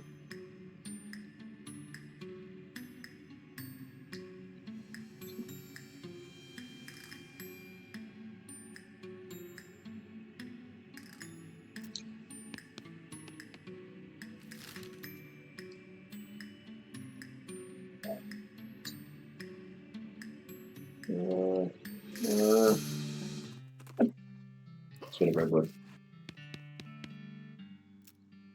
Sure did. Thank goodness for that. Another missed payday would have caused a riot for sure. Did you manage to get the logging permit yet? No. Is that mail? Yep, found the missing mailman. He's on his way to deliver it. Excellent. I hope there's a new issue of the Mayor's Monthly. Sounds informative. Did you sort out the trouble with the cemetery? Yep, the caretaker's back on duty. Well, that's certainly good to hear. Those skeletons were a real nuisance. They sure have a way of getting under your skin. Ha ha! I think the only thing left is...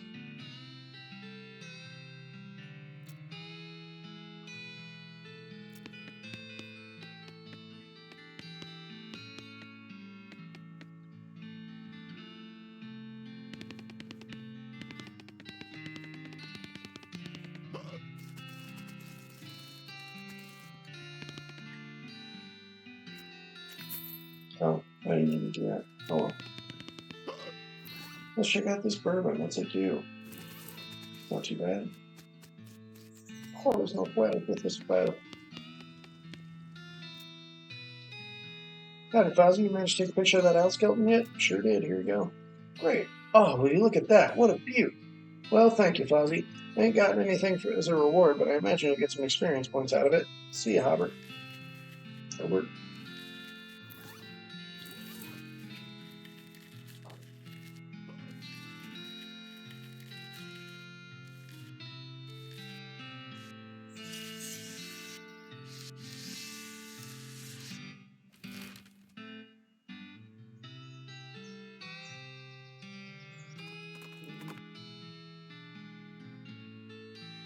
You notice a smoldering hole in the ground and recognize it as the habitat of the southeast western coal snake. They keep to themselves mostly, but they're also known to enjoy a fight if one is thrust upon it. Thrust one upon it. Die.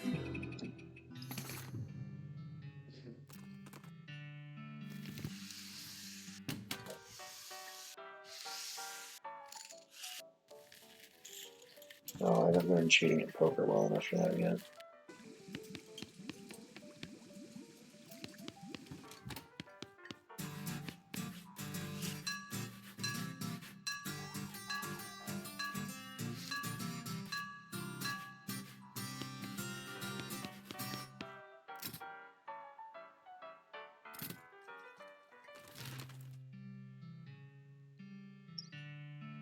As you turn a corner, you come face to face with three bandits pushing a large barrel marked TNT down the trail. The four of you stare at each other for a moment, unsure of how to deal with this potentially violent happenstance. Inquire about the TNT. Howdy there, fellows. Fine-looking barrel of TNT you got there. Appears a bit elderly, though. What of it? Well, when TNT gets old, the nitroglycerin starts to sweat out of it. So I'd recommend you get to your destination as quick as you can. Maybe take a shortcut over that rocky and bumpy trail over there. Gotta shrug and start rolling the barrel out in that direction. After a couple of minutes, you hear a loud boom in the distance.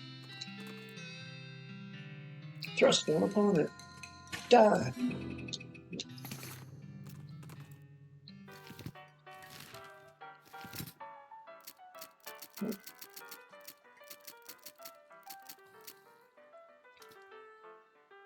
Lock. I can pick any lock, except those that can't be picked. Oh, let's go to Buttonwillow's store. Side of a trail, you see a small hell calf, really. Sorts and patches of brush, lighting it on fire, then starts grazing. Quickly dig a small pit and cover it with the tumbleweed. which you light on fire. The Hellcat canters over excitedly, whereupon you kick it into the hole and throw rocks at it until it's vanished from his sight. That's great.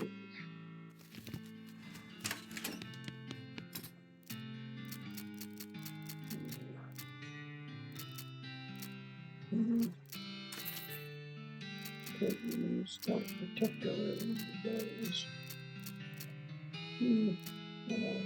Three of those go.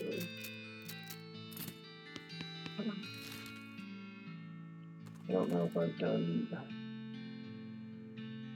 Oh, damn, I shouldn't have. Need more needles.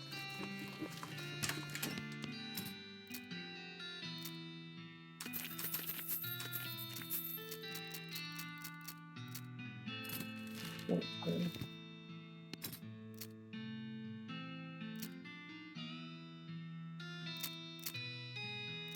Unbreakable ruby, a fruitless emerald. Thing.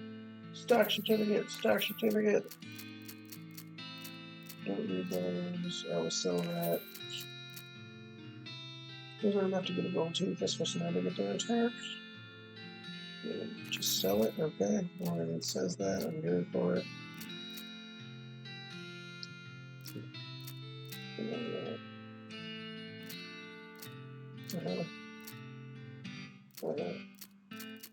Well, I only need one of these, so we'll need one of those too.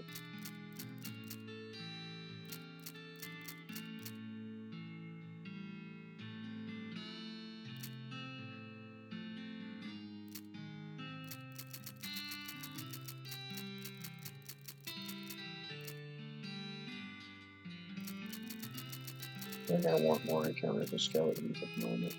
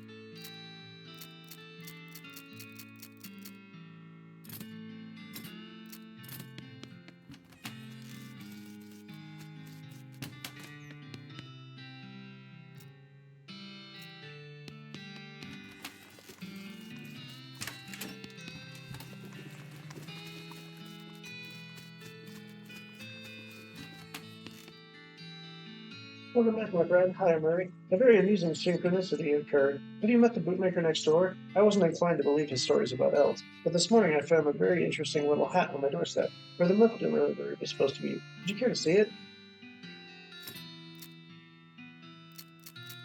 Teeny tiny hat.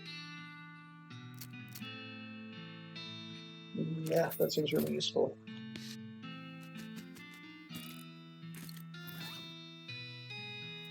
Incredibly useful, in fact. Oh, hey, hi. Nice to see you again. Hey, did your ill make the trip okay? Oh, sure, yeah, no problems at all. No problems, like, at all. I've been seeing them less and less since the move, though, so I've been making some boots myself, just to help them out. Well, that's real nice of you. What can I get you?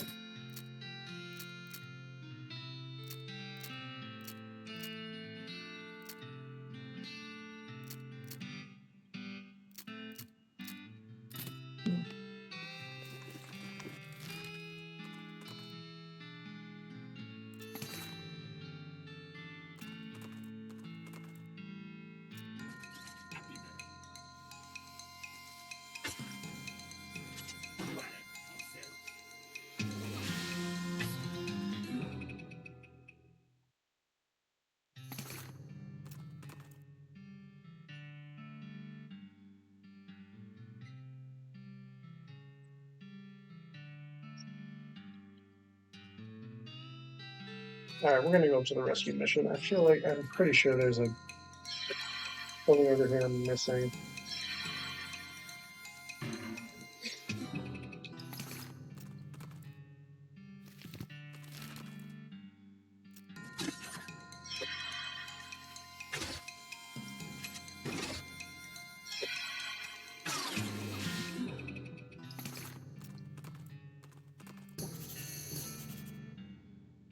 Okay, that's not the one I was looking for, but that is an important one.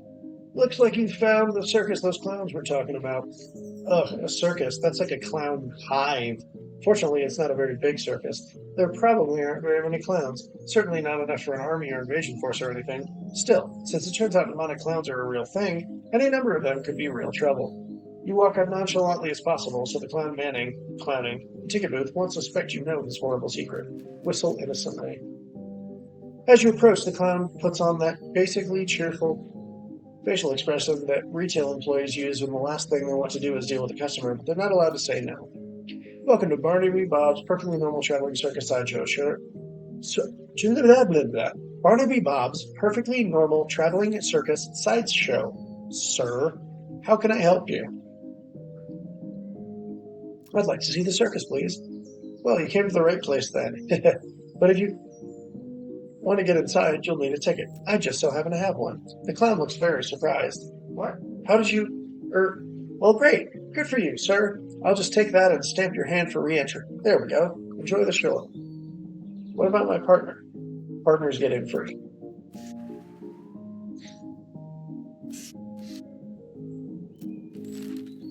No, it's not really.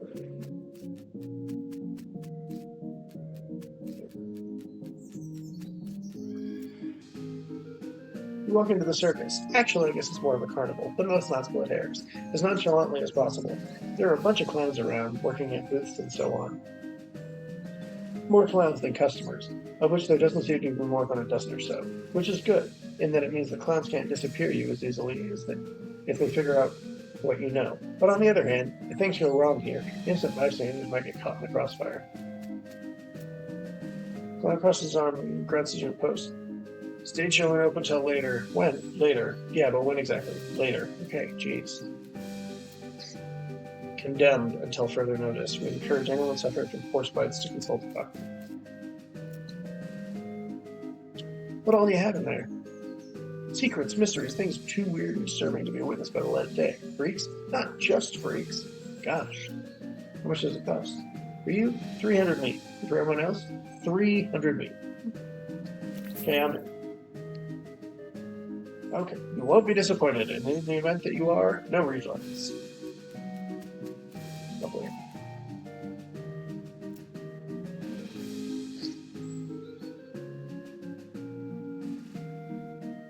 How much are they? What are the condiments? What kinds of mustard? Brown, yellow, blue. Blue mustard. Oh, looks like I'm all out of blue. Sorry. 2 kinds of ketchup? Yep, we got both ketchup and catsup. I mean, actually, first of all, 12 inches, because a lot of guys say that, but I'm just going to stop you right there, seeing as there's ladies and children present. If you want one or not. What are they made of? What do you mean? They're pork. What else do you make sausages out of? Regular pork or long pork? Clown gives you a long, chilly look. I'm sure I don't know what you're implying, sir. Howdy, sir. Can you treat yourself to a nice cold soft drink? You said you're selling them in bottles. That's right. You got the newfangled crown cork bottle caps and all. Kinds you have. I got root beer, ginger beer, and sarsaparilla. How about strawberry? Nope. Oh, fluid tap water. Cream soda. Black cherry. Energy drinks. Celery. Cream soda. Pomegranate. Strawberry. Do you make a drink yourself? If you're asking if I have a wagon dedicated to brewing and bottling 3 different kinds of sodas in our traveling carnival, no. We stock up as we pass through large towns. Ah. How much are they? 205 meat. 205? It's for the deposit on the bottle. No thanks.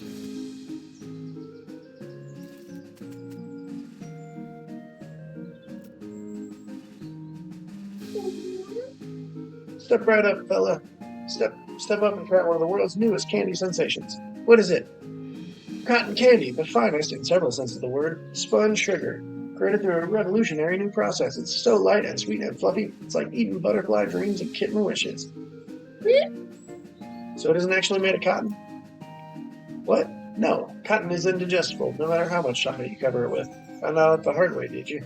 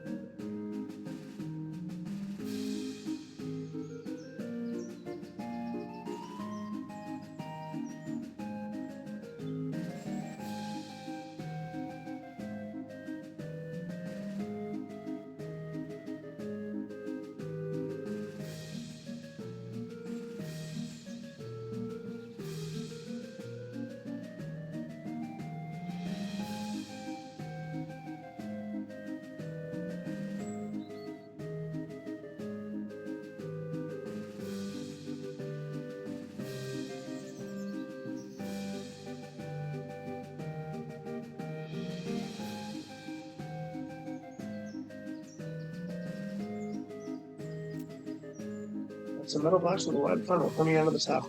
This little machine right here. Can't tell you how it works, much as I'd like to brag. It's a trade secret. You invented it? Not as such. A couple dentists down south were the first ones. Dentists, go figure. But after hearing about it, I managed to figure out how it works. Made a few improvements with my design, too. Now I'm really curious. Sorry, fellas. These secrets in this box are for nobody's eyes but my own. I'm happy to sell you some cotton candy, though. How much does it cost? 300 meat. Good God.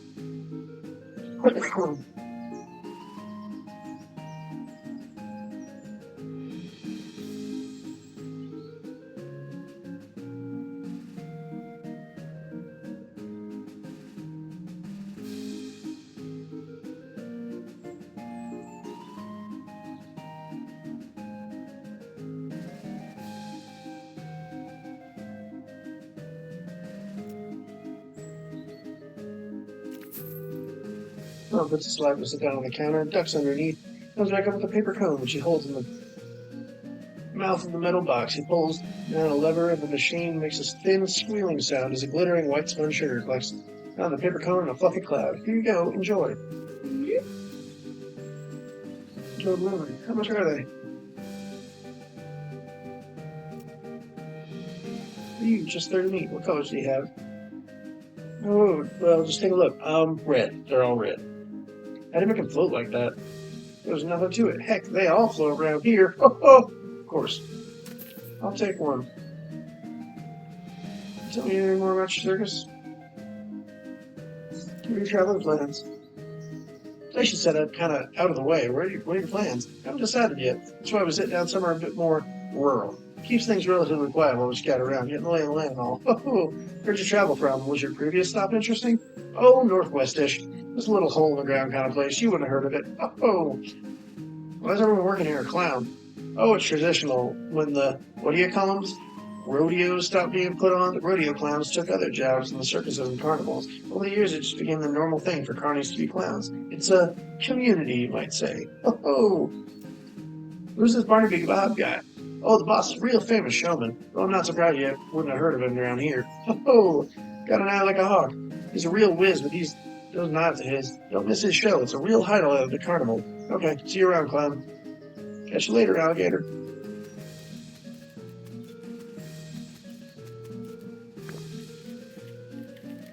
That's it.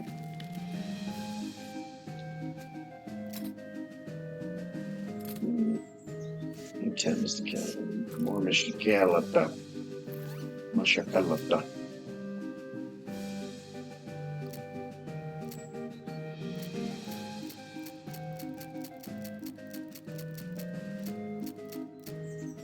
Good stuff there.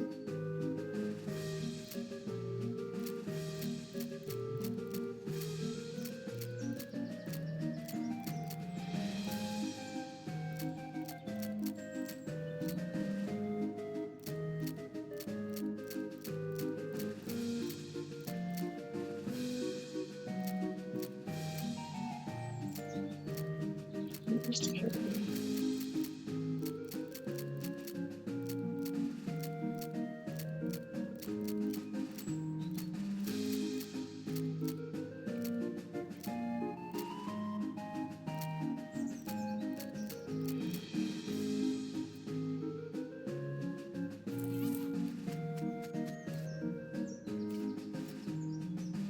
What's the game? Well, on the wall behind me, I've got a bunch of thick-skinned, underinflated balloons. For 10 meats, I'll loan you a cheap, inaccurate pistol and a pile of badly made ammunition, and your goal is to pop as many of those balloons as you can before the pistol stops working. That's an unusually honest-sounding description. I've discovered making the challenge sound exactly as difficult as it is only makes people more determined to be the one who beats it. So what's the prize? Ticket to Barman Bob's stage show, which is otherwise sold out, so it's a rare catch, my friend. Okay, I'll give it a shot. Shoot like a jaguar. Not exactly sure how a jaguar shoots, but presumably it's pretty good. You clear nearly the entire wall of balloons, and the clown looks genuinely impressed. Well, I'll be. Looks like you win. Congratulations on the finest shooting I've seen in quite a time.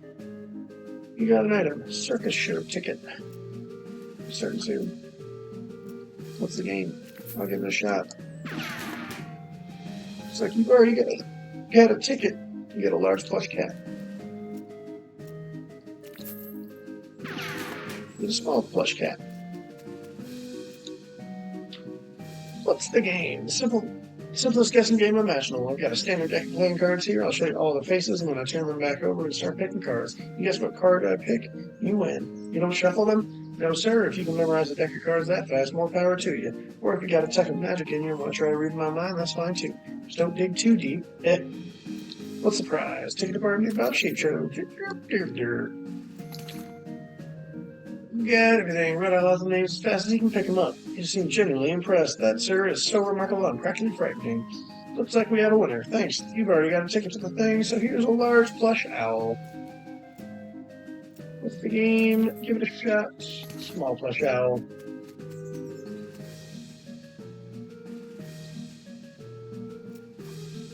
Well, out of there, fella. This here's a game of shit. Your game is a challenge of strength. And I hope you don't mind me saying so. I prefer one of the other games. If you care to try, though, I certainly won't stop you. What's the game? Simple as can be. Just take this big mallet here and hit the lever under the bell. Ring that bell and you win. What's the prize? A ticket to the show. You toss it end over end a couple times, catch it, just test its weight, and just casually slam it onto the lever. Well, I'll be. That's some genuine muscle you got there, fella. Looks like a winner. You already got a ticket, so here's a large plush bear. Let's give it a shot. Woo! Nice. Give me a small plush bear. Up to the clown. Tell me more about the circus. What are your traveling plans? This is Barnaby Bobcat.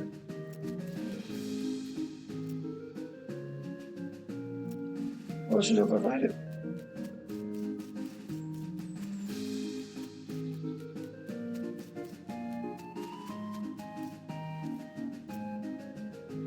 See what's the found. Lucky Bobcat.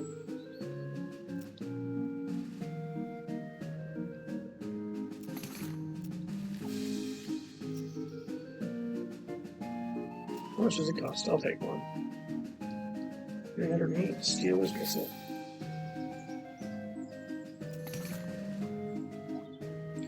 Here you go, enjoy it. Hey, where's my slide whistle? Oh man, I can swear I put it down right here. Let's see the lost and found. A pocket knife.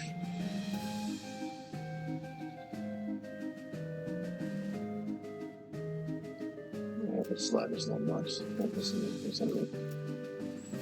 See the lost and found. Pocket knife. Pocket knife. Okay. Handkerchief. Handkerchief. Spoon of salts. Spoon of salts. Got it.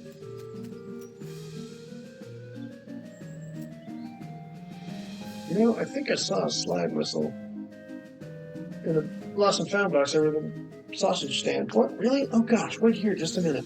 Clown runs over to the sausage stand. You quickly duck around the counter and open the front of the metal box. What you see inside is not what you expected. You see a fat, paper-white spider the size of a cantaloupe.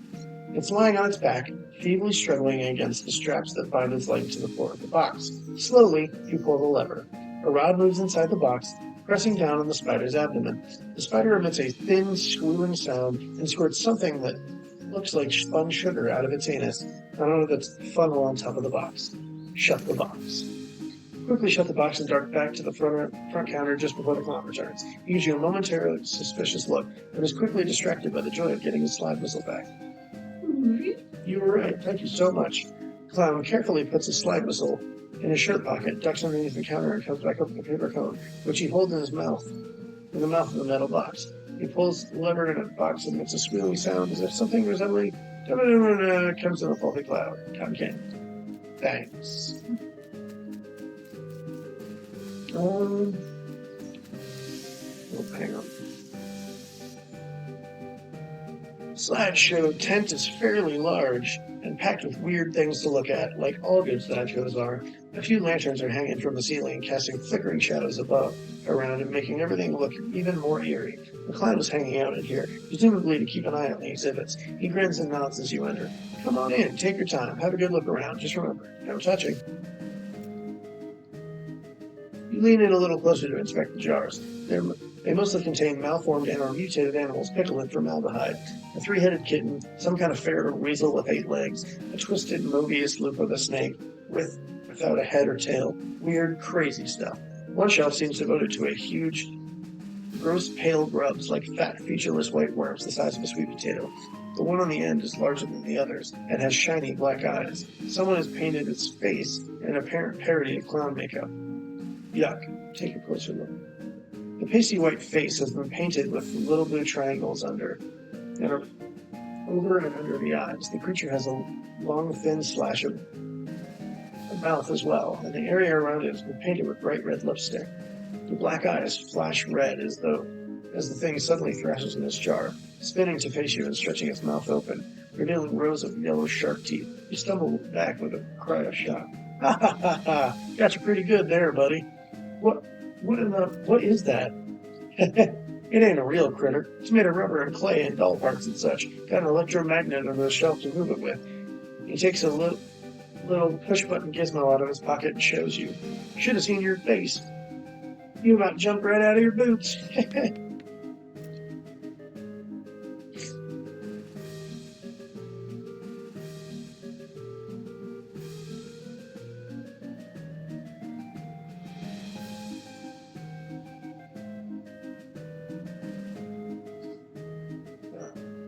Small placard pinned to one of the shelves says clown eggs. In the circus community, it's traditional for each clown to paint their chosen makeup pattern onto an eggshell. These clown eggs are archived for future reference to ensure that no one chooses a pattern that has already been used. It is considered extremely taboo to wear another clown's face. These must be the eggs for the clowns who work in this circus. You recognize a few of them, like the clown here in the sideshow tent and the ticket seller clown up front. Inspect the eggs more closely. Hey, step back, please. No touching. Sorry. Howdy, fella. Welcome to the sideshow. Thanks. What's to do in here? Well, down on the left there, we have a collection of spooky, warped mirrors. Right here, we have exhibits of clown eggs and pickled punks. And further down to the right is our freak show. Feel free to explore. I'll be here if you got any questions. About these people. Here, the freaks. Ain't they a scream? The one with the giant eyeball head is my favorite. Nice quiet fella. Uh-huh. If you have any questions about the other two, feel free to ask them personally. I wouldn't want to be telling tales out of school, since the... Oh, just wait. Just wait. If you have any questions about the other two, feel free to ask them personally. I wouldn't want to be telling tales out of school. Since the eye guy can't talk, though, you can ask me about him if you want. Okay, what can you tell me about him? Not much, I'm afraid, to be honest. He joined us, about a year ago, maybe a little less. Where'd he come from? No idea. Weird, ain't it? You'd think fellow looks like that, you'd have read about him in all the papers, right? Well, yeah. It sure is mysterious. How'd he get like that? Couldn't tell you. Bet you have a theory, at least. Well, maybe he saw something no human fella should ever see. Okay, bye. This looks to be one of those weird bent mirrors that makes you look all crazy, as if there wasn't enough crazy looking stuff around here already. Look at yourself. God, this mirror somehow shows what you'd look like in clown makeup. Bloodshot eyes stare back at you from a pasty white face, painted with an odd pattern of red triangles. In the flickering lantern light, it almost looks like he winks at you. Burner. You look in the mirror again, and Clown You is still there, staring. Very slowly, his mouth opens into a wide grin, revealing multiple rows of yellow, pointed, shark-like teeth. Not wanting to keep looking, but unwilling to turn your back on it, you slowly sidle away until it's no longer visible. Swallowing hard, you approach the mirror again. It's empty. Not only is the Clown You gone, you don't show a reflection at all.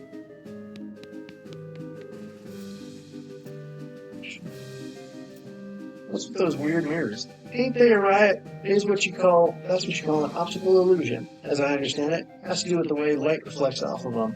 I am 100% sure that what I saw can't be explained by the reflection of light. No telling what you might see if you look too long.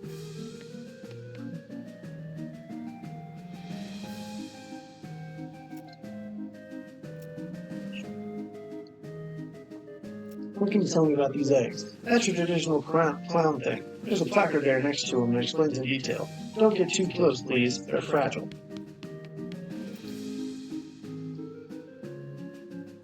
You lean in a little closer to inspect the thing. Leaning closer to inspect the gross thing. Despite what the clown said, it certainly looks real. Whoever made it did an excellent and disgusting job. Peeking surreptitiously under the shelf, you don't see any evidence of an electromagnet or other such device. Hello there, I'm Fozzie. How's it going? Can you talk? Guess not. You move a little to the side and lean over the rope to get a closer look at the guy. He's basically just what he seems to be at first glance, a guy with a giant eyeball for a head. You do notice two things, though. First, he has an odd lump at what you would call the base of his skull, if he had one. A sort of crumpled, fleshy mass, the size of a fist. With a squint and some imagination, it almost looks like the crushed and shriveled vestigial remains of a human head. The second thing you notice is that the ankles are locked to the legs of the stool, and the legs of the stool are bolted to the floor. So, the circus gig. How do you like it? His hands slowly curl into fists, and the knuckles turn white with tension. I see, understand, I mean. Do you blink? Or wink, I guess? I guess not.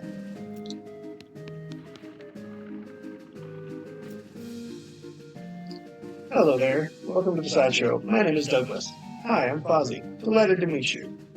So, are you perhaps trying to think of a polite way to ask what's wrong with me? Yeah, you got me. Don't worry, Fozzie. I am in a sideshow after all. It's an obvious and natural question. Wait a minute. You said that last bit without moving your lips. Are you a ventriloquist? Not at all. Allow me to demonstrate. He stands up and turns around. His back is the same as his front. That is, his suit has been tailored with two front sides, and he has another face on the back of his head, with his hair cut and parted appropriately. Ta-da! As he sits back down, his knees and other joints crack and pop loudly as they reverse themselves. Douglas winces slightly, though certainly not as much as you'd expect. What in the... Surprising, yes? A bit, yeah. How is that even possible? Douglas shrugs and holds his pipe up to the now back of his head, so his other face can take a puff. Are you, what's the phrase, Siamese twins? Not exactly. It's difficult to describe, I'm afraid. Two minds in one body, with two faces? It would be closer to the truth to say 2 instances of the same mind, with, as you say, 2 faces. You're right, that doesn't make any sense at all. The other face chuckles, and Douglas holds his magazine behind his back. It took some getting used to. That much is quite certain. Were you born like this? I would rather not discuss how I came to be this way, if you don't mind. Okay, sorry. No apology necessary. Why are you in a sideshow? With a regular suit and haircut, you could easily pass for normal. I have a contract. Out of the corner of your eye, you spot the clown making a gesture, but you didn't catch what it was. Douglas clears his throat. Plus, well, it's quite the life, you know. Free room and board, travel the world, and you meet such interesting people. Your knees must be a wreck. Surgery was necessary to prevent them to bend in both directions. Sounds worse than it feels, I assure you. Talk to you later, Douglas. Hello. Hello there. Enjoying the carnival? Well, it's interesting. She smiles slightly. Yes, I'm sure it is. Can I ask you a question? Certainly. What's your name? I'm Janet. And you? I'm Fozzie. Nice to meet you. Nice to meet you too, Fozzie. Why are you in a box? That's a rather personal question, isn't it? Oh, sorry. I'm only teasing, dear. Would you like to see inside? Sure. Janet whistles to signal the clown, and he moseys over. He unlocks the door on the front of the box and throws it open with a theatrical flourish.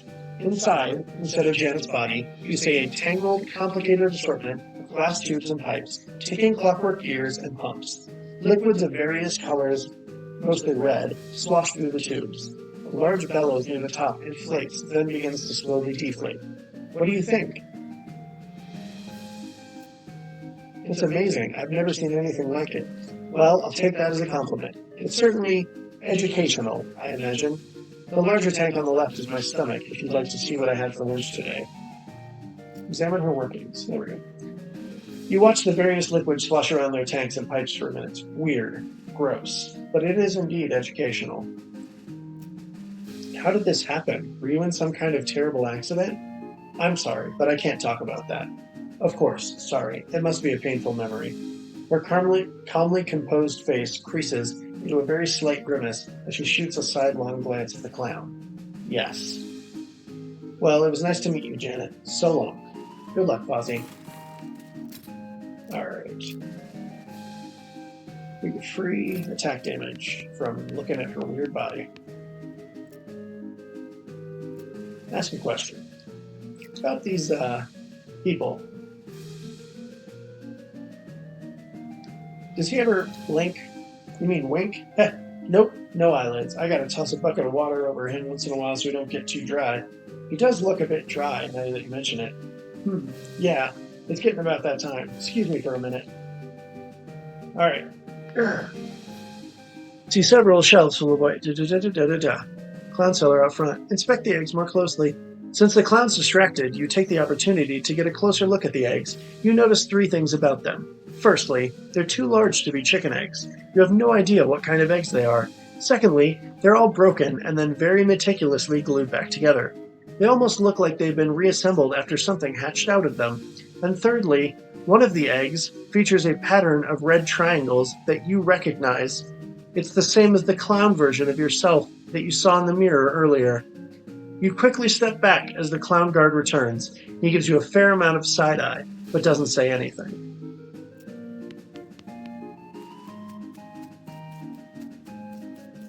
Good there, good there, good there, good there, good there.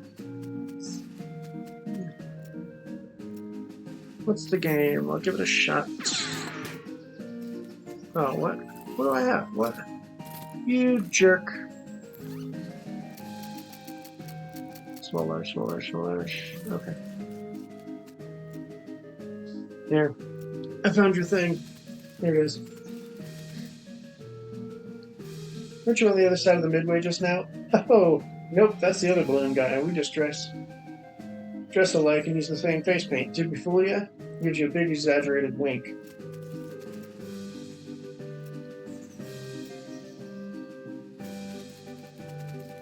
Alright, sorry. I guess I had to do that first and then I can go look at the thing.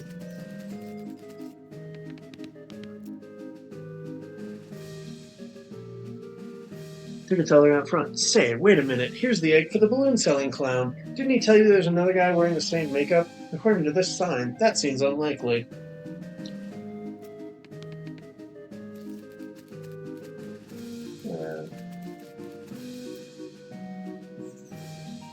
Earlier, you told me there's another clown with the same face paint. That's right, the other balloon seller. Except I looked at the clown eggs display in the sideshow. There's only one egg with that pattern, and it's supposedly taboo for a clown to use another clown's makeup. Say, you're real sharp.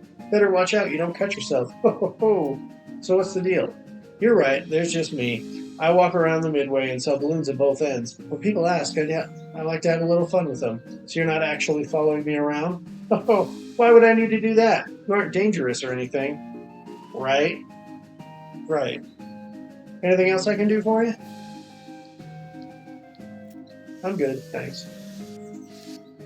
Okay.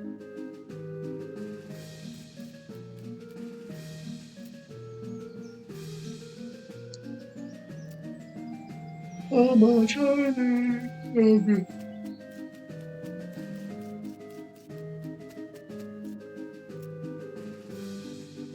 Ticket, please.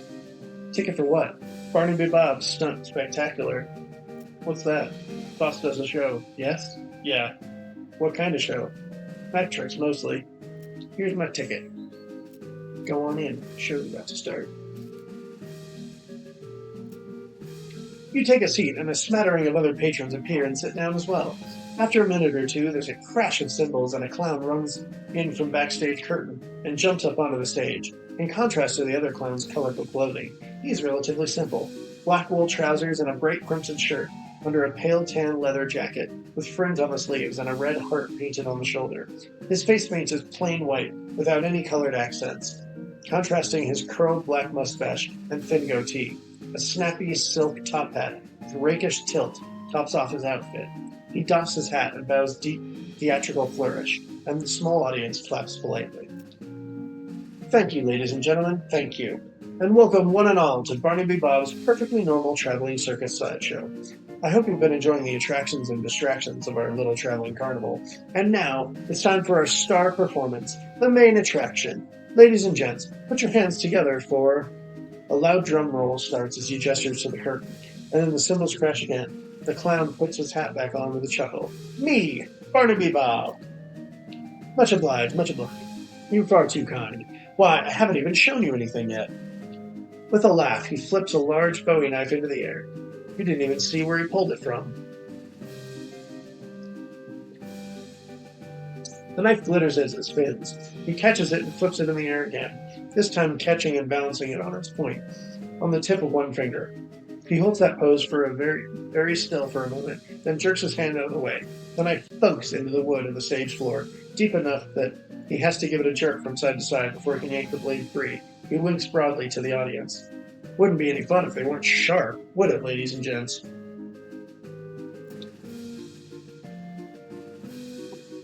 He pulls 2 more knives from his jacket and begins a flashy and elaborate knife juggling act. 3 spinning blades somehow turn into 4, and then his hat is added into the mix, floating slightly through the cascade of knives without a single scratch. He finishes the routine by catching 2 of the knives in each hand and allowing his hat to fall nearly to the ground before catching it on the tip of his boot and kicking it back into the air and onto the top of his head. Ah, now there's some applause I believe I've earned. Let me tell you, ladies and gentlemen, it took a lot of hats to get to where I am today. He chuckles as he adjusts his hat back to his original rakish tilt. Now, for the grand finale. For this, I need a volunteer from the audience. A few hands go up. Barnaby Bob ignores them and looks directly at you. How about you, sir? Okay. Good, I like a brave one. Step right up onto the stage here. Your name, please. Fozzie Cassidy. A real pleasure to finally meet you, Fozzie Marshall Cassidy. A couple of clowns haul a large wooden panel about 7 feet tall and 4 wide up onto the stage. They stand it up vertically behind you and stay there, holding it steady. It has 2 holes in it slightly above the waist level and a lot of knife marks. Press your back flat up against the wood, please, and put your hands through the holes. You do so. The holes are just a fraction too high, so it's not very comfortable. and then one of the clowns pulls your arms back tighter and ties them together with rough hemp, so it becomes much more uncomfortable, for a variety of reasons. Don't worry, this is just to make sure you don't make any sudden and unexpected movements. We wouldn't want that, would we? Fret not, son. Everything's under control. He steps up close to you and adjusts your collar, brushes a little dust off your shoulders. My control. You know, Fozzie, we get a sharp customer through here from time to time, but my, you're the sharpest I've seen yet. However, I bet a shiny dollar I've got something up my sleeve that's even sharper. His pupils narrow to vertical slits as he grins at you, revealing rows of pointed yellow sharp teeth. As he turns away, you can see that the heart on his shoulder of his leather jacket is drawn with an arrow through it, and the word Mom. It doesn't look painted on. You struggle a little, but your arms are too tightly bound. The rough hemp rope digs into your wrists. Barnaby Bob strolls to the other end of the stage and turns to face you. Now, don't worry. This will all be over soon. Just don't move. He has a knife in his hand again, and gives it a few twirls and flips. Light reflected from the blade glitters in his eyes. Then, without warning, he hurls it at you. The knife hits the wood before you can even blink, a hair's breadth from your left ear, staring down. Barnaby Bob grins at you as the crowd applauds. Another knife appears in his hand and an apple in the other. He tosses the apple to one of the stagehand, who carefully balances it on top of your head. Time for the old William Tell routine. A bit of a cliche, perhaps, but there's a reason it's a classic. Eh, ladies and gentlemen? Take a deep breath. The crowd watches with rapt attention as he flourishes the knife, spinning it and flipping it behind his back. Then, faster than you can register, flop. Cold apple juice dribbles down into your hair and down the back of your neck. 2 for 2. What do you say, Fozzie? Shall we go for one more? Stand up. Barnaby Bob pulls out another knife and gives it a quick stropping across the pale leather sleeve of his jacket, then whips a colorful spotted handkerchief from his pocket and blindfolds himself. This time his smile is much colder. I advise you to watch closely, Fozzie Cassidy, since you're the only one of us who can. Watch closely. The crowd laughs, but you don't really hear it. The knife spins in his hand. This time, because of the adrenaline or because he's actually moving slower, you can see the motion of his arms as he throws it. He twists his wrist in an odd way that you don't think he did before. The knife is flying directly at your right eye.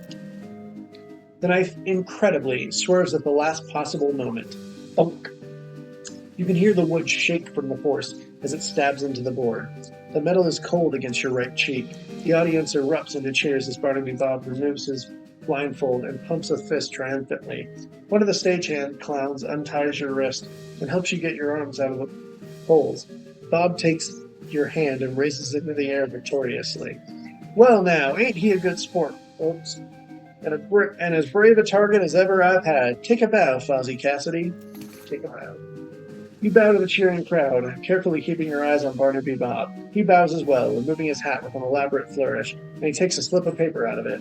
As a token of appreciation, I'd like to give you, our star volunteer, a gift. A year's supply of dynamite. Use it in good health. As he hands you the coupon, the clown leans in close in your ear and whispers, that was the only warning you'll get, boy. You got an item. Coupon for a 3-year supply of dynamite. Barnaby Bob waves and blows kisses to the crowd as you climb down from the stage. And then he disappears through the backstage curtain. The audience gradually disperses.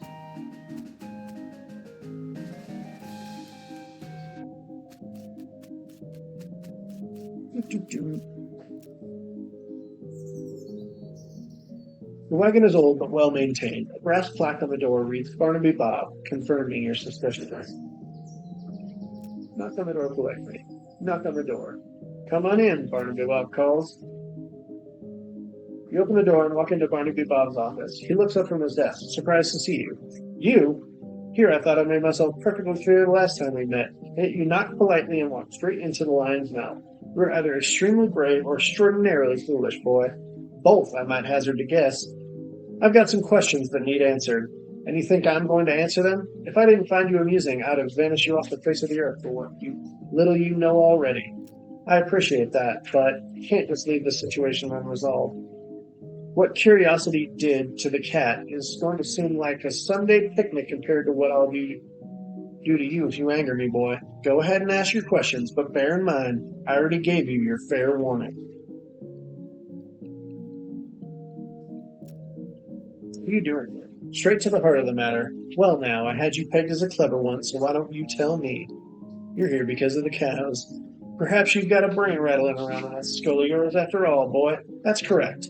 The cows came home, as you say, and we followed them. Why? Why? Don't disappoint me now that you've impressed me, kid. Think about it. Your age-old enemy you've been fighting since time out of mind up and leaves. No farewell, no postcard. Wouldn't you want to know what the hell was going on? You don't know? Dear, oh dear, I've gone and said something I probably shouldn't have. Buddy, you are treading on some dangerously thin ice right now. I hope you are thanking your lucky stars that I consider you to be essentially insignificant. I can hear those gears ticking in that 3-pound dog's dinner you call a brain, son. Now it's in. Now it's my turn to ask a question. How are you going to convince me that I shouldn't just make you disappear like a farting tornado? Well, make it good, Fozzie Cassidy. Make it good because you got one chance at this. You need me. Do I now? And pray tell, what do I need you for? My freak show is plenty full. There are plenty of you. Plenty enough. There aren't enough of you to be an army. You're just a scouting party. You're reconnaissance. You're here to gather information. Yes? And? You can't do that efficiently. Not the way you guys look. You stand out too much. You need a human scout. Don't you play games with me, Sonny Jin. You're talking to Barnaby Bob, Duke of Hell, and I can make your worst personal nightmares look like a choir of softly singing angels. I'm serious. Look, I'm not your enemy. The cows are. And if you're after the cows, not humans, then you aren't my enemy either. The enemy of my enemy? Can't imagine we'll ever be friends, Bob. But so long as it's mutually profitable, I think we can come to an arrangement. You promise to leave the people of this world alone, and I'll tell you anything I find out about the cows. I gotta hand it to you, kid. You may be the first human being to ever leave old Barnaby Bob speechless. We got a deal? All right, I agree. We won't make any trouble for the humans. You bring me anything of interest you find out about the cows. Hell, if it's good, I might even pay you. Good. You're a smart fellow, Fozzie Cassidy. You better be smart enough to know what'll happen if you double-cross me. Mama didn't raise a fool. Good for her. He shows you a map on his desk. There's a location circled in red not far from Dirtwater, marked Tannery. This'll get you started. There's an old tannery ways south of here. I've been there. The place is a bit crowded. Not surprising, considering I already sent a few of the fellows over there already. Go have a closer look. You find anything worth seeing, you let me know. One thing, you are strictly undercover. I won't be telling my boys about you. Not that I could easily get a message to the ones out in the field anyhow. If you need to defend yourself against them, well, so be it, and good luck to you.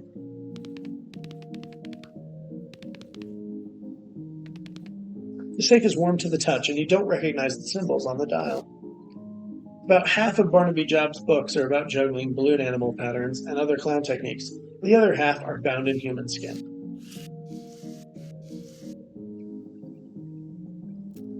I killed some cows and interested in bounties.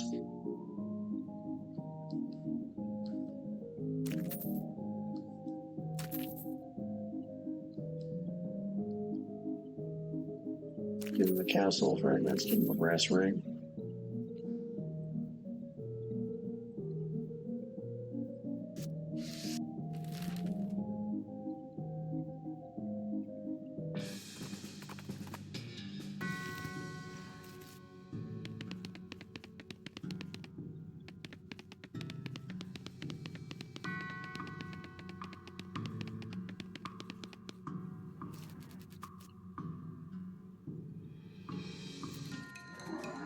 Oh.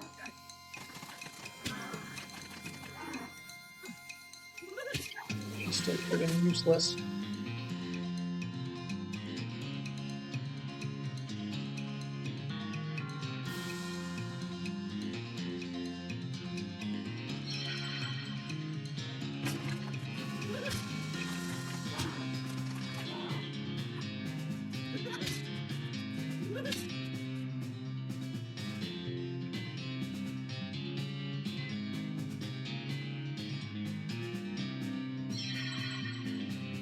Die.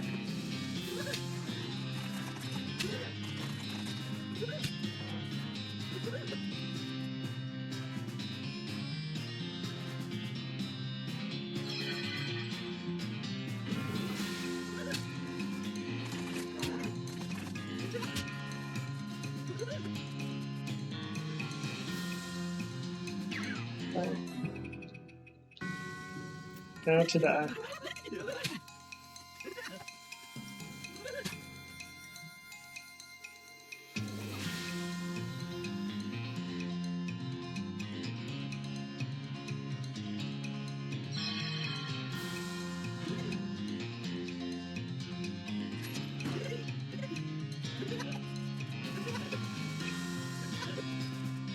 Aw, but you need to hit me.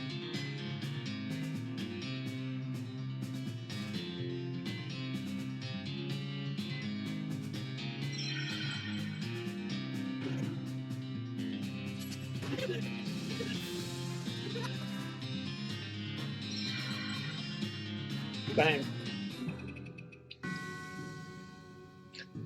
Whew, it's a good thing the clowns hate cows more than they hate you. That fight could have been way worse. Fortunately, it seems pretty unlikely you'll run into any more animated leather-clad cow skeletons on your adventure.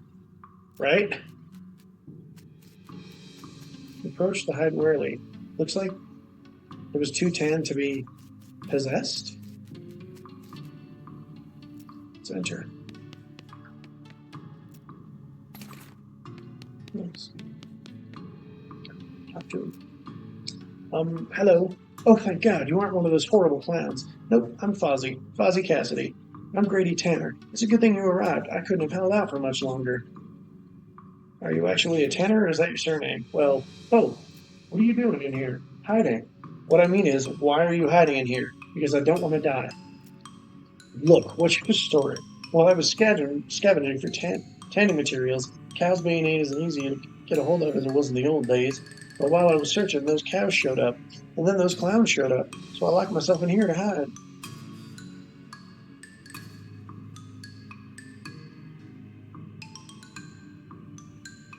What's cow's bane?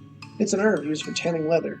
You can grow it in large batches anymore because cows show up and wreck the place. So there's other stuff we generally use for pig leather and so on. It's not as good, though. Cows wreck your herb gardens? Yeah, if you're growing more than about a flower pot worth, they get wind of it somehow. They hate the stuff. Can't figure out why. Here, I've got a few extra seeds you can have. Be careful with them.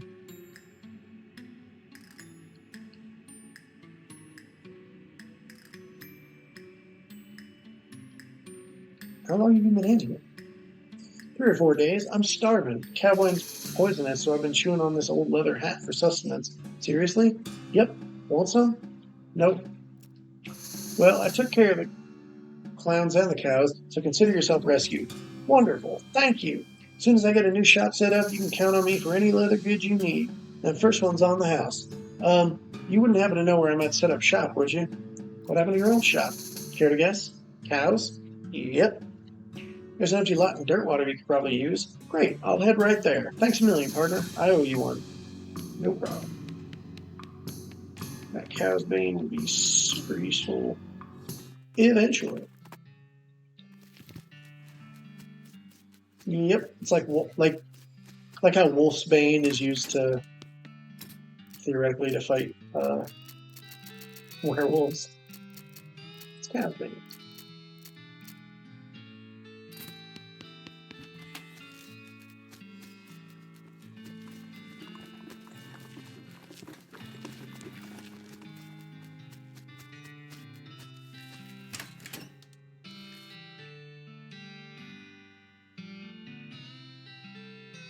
Oh, hey, hi there, welcome.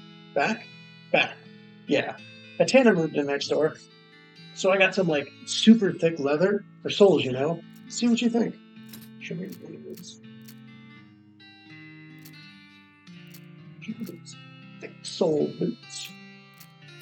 Nice.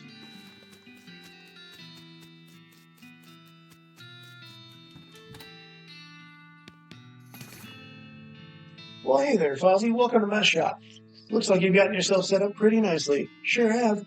Here, let me give you a little something as thanks for helping me out. Have a sharpening stone on the house. Oh, thanks. Let me know if I can do anything else for you. A fine bandolier.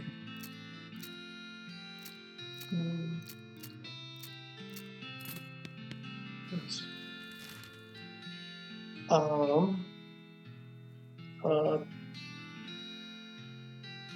You're looking tempted there. Yeah, always. You might have needles. Lovely. That's what I wanted.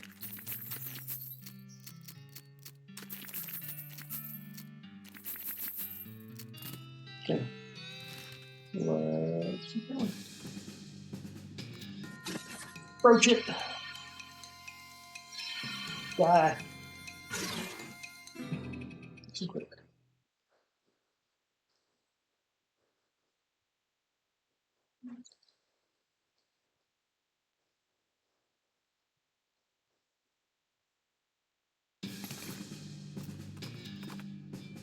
Shots.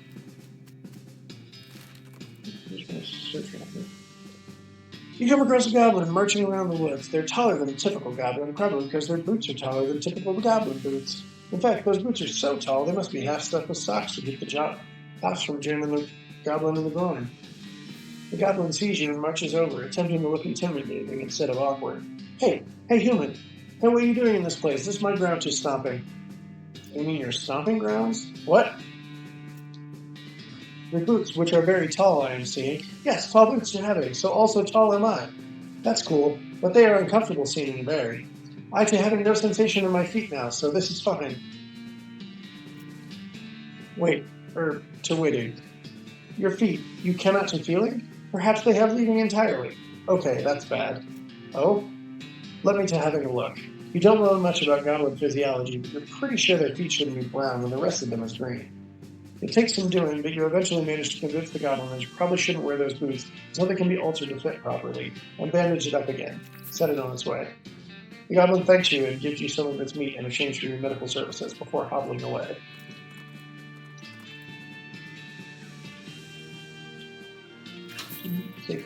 Thanks. A shot rings out and something buzzes past your ear. You quickly dive behind a rock just in case those two things are connected, and not just say, someone hunting nearby and also there's a bee. Peering carefully around your rock, you eventually spot movements in the underbrush. It's a hunter with an old-fashioned matchlock rifle and a cloak with leaves stuck to it, which is less effective as camouflage than it sounds because all the trees around here are pine trees. You also notice that she's been out here for a very long time, but you can infer from the way she is literally a skeleton. You do a little fancy bean magic, and bean vines sprout up out of the ground around the hunter skeleton, entangling her legs and, more importantly, her rifle, which seems like a pretty good trick, but it'd be useful in a real fight, and not just on one-off random encounter, doesn't it? Anyway, you run away quickly before the skeleton gets your gun arm free.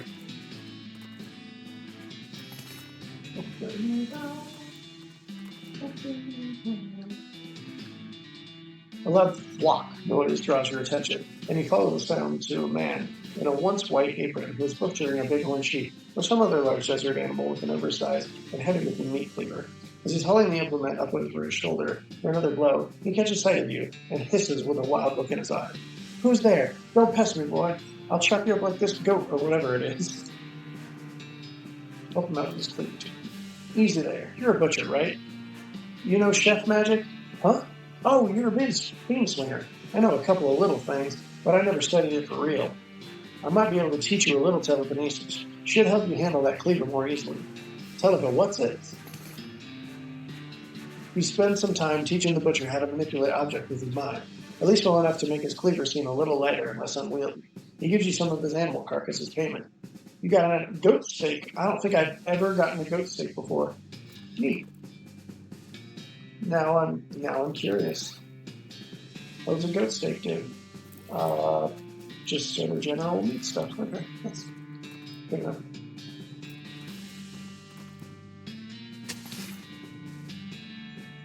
Let's go with this.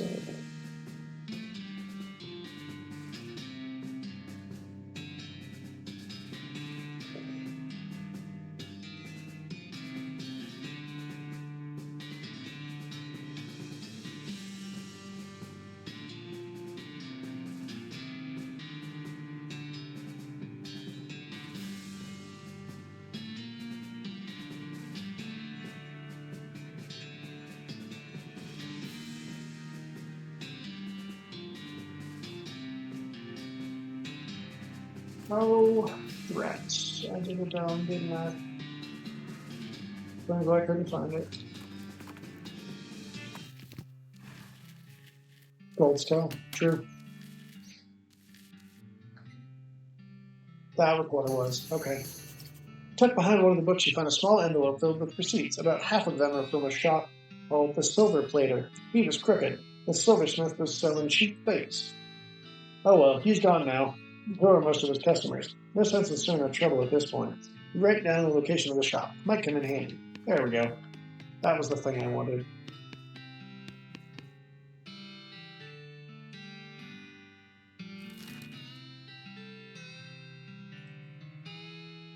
I knew it was up here. That's why I kept circling around up there. Come upon a rushing river which a family of four is attempting to cross. However, the bridge is only wide enough for two at a time, and they only have one lantern to light the way. You point out that it's broad daylight, and they don't need the lantern. They seem a little embarrassed by this revelation and let you cross the bridge first.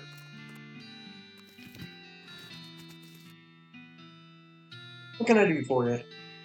Well, you have a menu? A menu? What are you talking about? Isn't this a walk-up style restaurant? What? No, I'm a silver plater. I plate things with silver, you know? Oh, I thought your sign was... Never mind. The man grins, revealing a full set of silver-plated teeth. What are my options?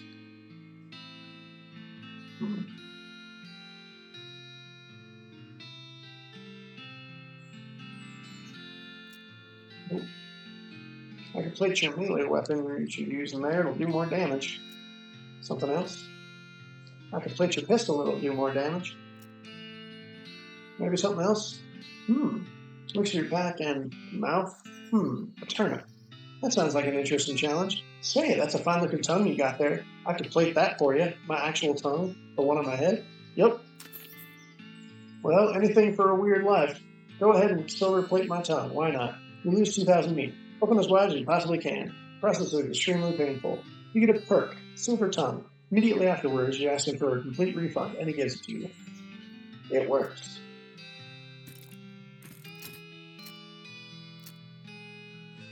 The tongue is actually silver. Well, silver plated, but you'll be able to convince people it's really silver.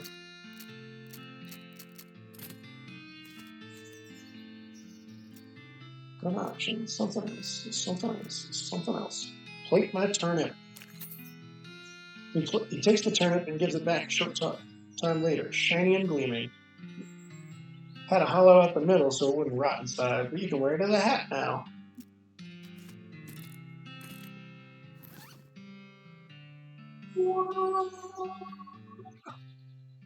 It was a strange choice to silver plate this, but it's definitely one of the four shiniest turnips you've ever seen, and it's balanced such that you can wear it on top of your head. All hail the monarch of turnips. Lovely.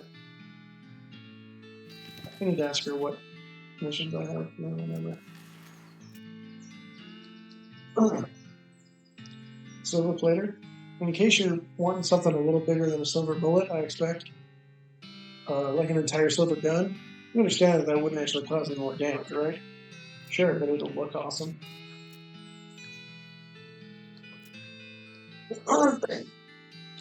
Still leaves that, yep. Okay. Oh, that's true. I forgot. Yep. Okay, that's... Yep, we should... Head to the buffalo pile first. Let's attack it! Yeah.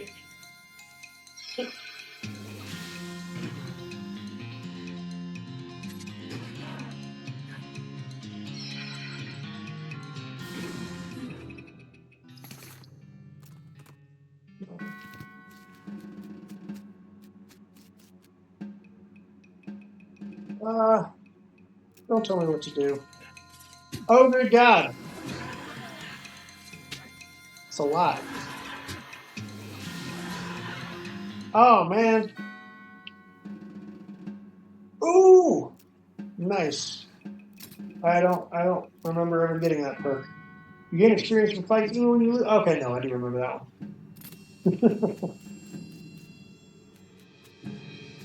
one. Well, I gained 3 more muscle mysticality and moxie there. Hang on, let's. Okay, I have the best hat on right now. Power enchantments. That's a good one.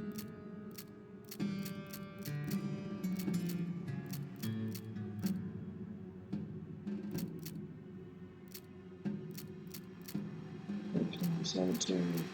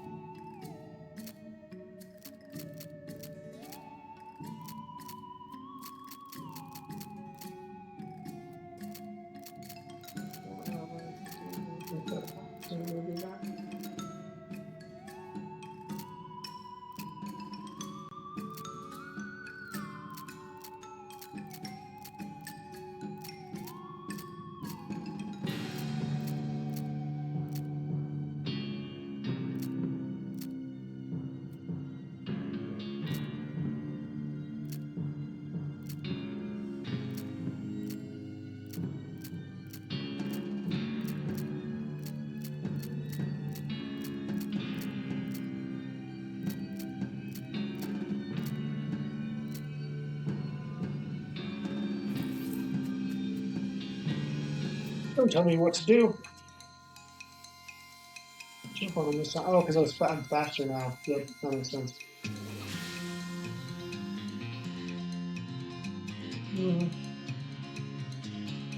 Bump that.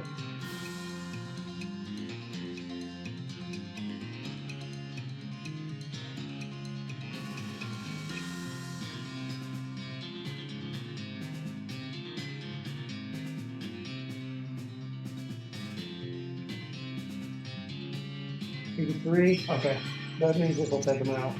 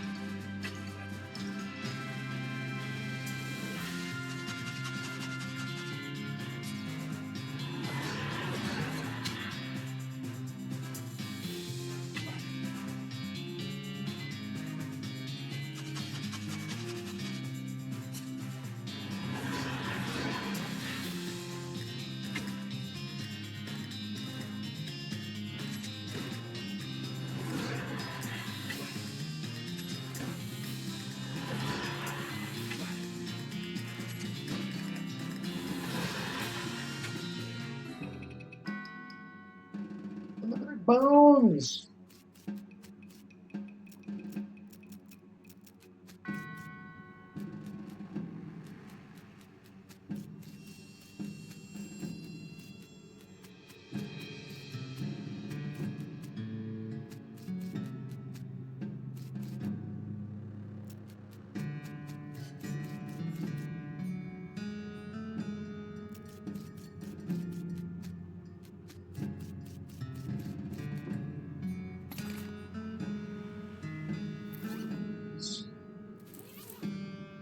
Oh, all right.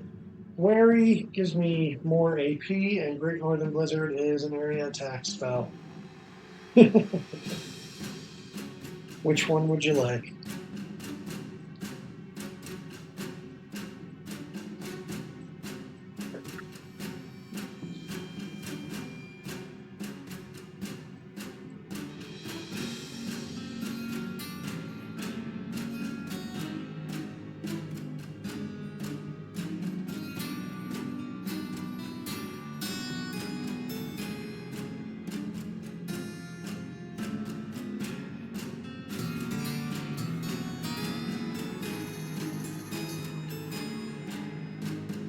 You read the scrawlings and internalize all of their insane paranoid implications.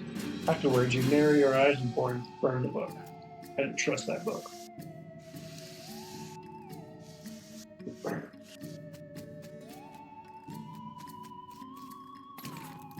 There we go.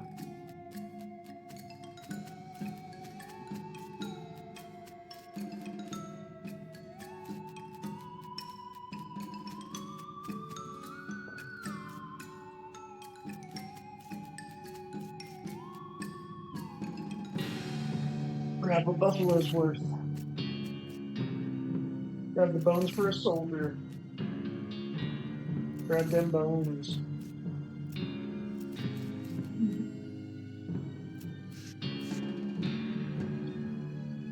Alright, I want to make sure I do this correctly, because if I screw it up, I lose him as a companion.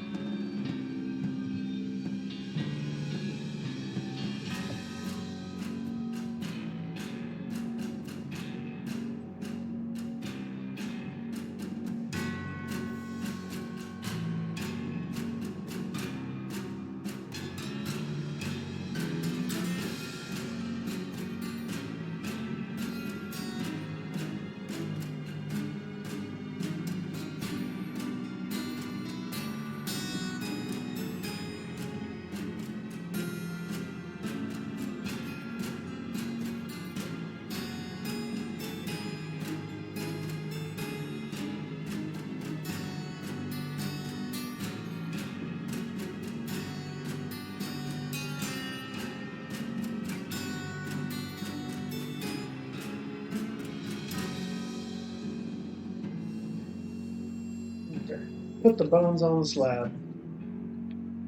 Lay the bones in the indentation. Unsure what to do next, you start grabbing bones and supplies from various shelves and drawers and working on the skeleton more or less at random. Some bone glue here, some artificial ligaments here, some horn polish, well, on the horns. That one was pretty obvious. Now all you need is, the funnel at the top says pour reanimation fluid here. You pour the fluid into the funnel and watch as it travels down all of the spirally glass tubes and stuff into the skeleton on the slab. After a few moments, the newly assembled buffalo soldier stirs to life. Read it. Welcome to the world. What's your name? Buffalo? Your name's just Buffalo? That seems a mite uncreative. You didn't let me finish. Sorry, go on. Buffalo. Buffalo. He pauses for several seconds. Okay, pleased to meet you, Buffalo. Buffalo. You still didn't let me finish. All right, go on then. Buffalo. Buffalo. Buffalo. Okay, so your name is Three Buffaloes? Bill. Your name is Bill? My name is Buffalo, Buffalo, Buffalo, Bill. Pay attention. So, can you remember anything from before? I remember eating grass. Okay, that makes sense. Anything else? Shooting. Lots of shooting. And people cheering about the shooting? Seems like you have the combined memories of your buffalo and human parts. That sounds accurate. Well, what will you do next? I guess I'll just wander around and try to find a purpose. You travel with us? Well, sure. That sounds okay. Since you already killed the folks responsible for this place, I guess I wouldn't mind following you. Bill quickly ducks into one of the hallways and comes back holding a rifle. Buffalo, buffalo, buffalo, dental, now just issue in combat.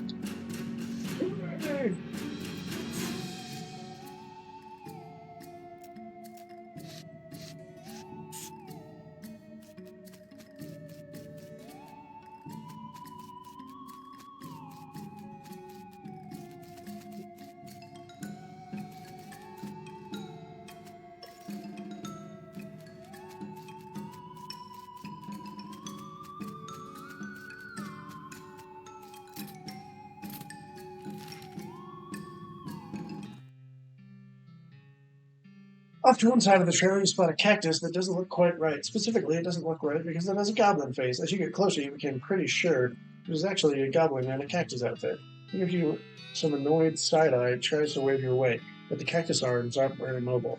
Do you go to a guy called Cactus Bill? Shh, going away. Sorry, away going. Why are you inside a cactus? Watching a cactus herd for keeping safe from a predator. What predator? Any predator. Desert tortoise, cactus eagle, other goblins? Now going away. You're ruining my disguise. Your disguise is not very great. A cactus not actually having a goblin face. Oh, you cast a little spell to make the goblin's disguise more effective. It's so effective, in fact, you lose track of which cactus was the goblin and can't find him. So you shrug and head on your way. Yep, got him right here. Well, now, these'll do just fine. Just fine. Excuse me a while ago. Wire these together real quick. Puts the skeleton up on a pedestal and then returns me to your pouch of meat. Something I can do for you, fella? Nope. See you.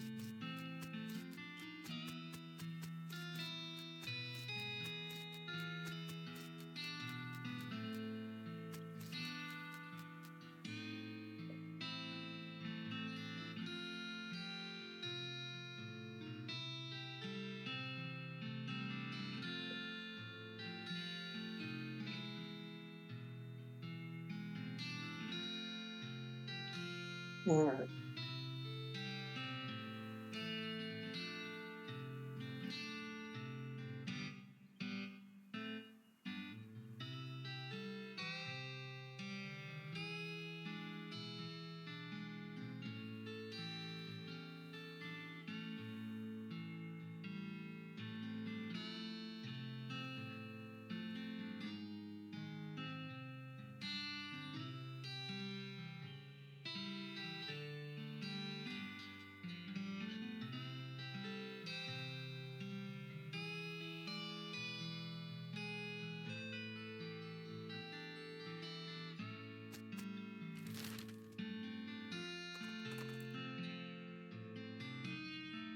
You hear a gunshot when a bullet pings off a rock near your feet. You turn around and look for the culprit. See a skeleton a few yards away. A skeleton with a buffalo skull instead of a regular skull. So that's how your day's going. Lots of things I could do.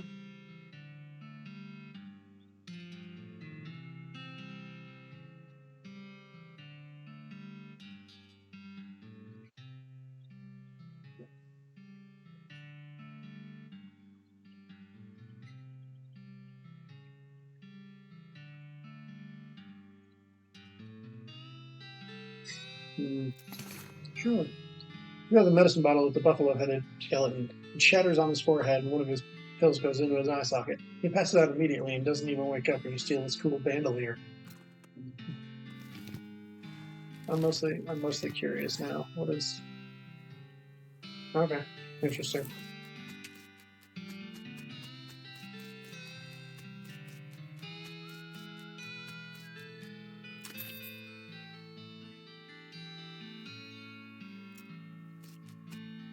Yeah.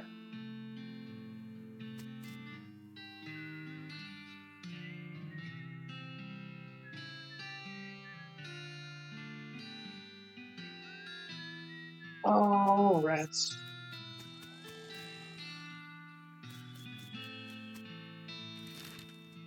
Dang. All right. I guess I don't have the stuff for that. That's fine. No big deal.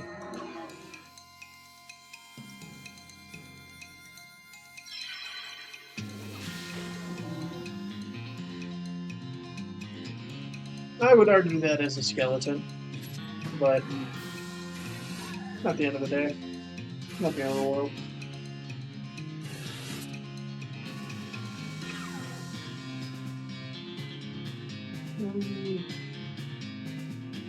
Boost my armor up. I really don't want to die from just that. That would be dumb.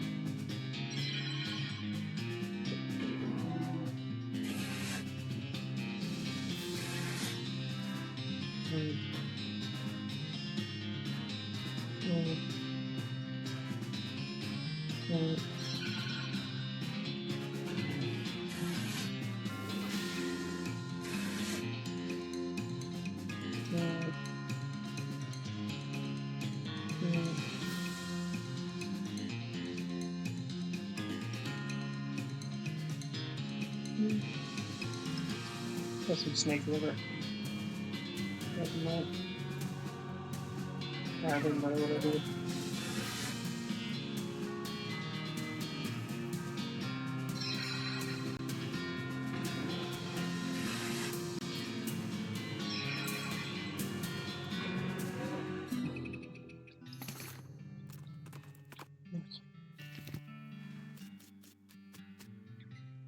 Oh shoot, I didn't actually get his thing yet.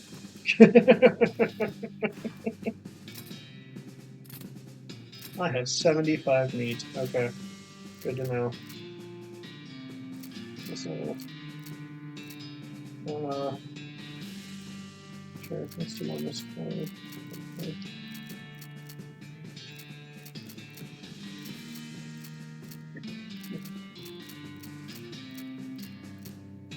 Awesome.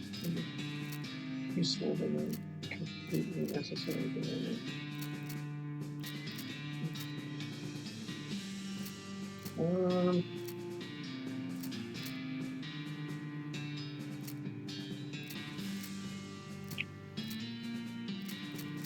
All of these are very useful.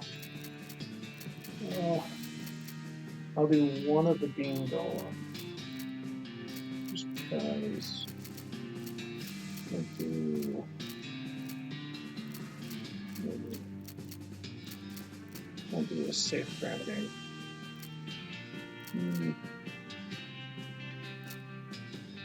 Choose a safe crafting.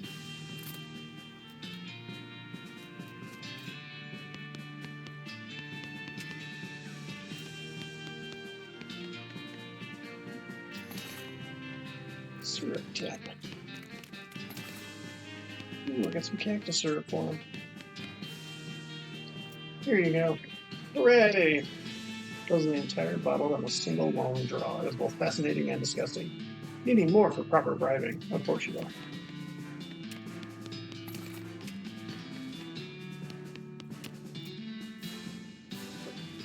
Yes, this time the guard moves out of the way of the ladder, so they have plenty of room to go for the syrup. Hi, can I? Nope. Okay, can I? Yes. Yep, bringing me goblin elixir. What's that? A potion of extra delicious being. So good.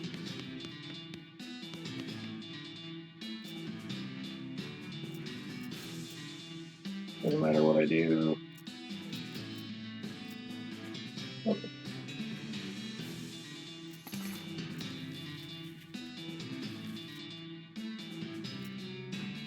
Oh, good. Yes. Yes, perfect.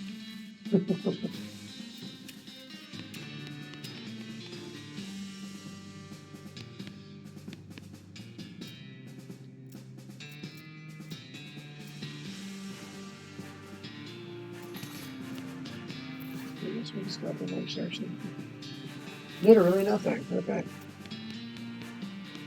Well, now I have one, despite its apparent uselessness. Holy crap! This is the most disturbing thing you've ever seen. I don't want to know what was. Hey, guys, those jelly beans. Can I to having them? Oh, what? Our fruit rocks? No, I'm not taking our fruit rocks. These being ours, not for you taking. Jeez Louise. Talk to it,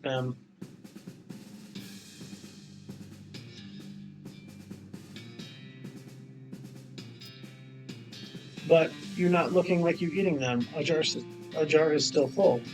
What? Eating? Fruit rock not for eating. Fruit rock just for looking at. You just looking at them? Not fitting through floor hole. Can't living room. Fruit rock is only entertainment being. Good grief, that's sad. How about I teaching you something else for entertaining? Something better than fruit rocks looking at. Okay, sounding good. I agreeing. I'm not certain. What being better than fruit rock looking at? You teach the goblins how to play 20 questions, and once you get over the initial hurdle of a goblin being neither animal, vegetable, nor mineral, they pick it up pretty fast. So that they're so focused on the game that they stop paying attention to you entirely.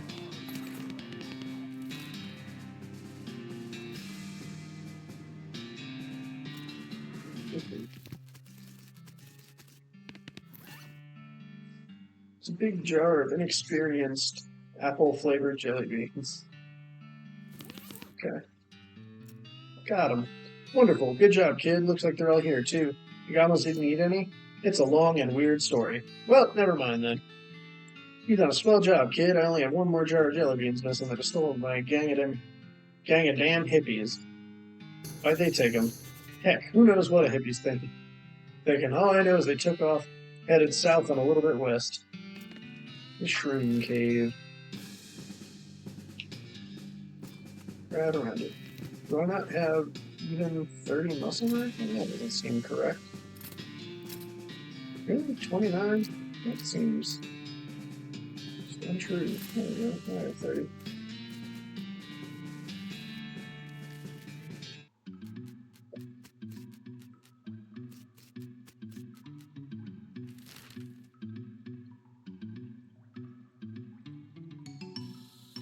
Let's go to Brentwood. I think I can get those pliers there cheaper than.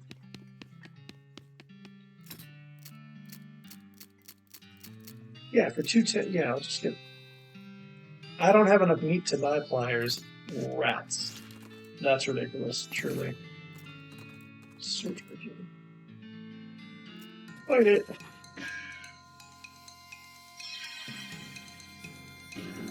That's not too bad. That's not too bad, reasonably. I don't think. It's not great, but it's a lot less than I was thinking.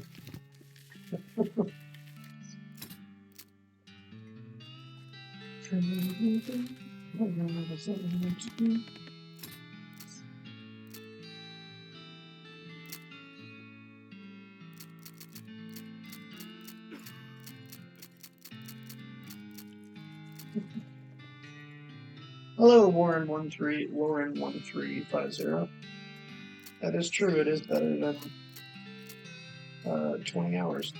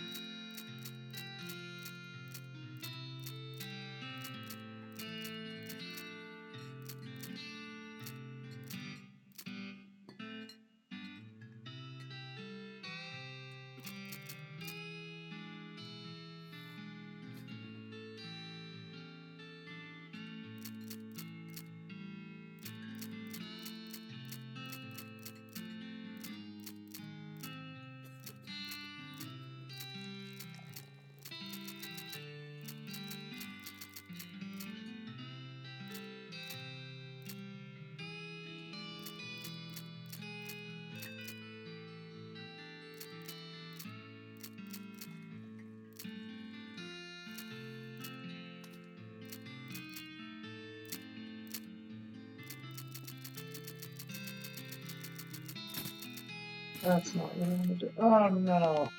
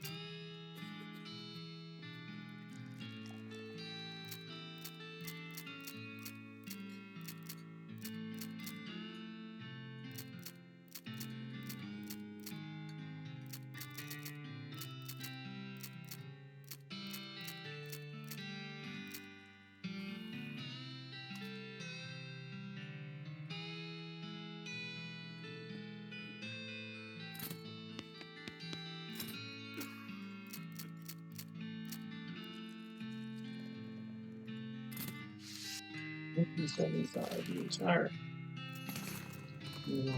Turn around and try to get some meat. You encounter a goblin chef out harvesting produce, by which I mean knocking lumps off a cactus. He gives you a real side-eye when he sees you. Hey, you a human, to keeping away from these lumps that are mine. Or maybe I am to cooking you instead. What? You goblins don't people to eating? Do you? Haha, no. Gross. I did saying that to scare you away. Did you scared? Geez, a little, yeah.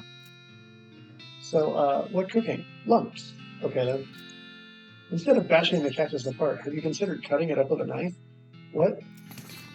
Or to consider cactus with knife to cutting? Oh, yes, another chef man suggesting this. The texture of all rum. Here, you can have in his pants. They don't goblin legs fitting. Okay, thanks. Now I'm just confused. Kitchen pants.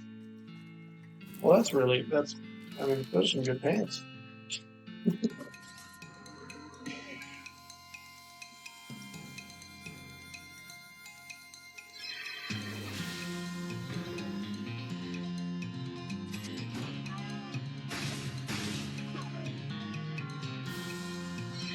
Doesn't matter what I do. Cool.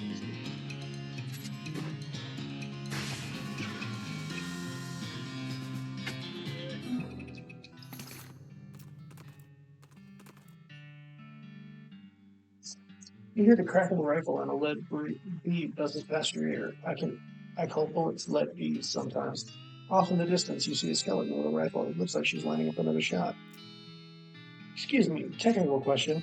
How can you possibly be aiming that rifle without eyeballs? Skeleton thinks about it for a moment, then overthinks it, and then finds herself unable to aim anymore. Hissing curses, she stomps away to find an optometrist. Alright, I am not finding it. Since your horse is smart enough to automatically follow the trail without much micromanagement, you have some time on your hands.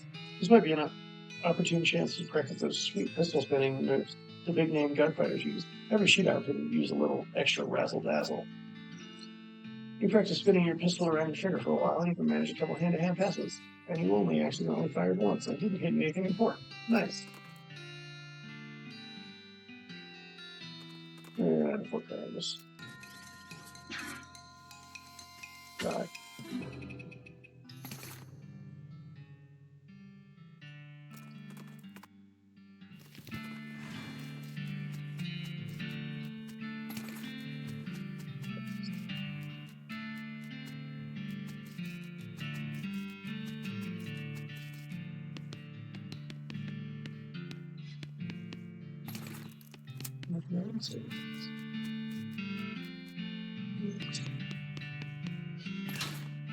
Yay.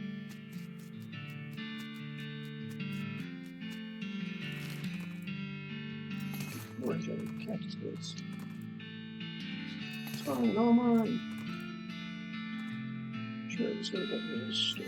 Get the copy.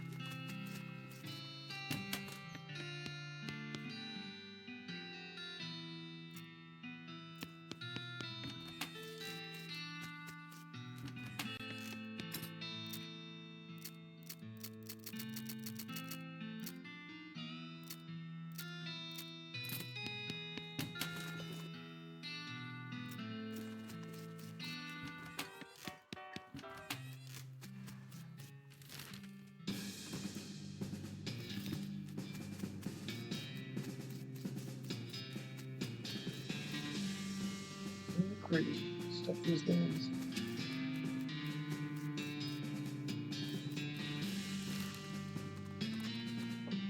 Okay, there's nothing fine here at the moment.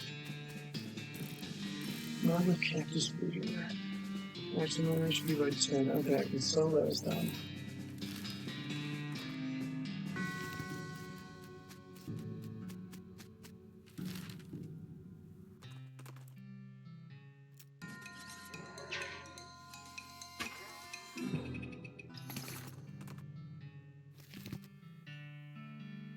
Oh, my name. Give her an apple. Give her another apple.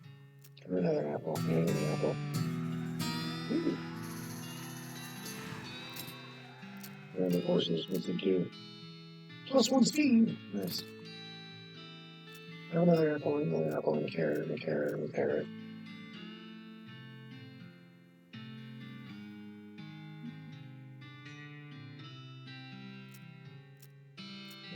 Carrot. Settle.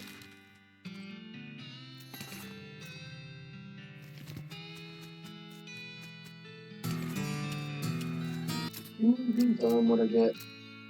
XP from foraging. Yes. Strange range. Too bad. See what you got. Nothing I need. Okay. Still got a strange range. Oh, that's right. Forgot about these. Build that. Let's open it up. Alright. Now for the horrifying shit.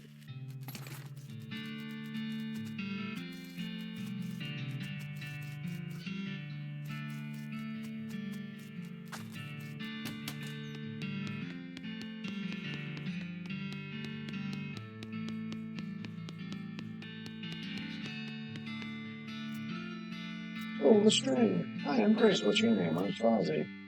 Hi, Fozzie. Nice to meet you. Long time for games.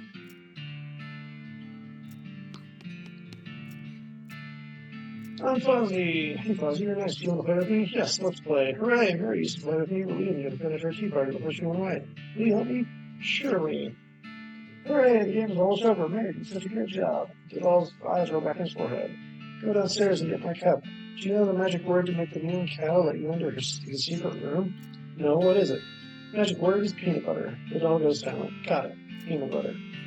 You shudder as you realize talking dolls haven't been invented yet. Spooky.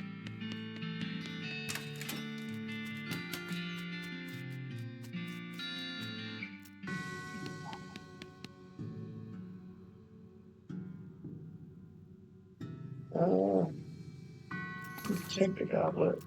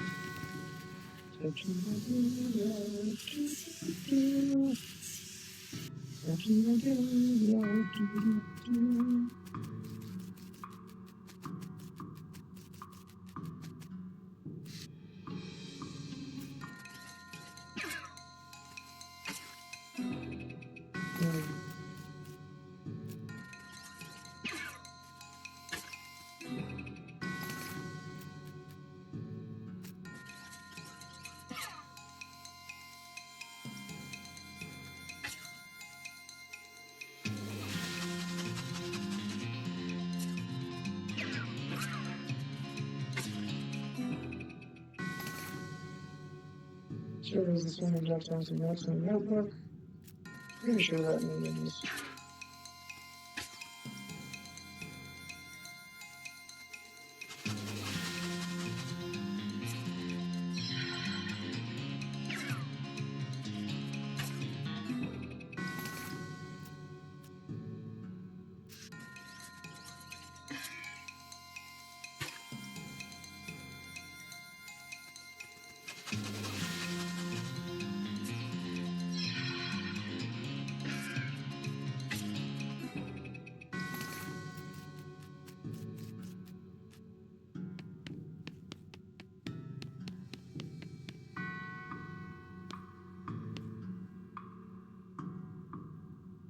I don't know what this does.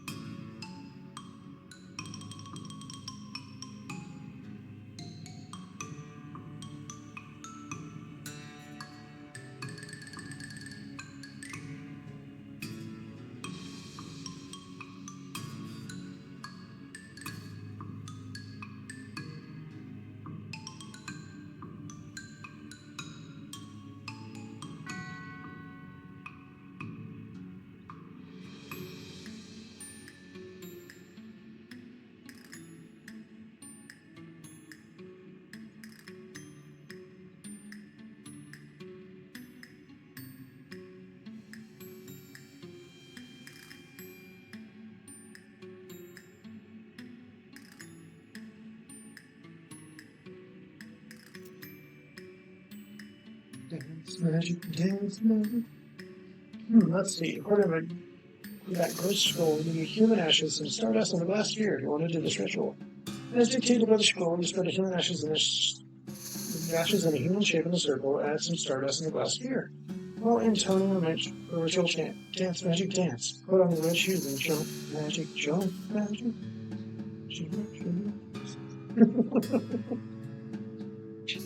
Changes. The universe shudders ecstatically around you as the ashes writhe and transform into the glammest skeleton you've ever seen. It was very definitely David Bowie. Whoa, that is the coolest skeleton you've ever seen.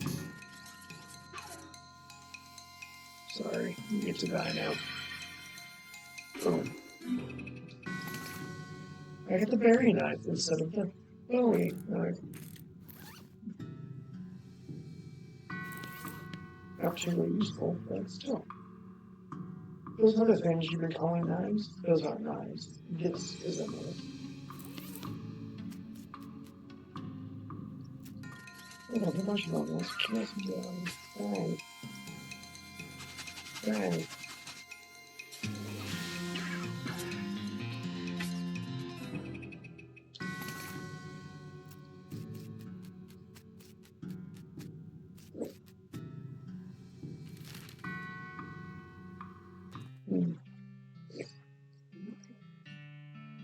Here comes the corpse of the cowboy. How do you know it's the corpse of the cowboy? Well, you see by his outfit that he's a cowboy, and you see by the lack of flesh that he's a corpse. Give him a proper burial.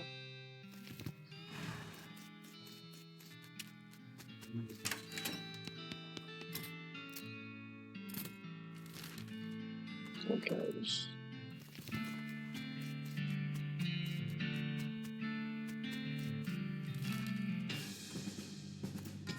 Right in. Bang.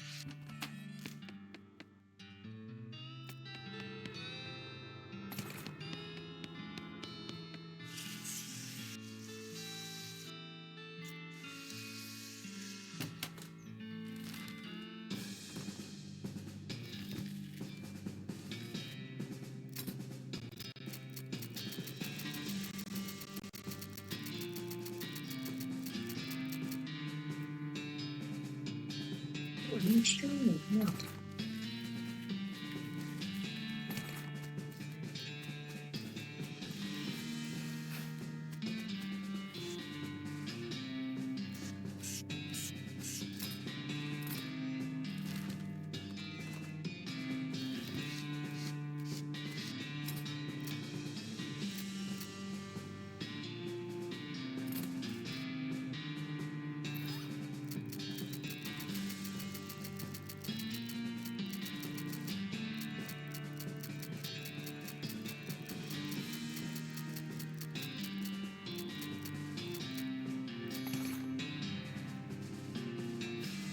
Here's a dog journal. Yay! Which turns out it was actually not that much to remote. 52 pieces better than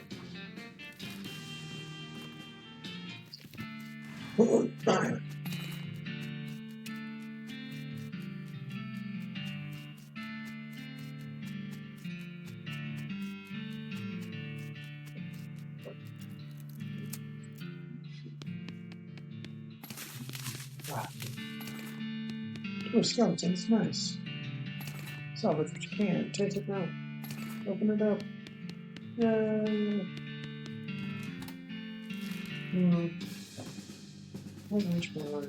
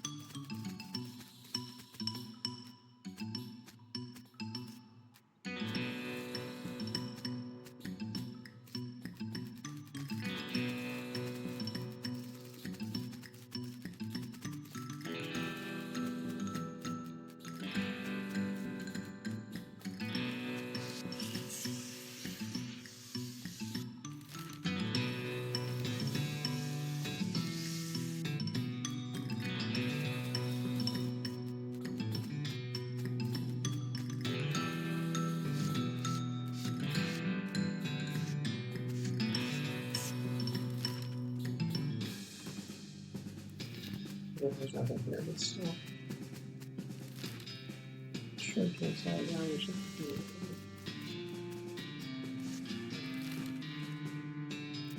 Let's attack it.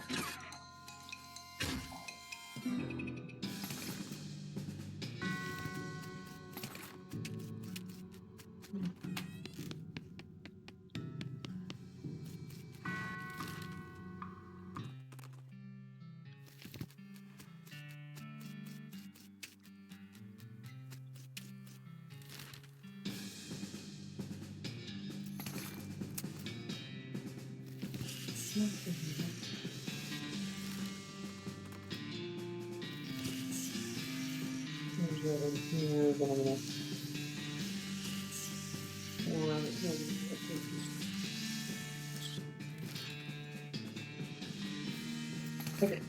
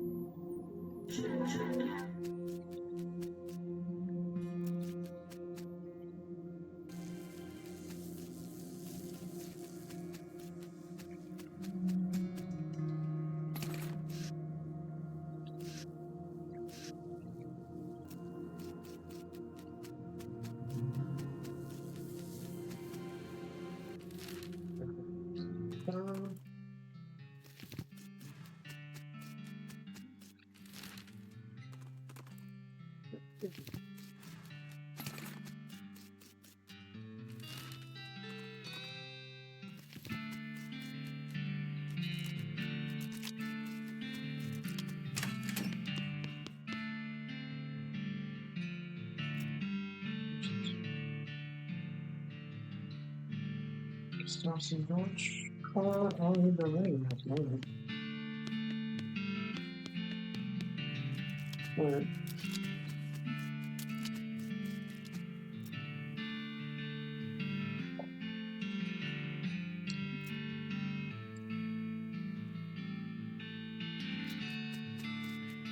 Look at it.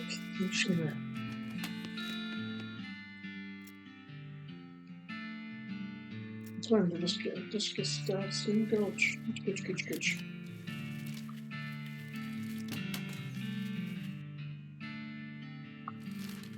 Yeah. Alright, okay. I'm gonna say it's almost 10 o'clock. I'm gonna cut things here. I might be back for a little bit. I want to go soak in the bath for a bit before stuff shuts down at 10. So I'm gonna cut this here, and I might be back again tonight still, but I'll definitely be on tomorrow. So hopefully everybody had fun, and I'll see you guys next time.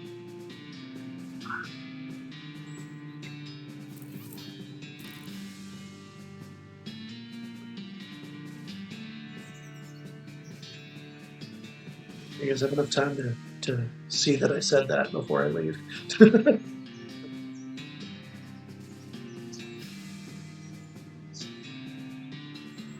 Alright, I'm ducking out. This will be up on the YouTube VOD channel if you guys want to rewatch this or any of the other streams pretty much that I've done up to this point, except for a few where I forgot to record them. So, alright, see you guys later.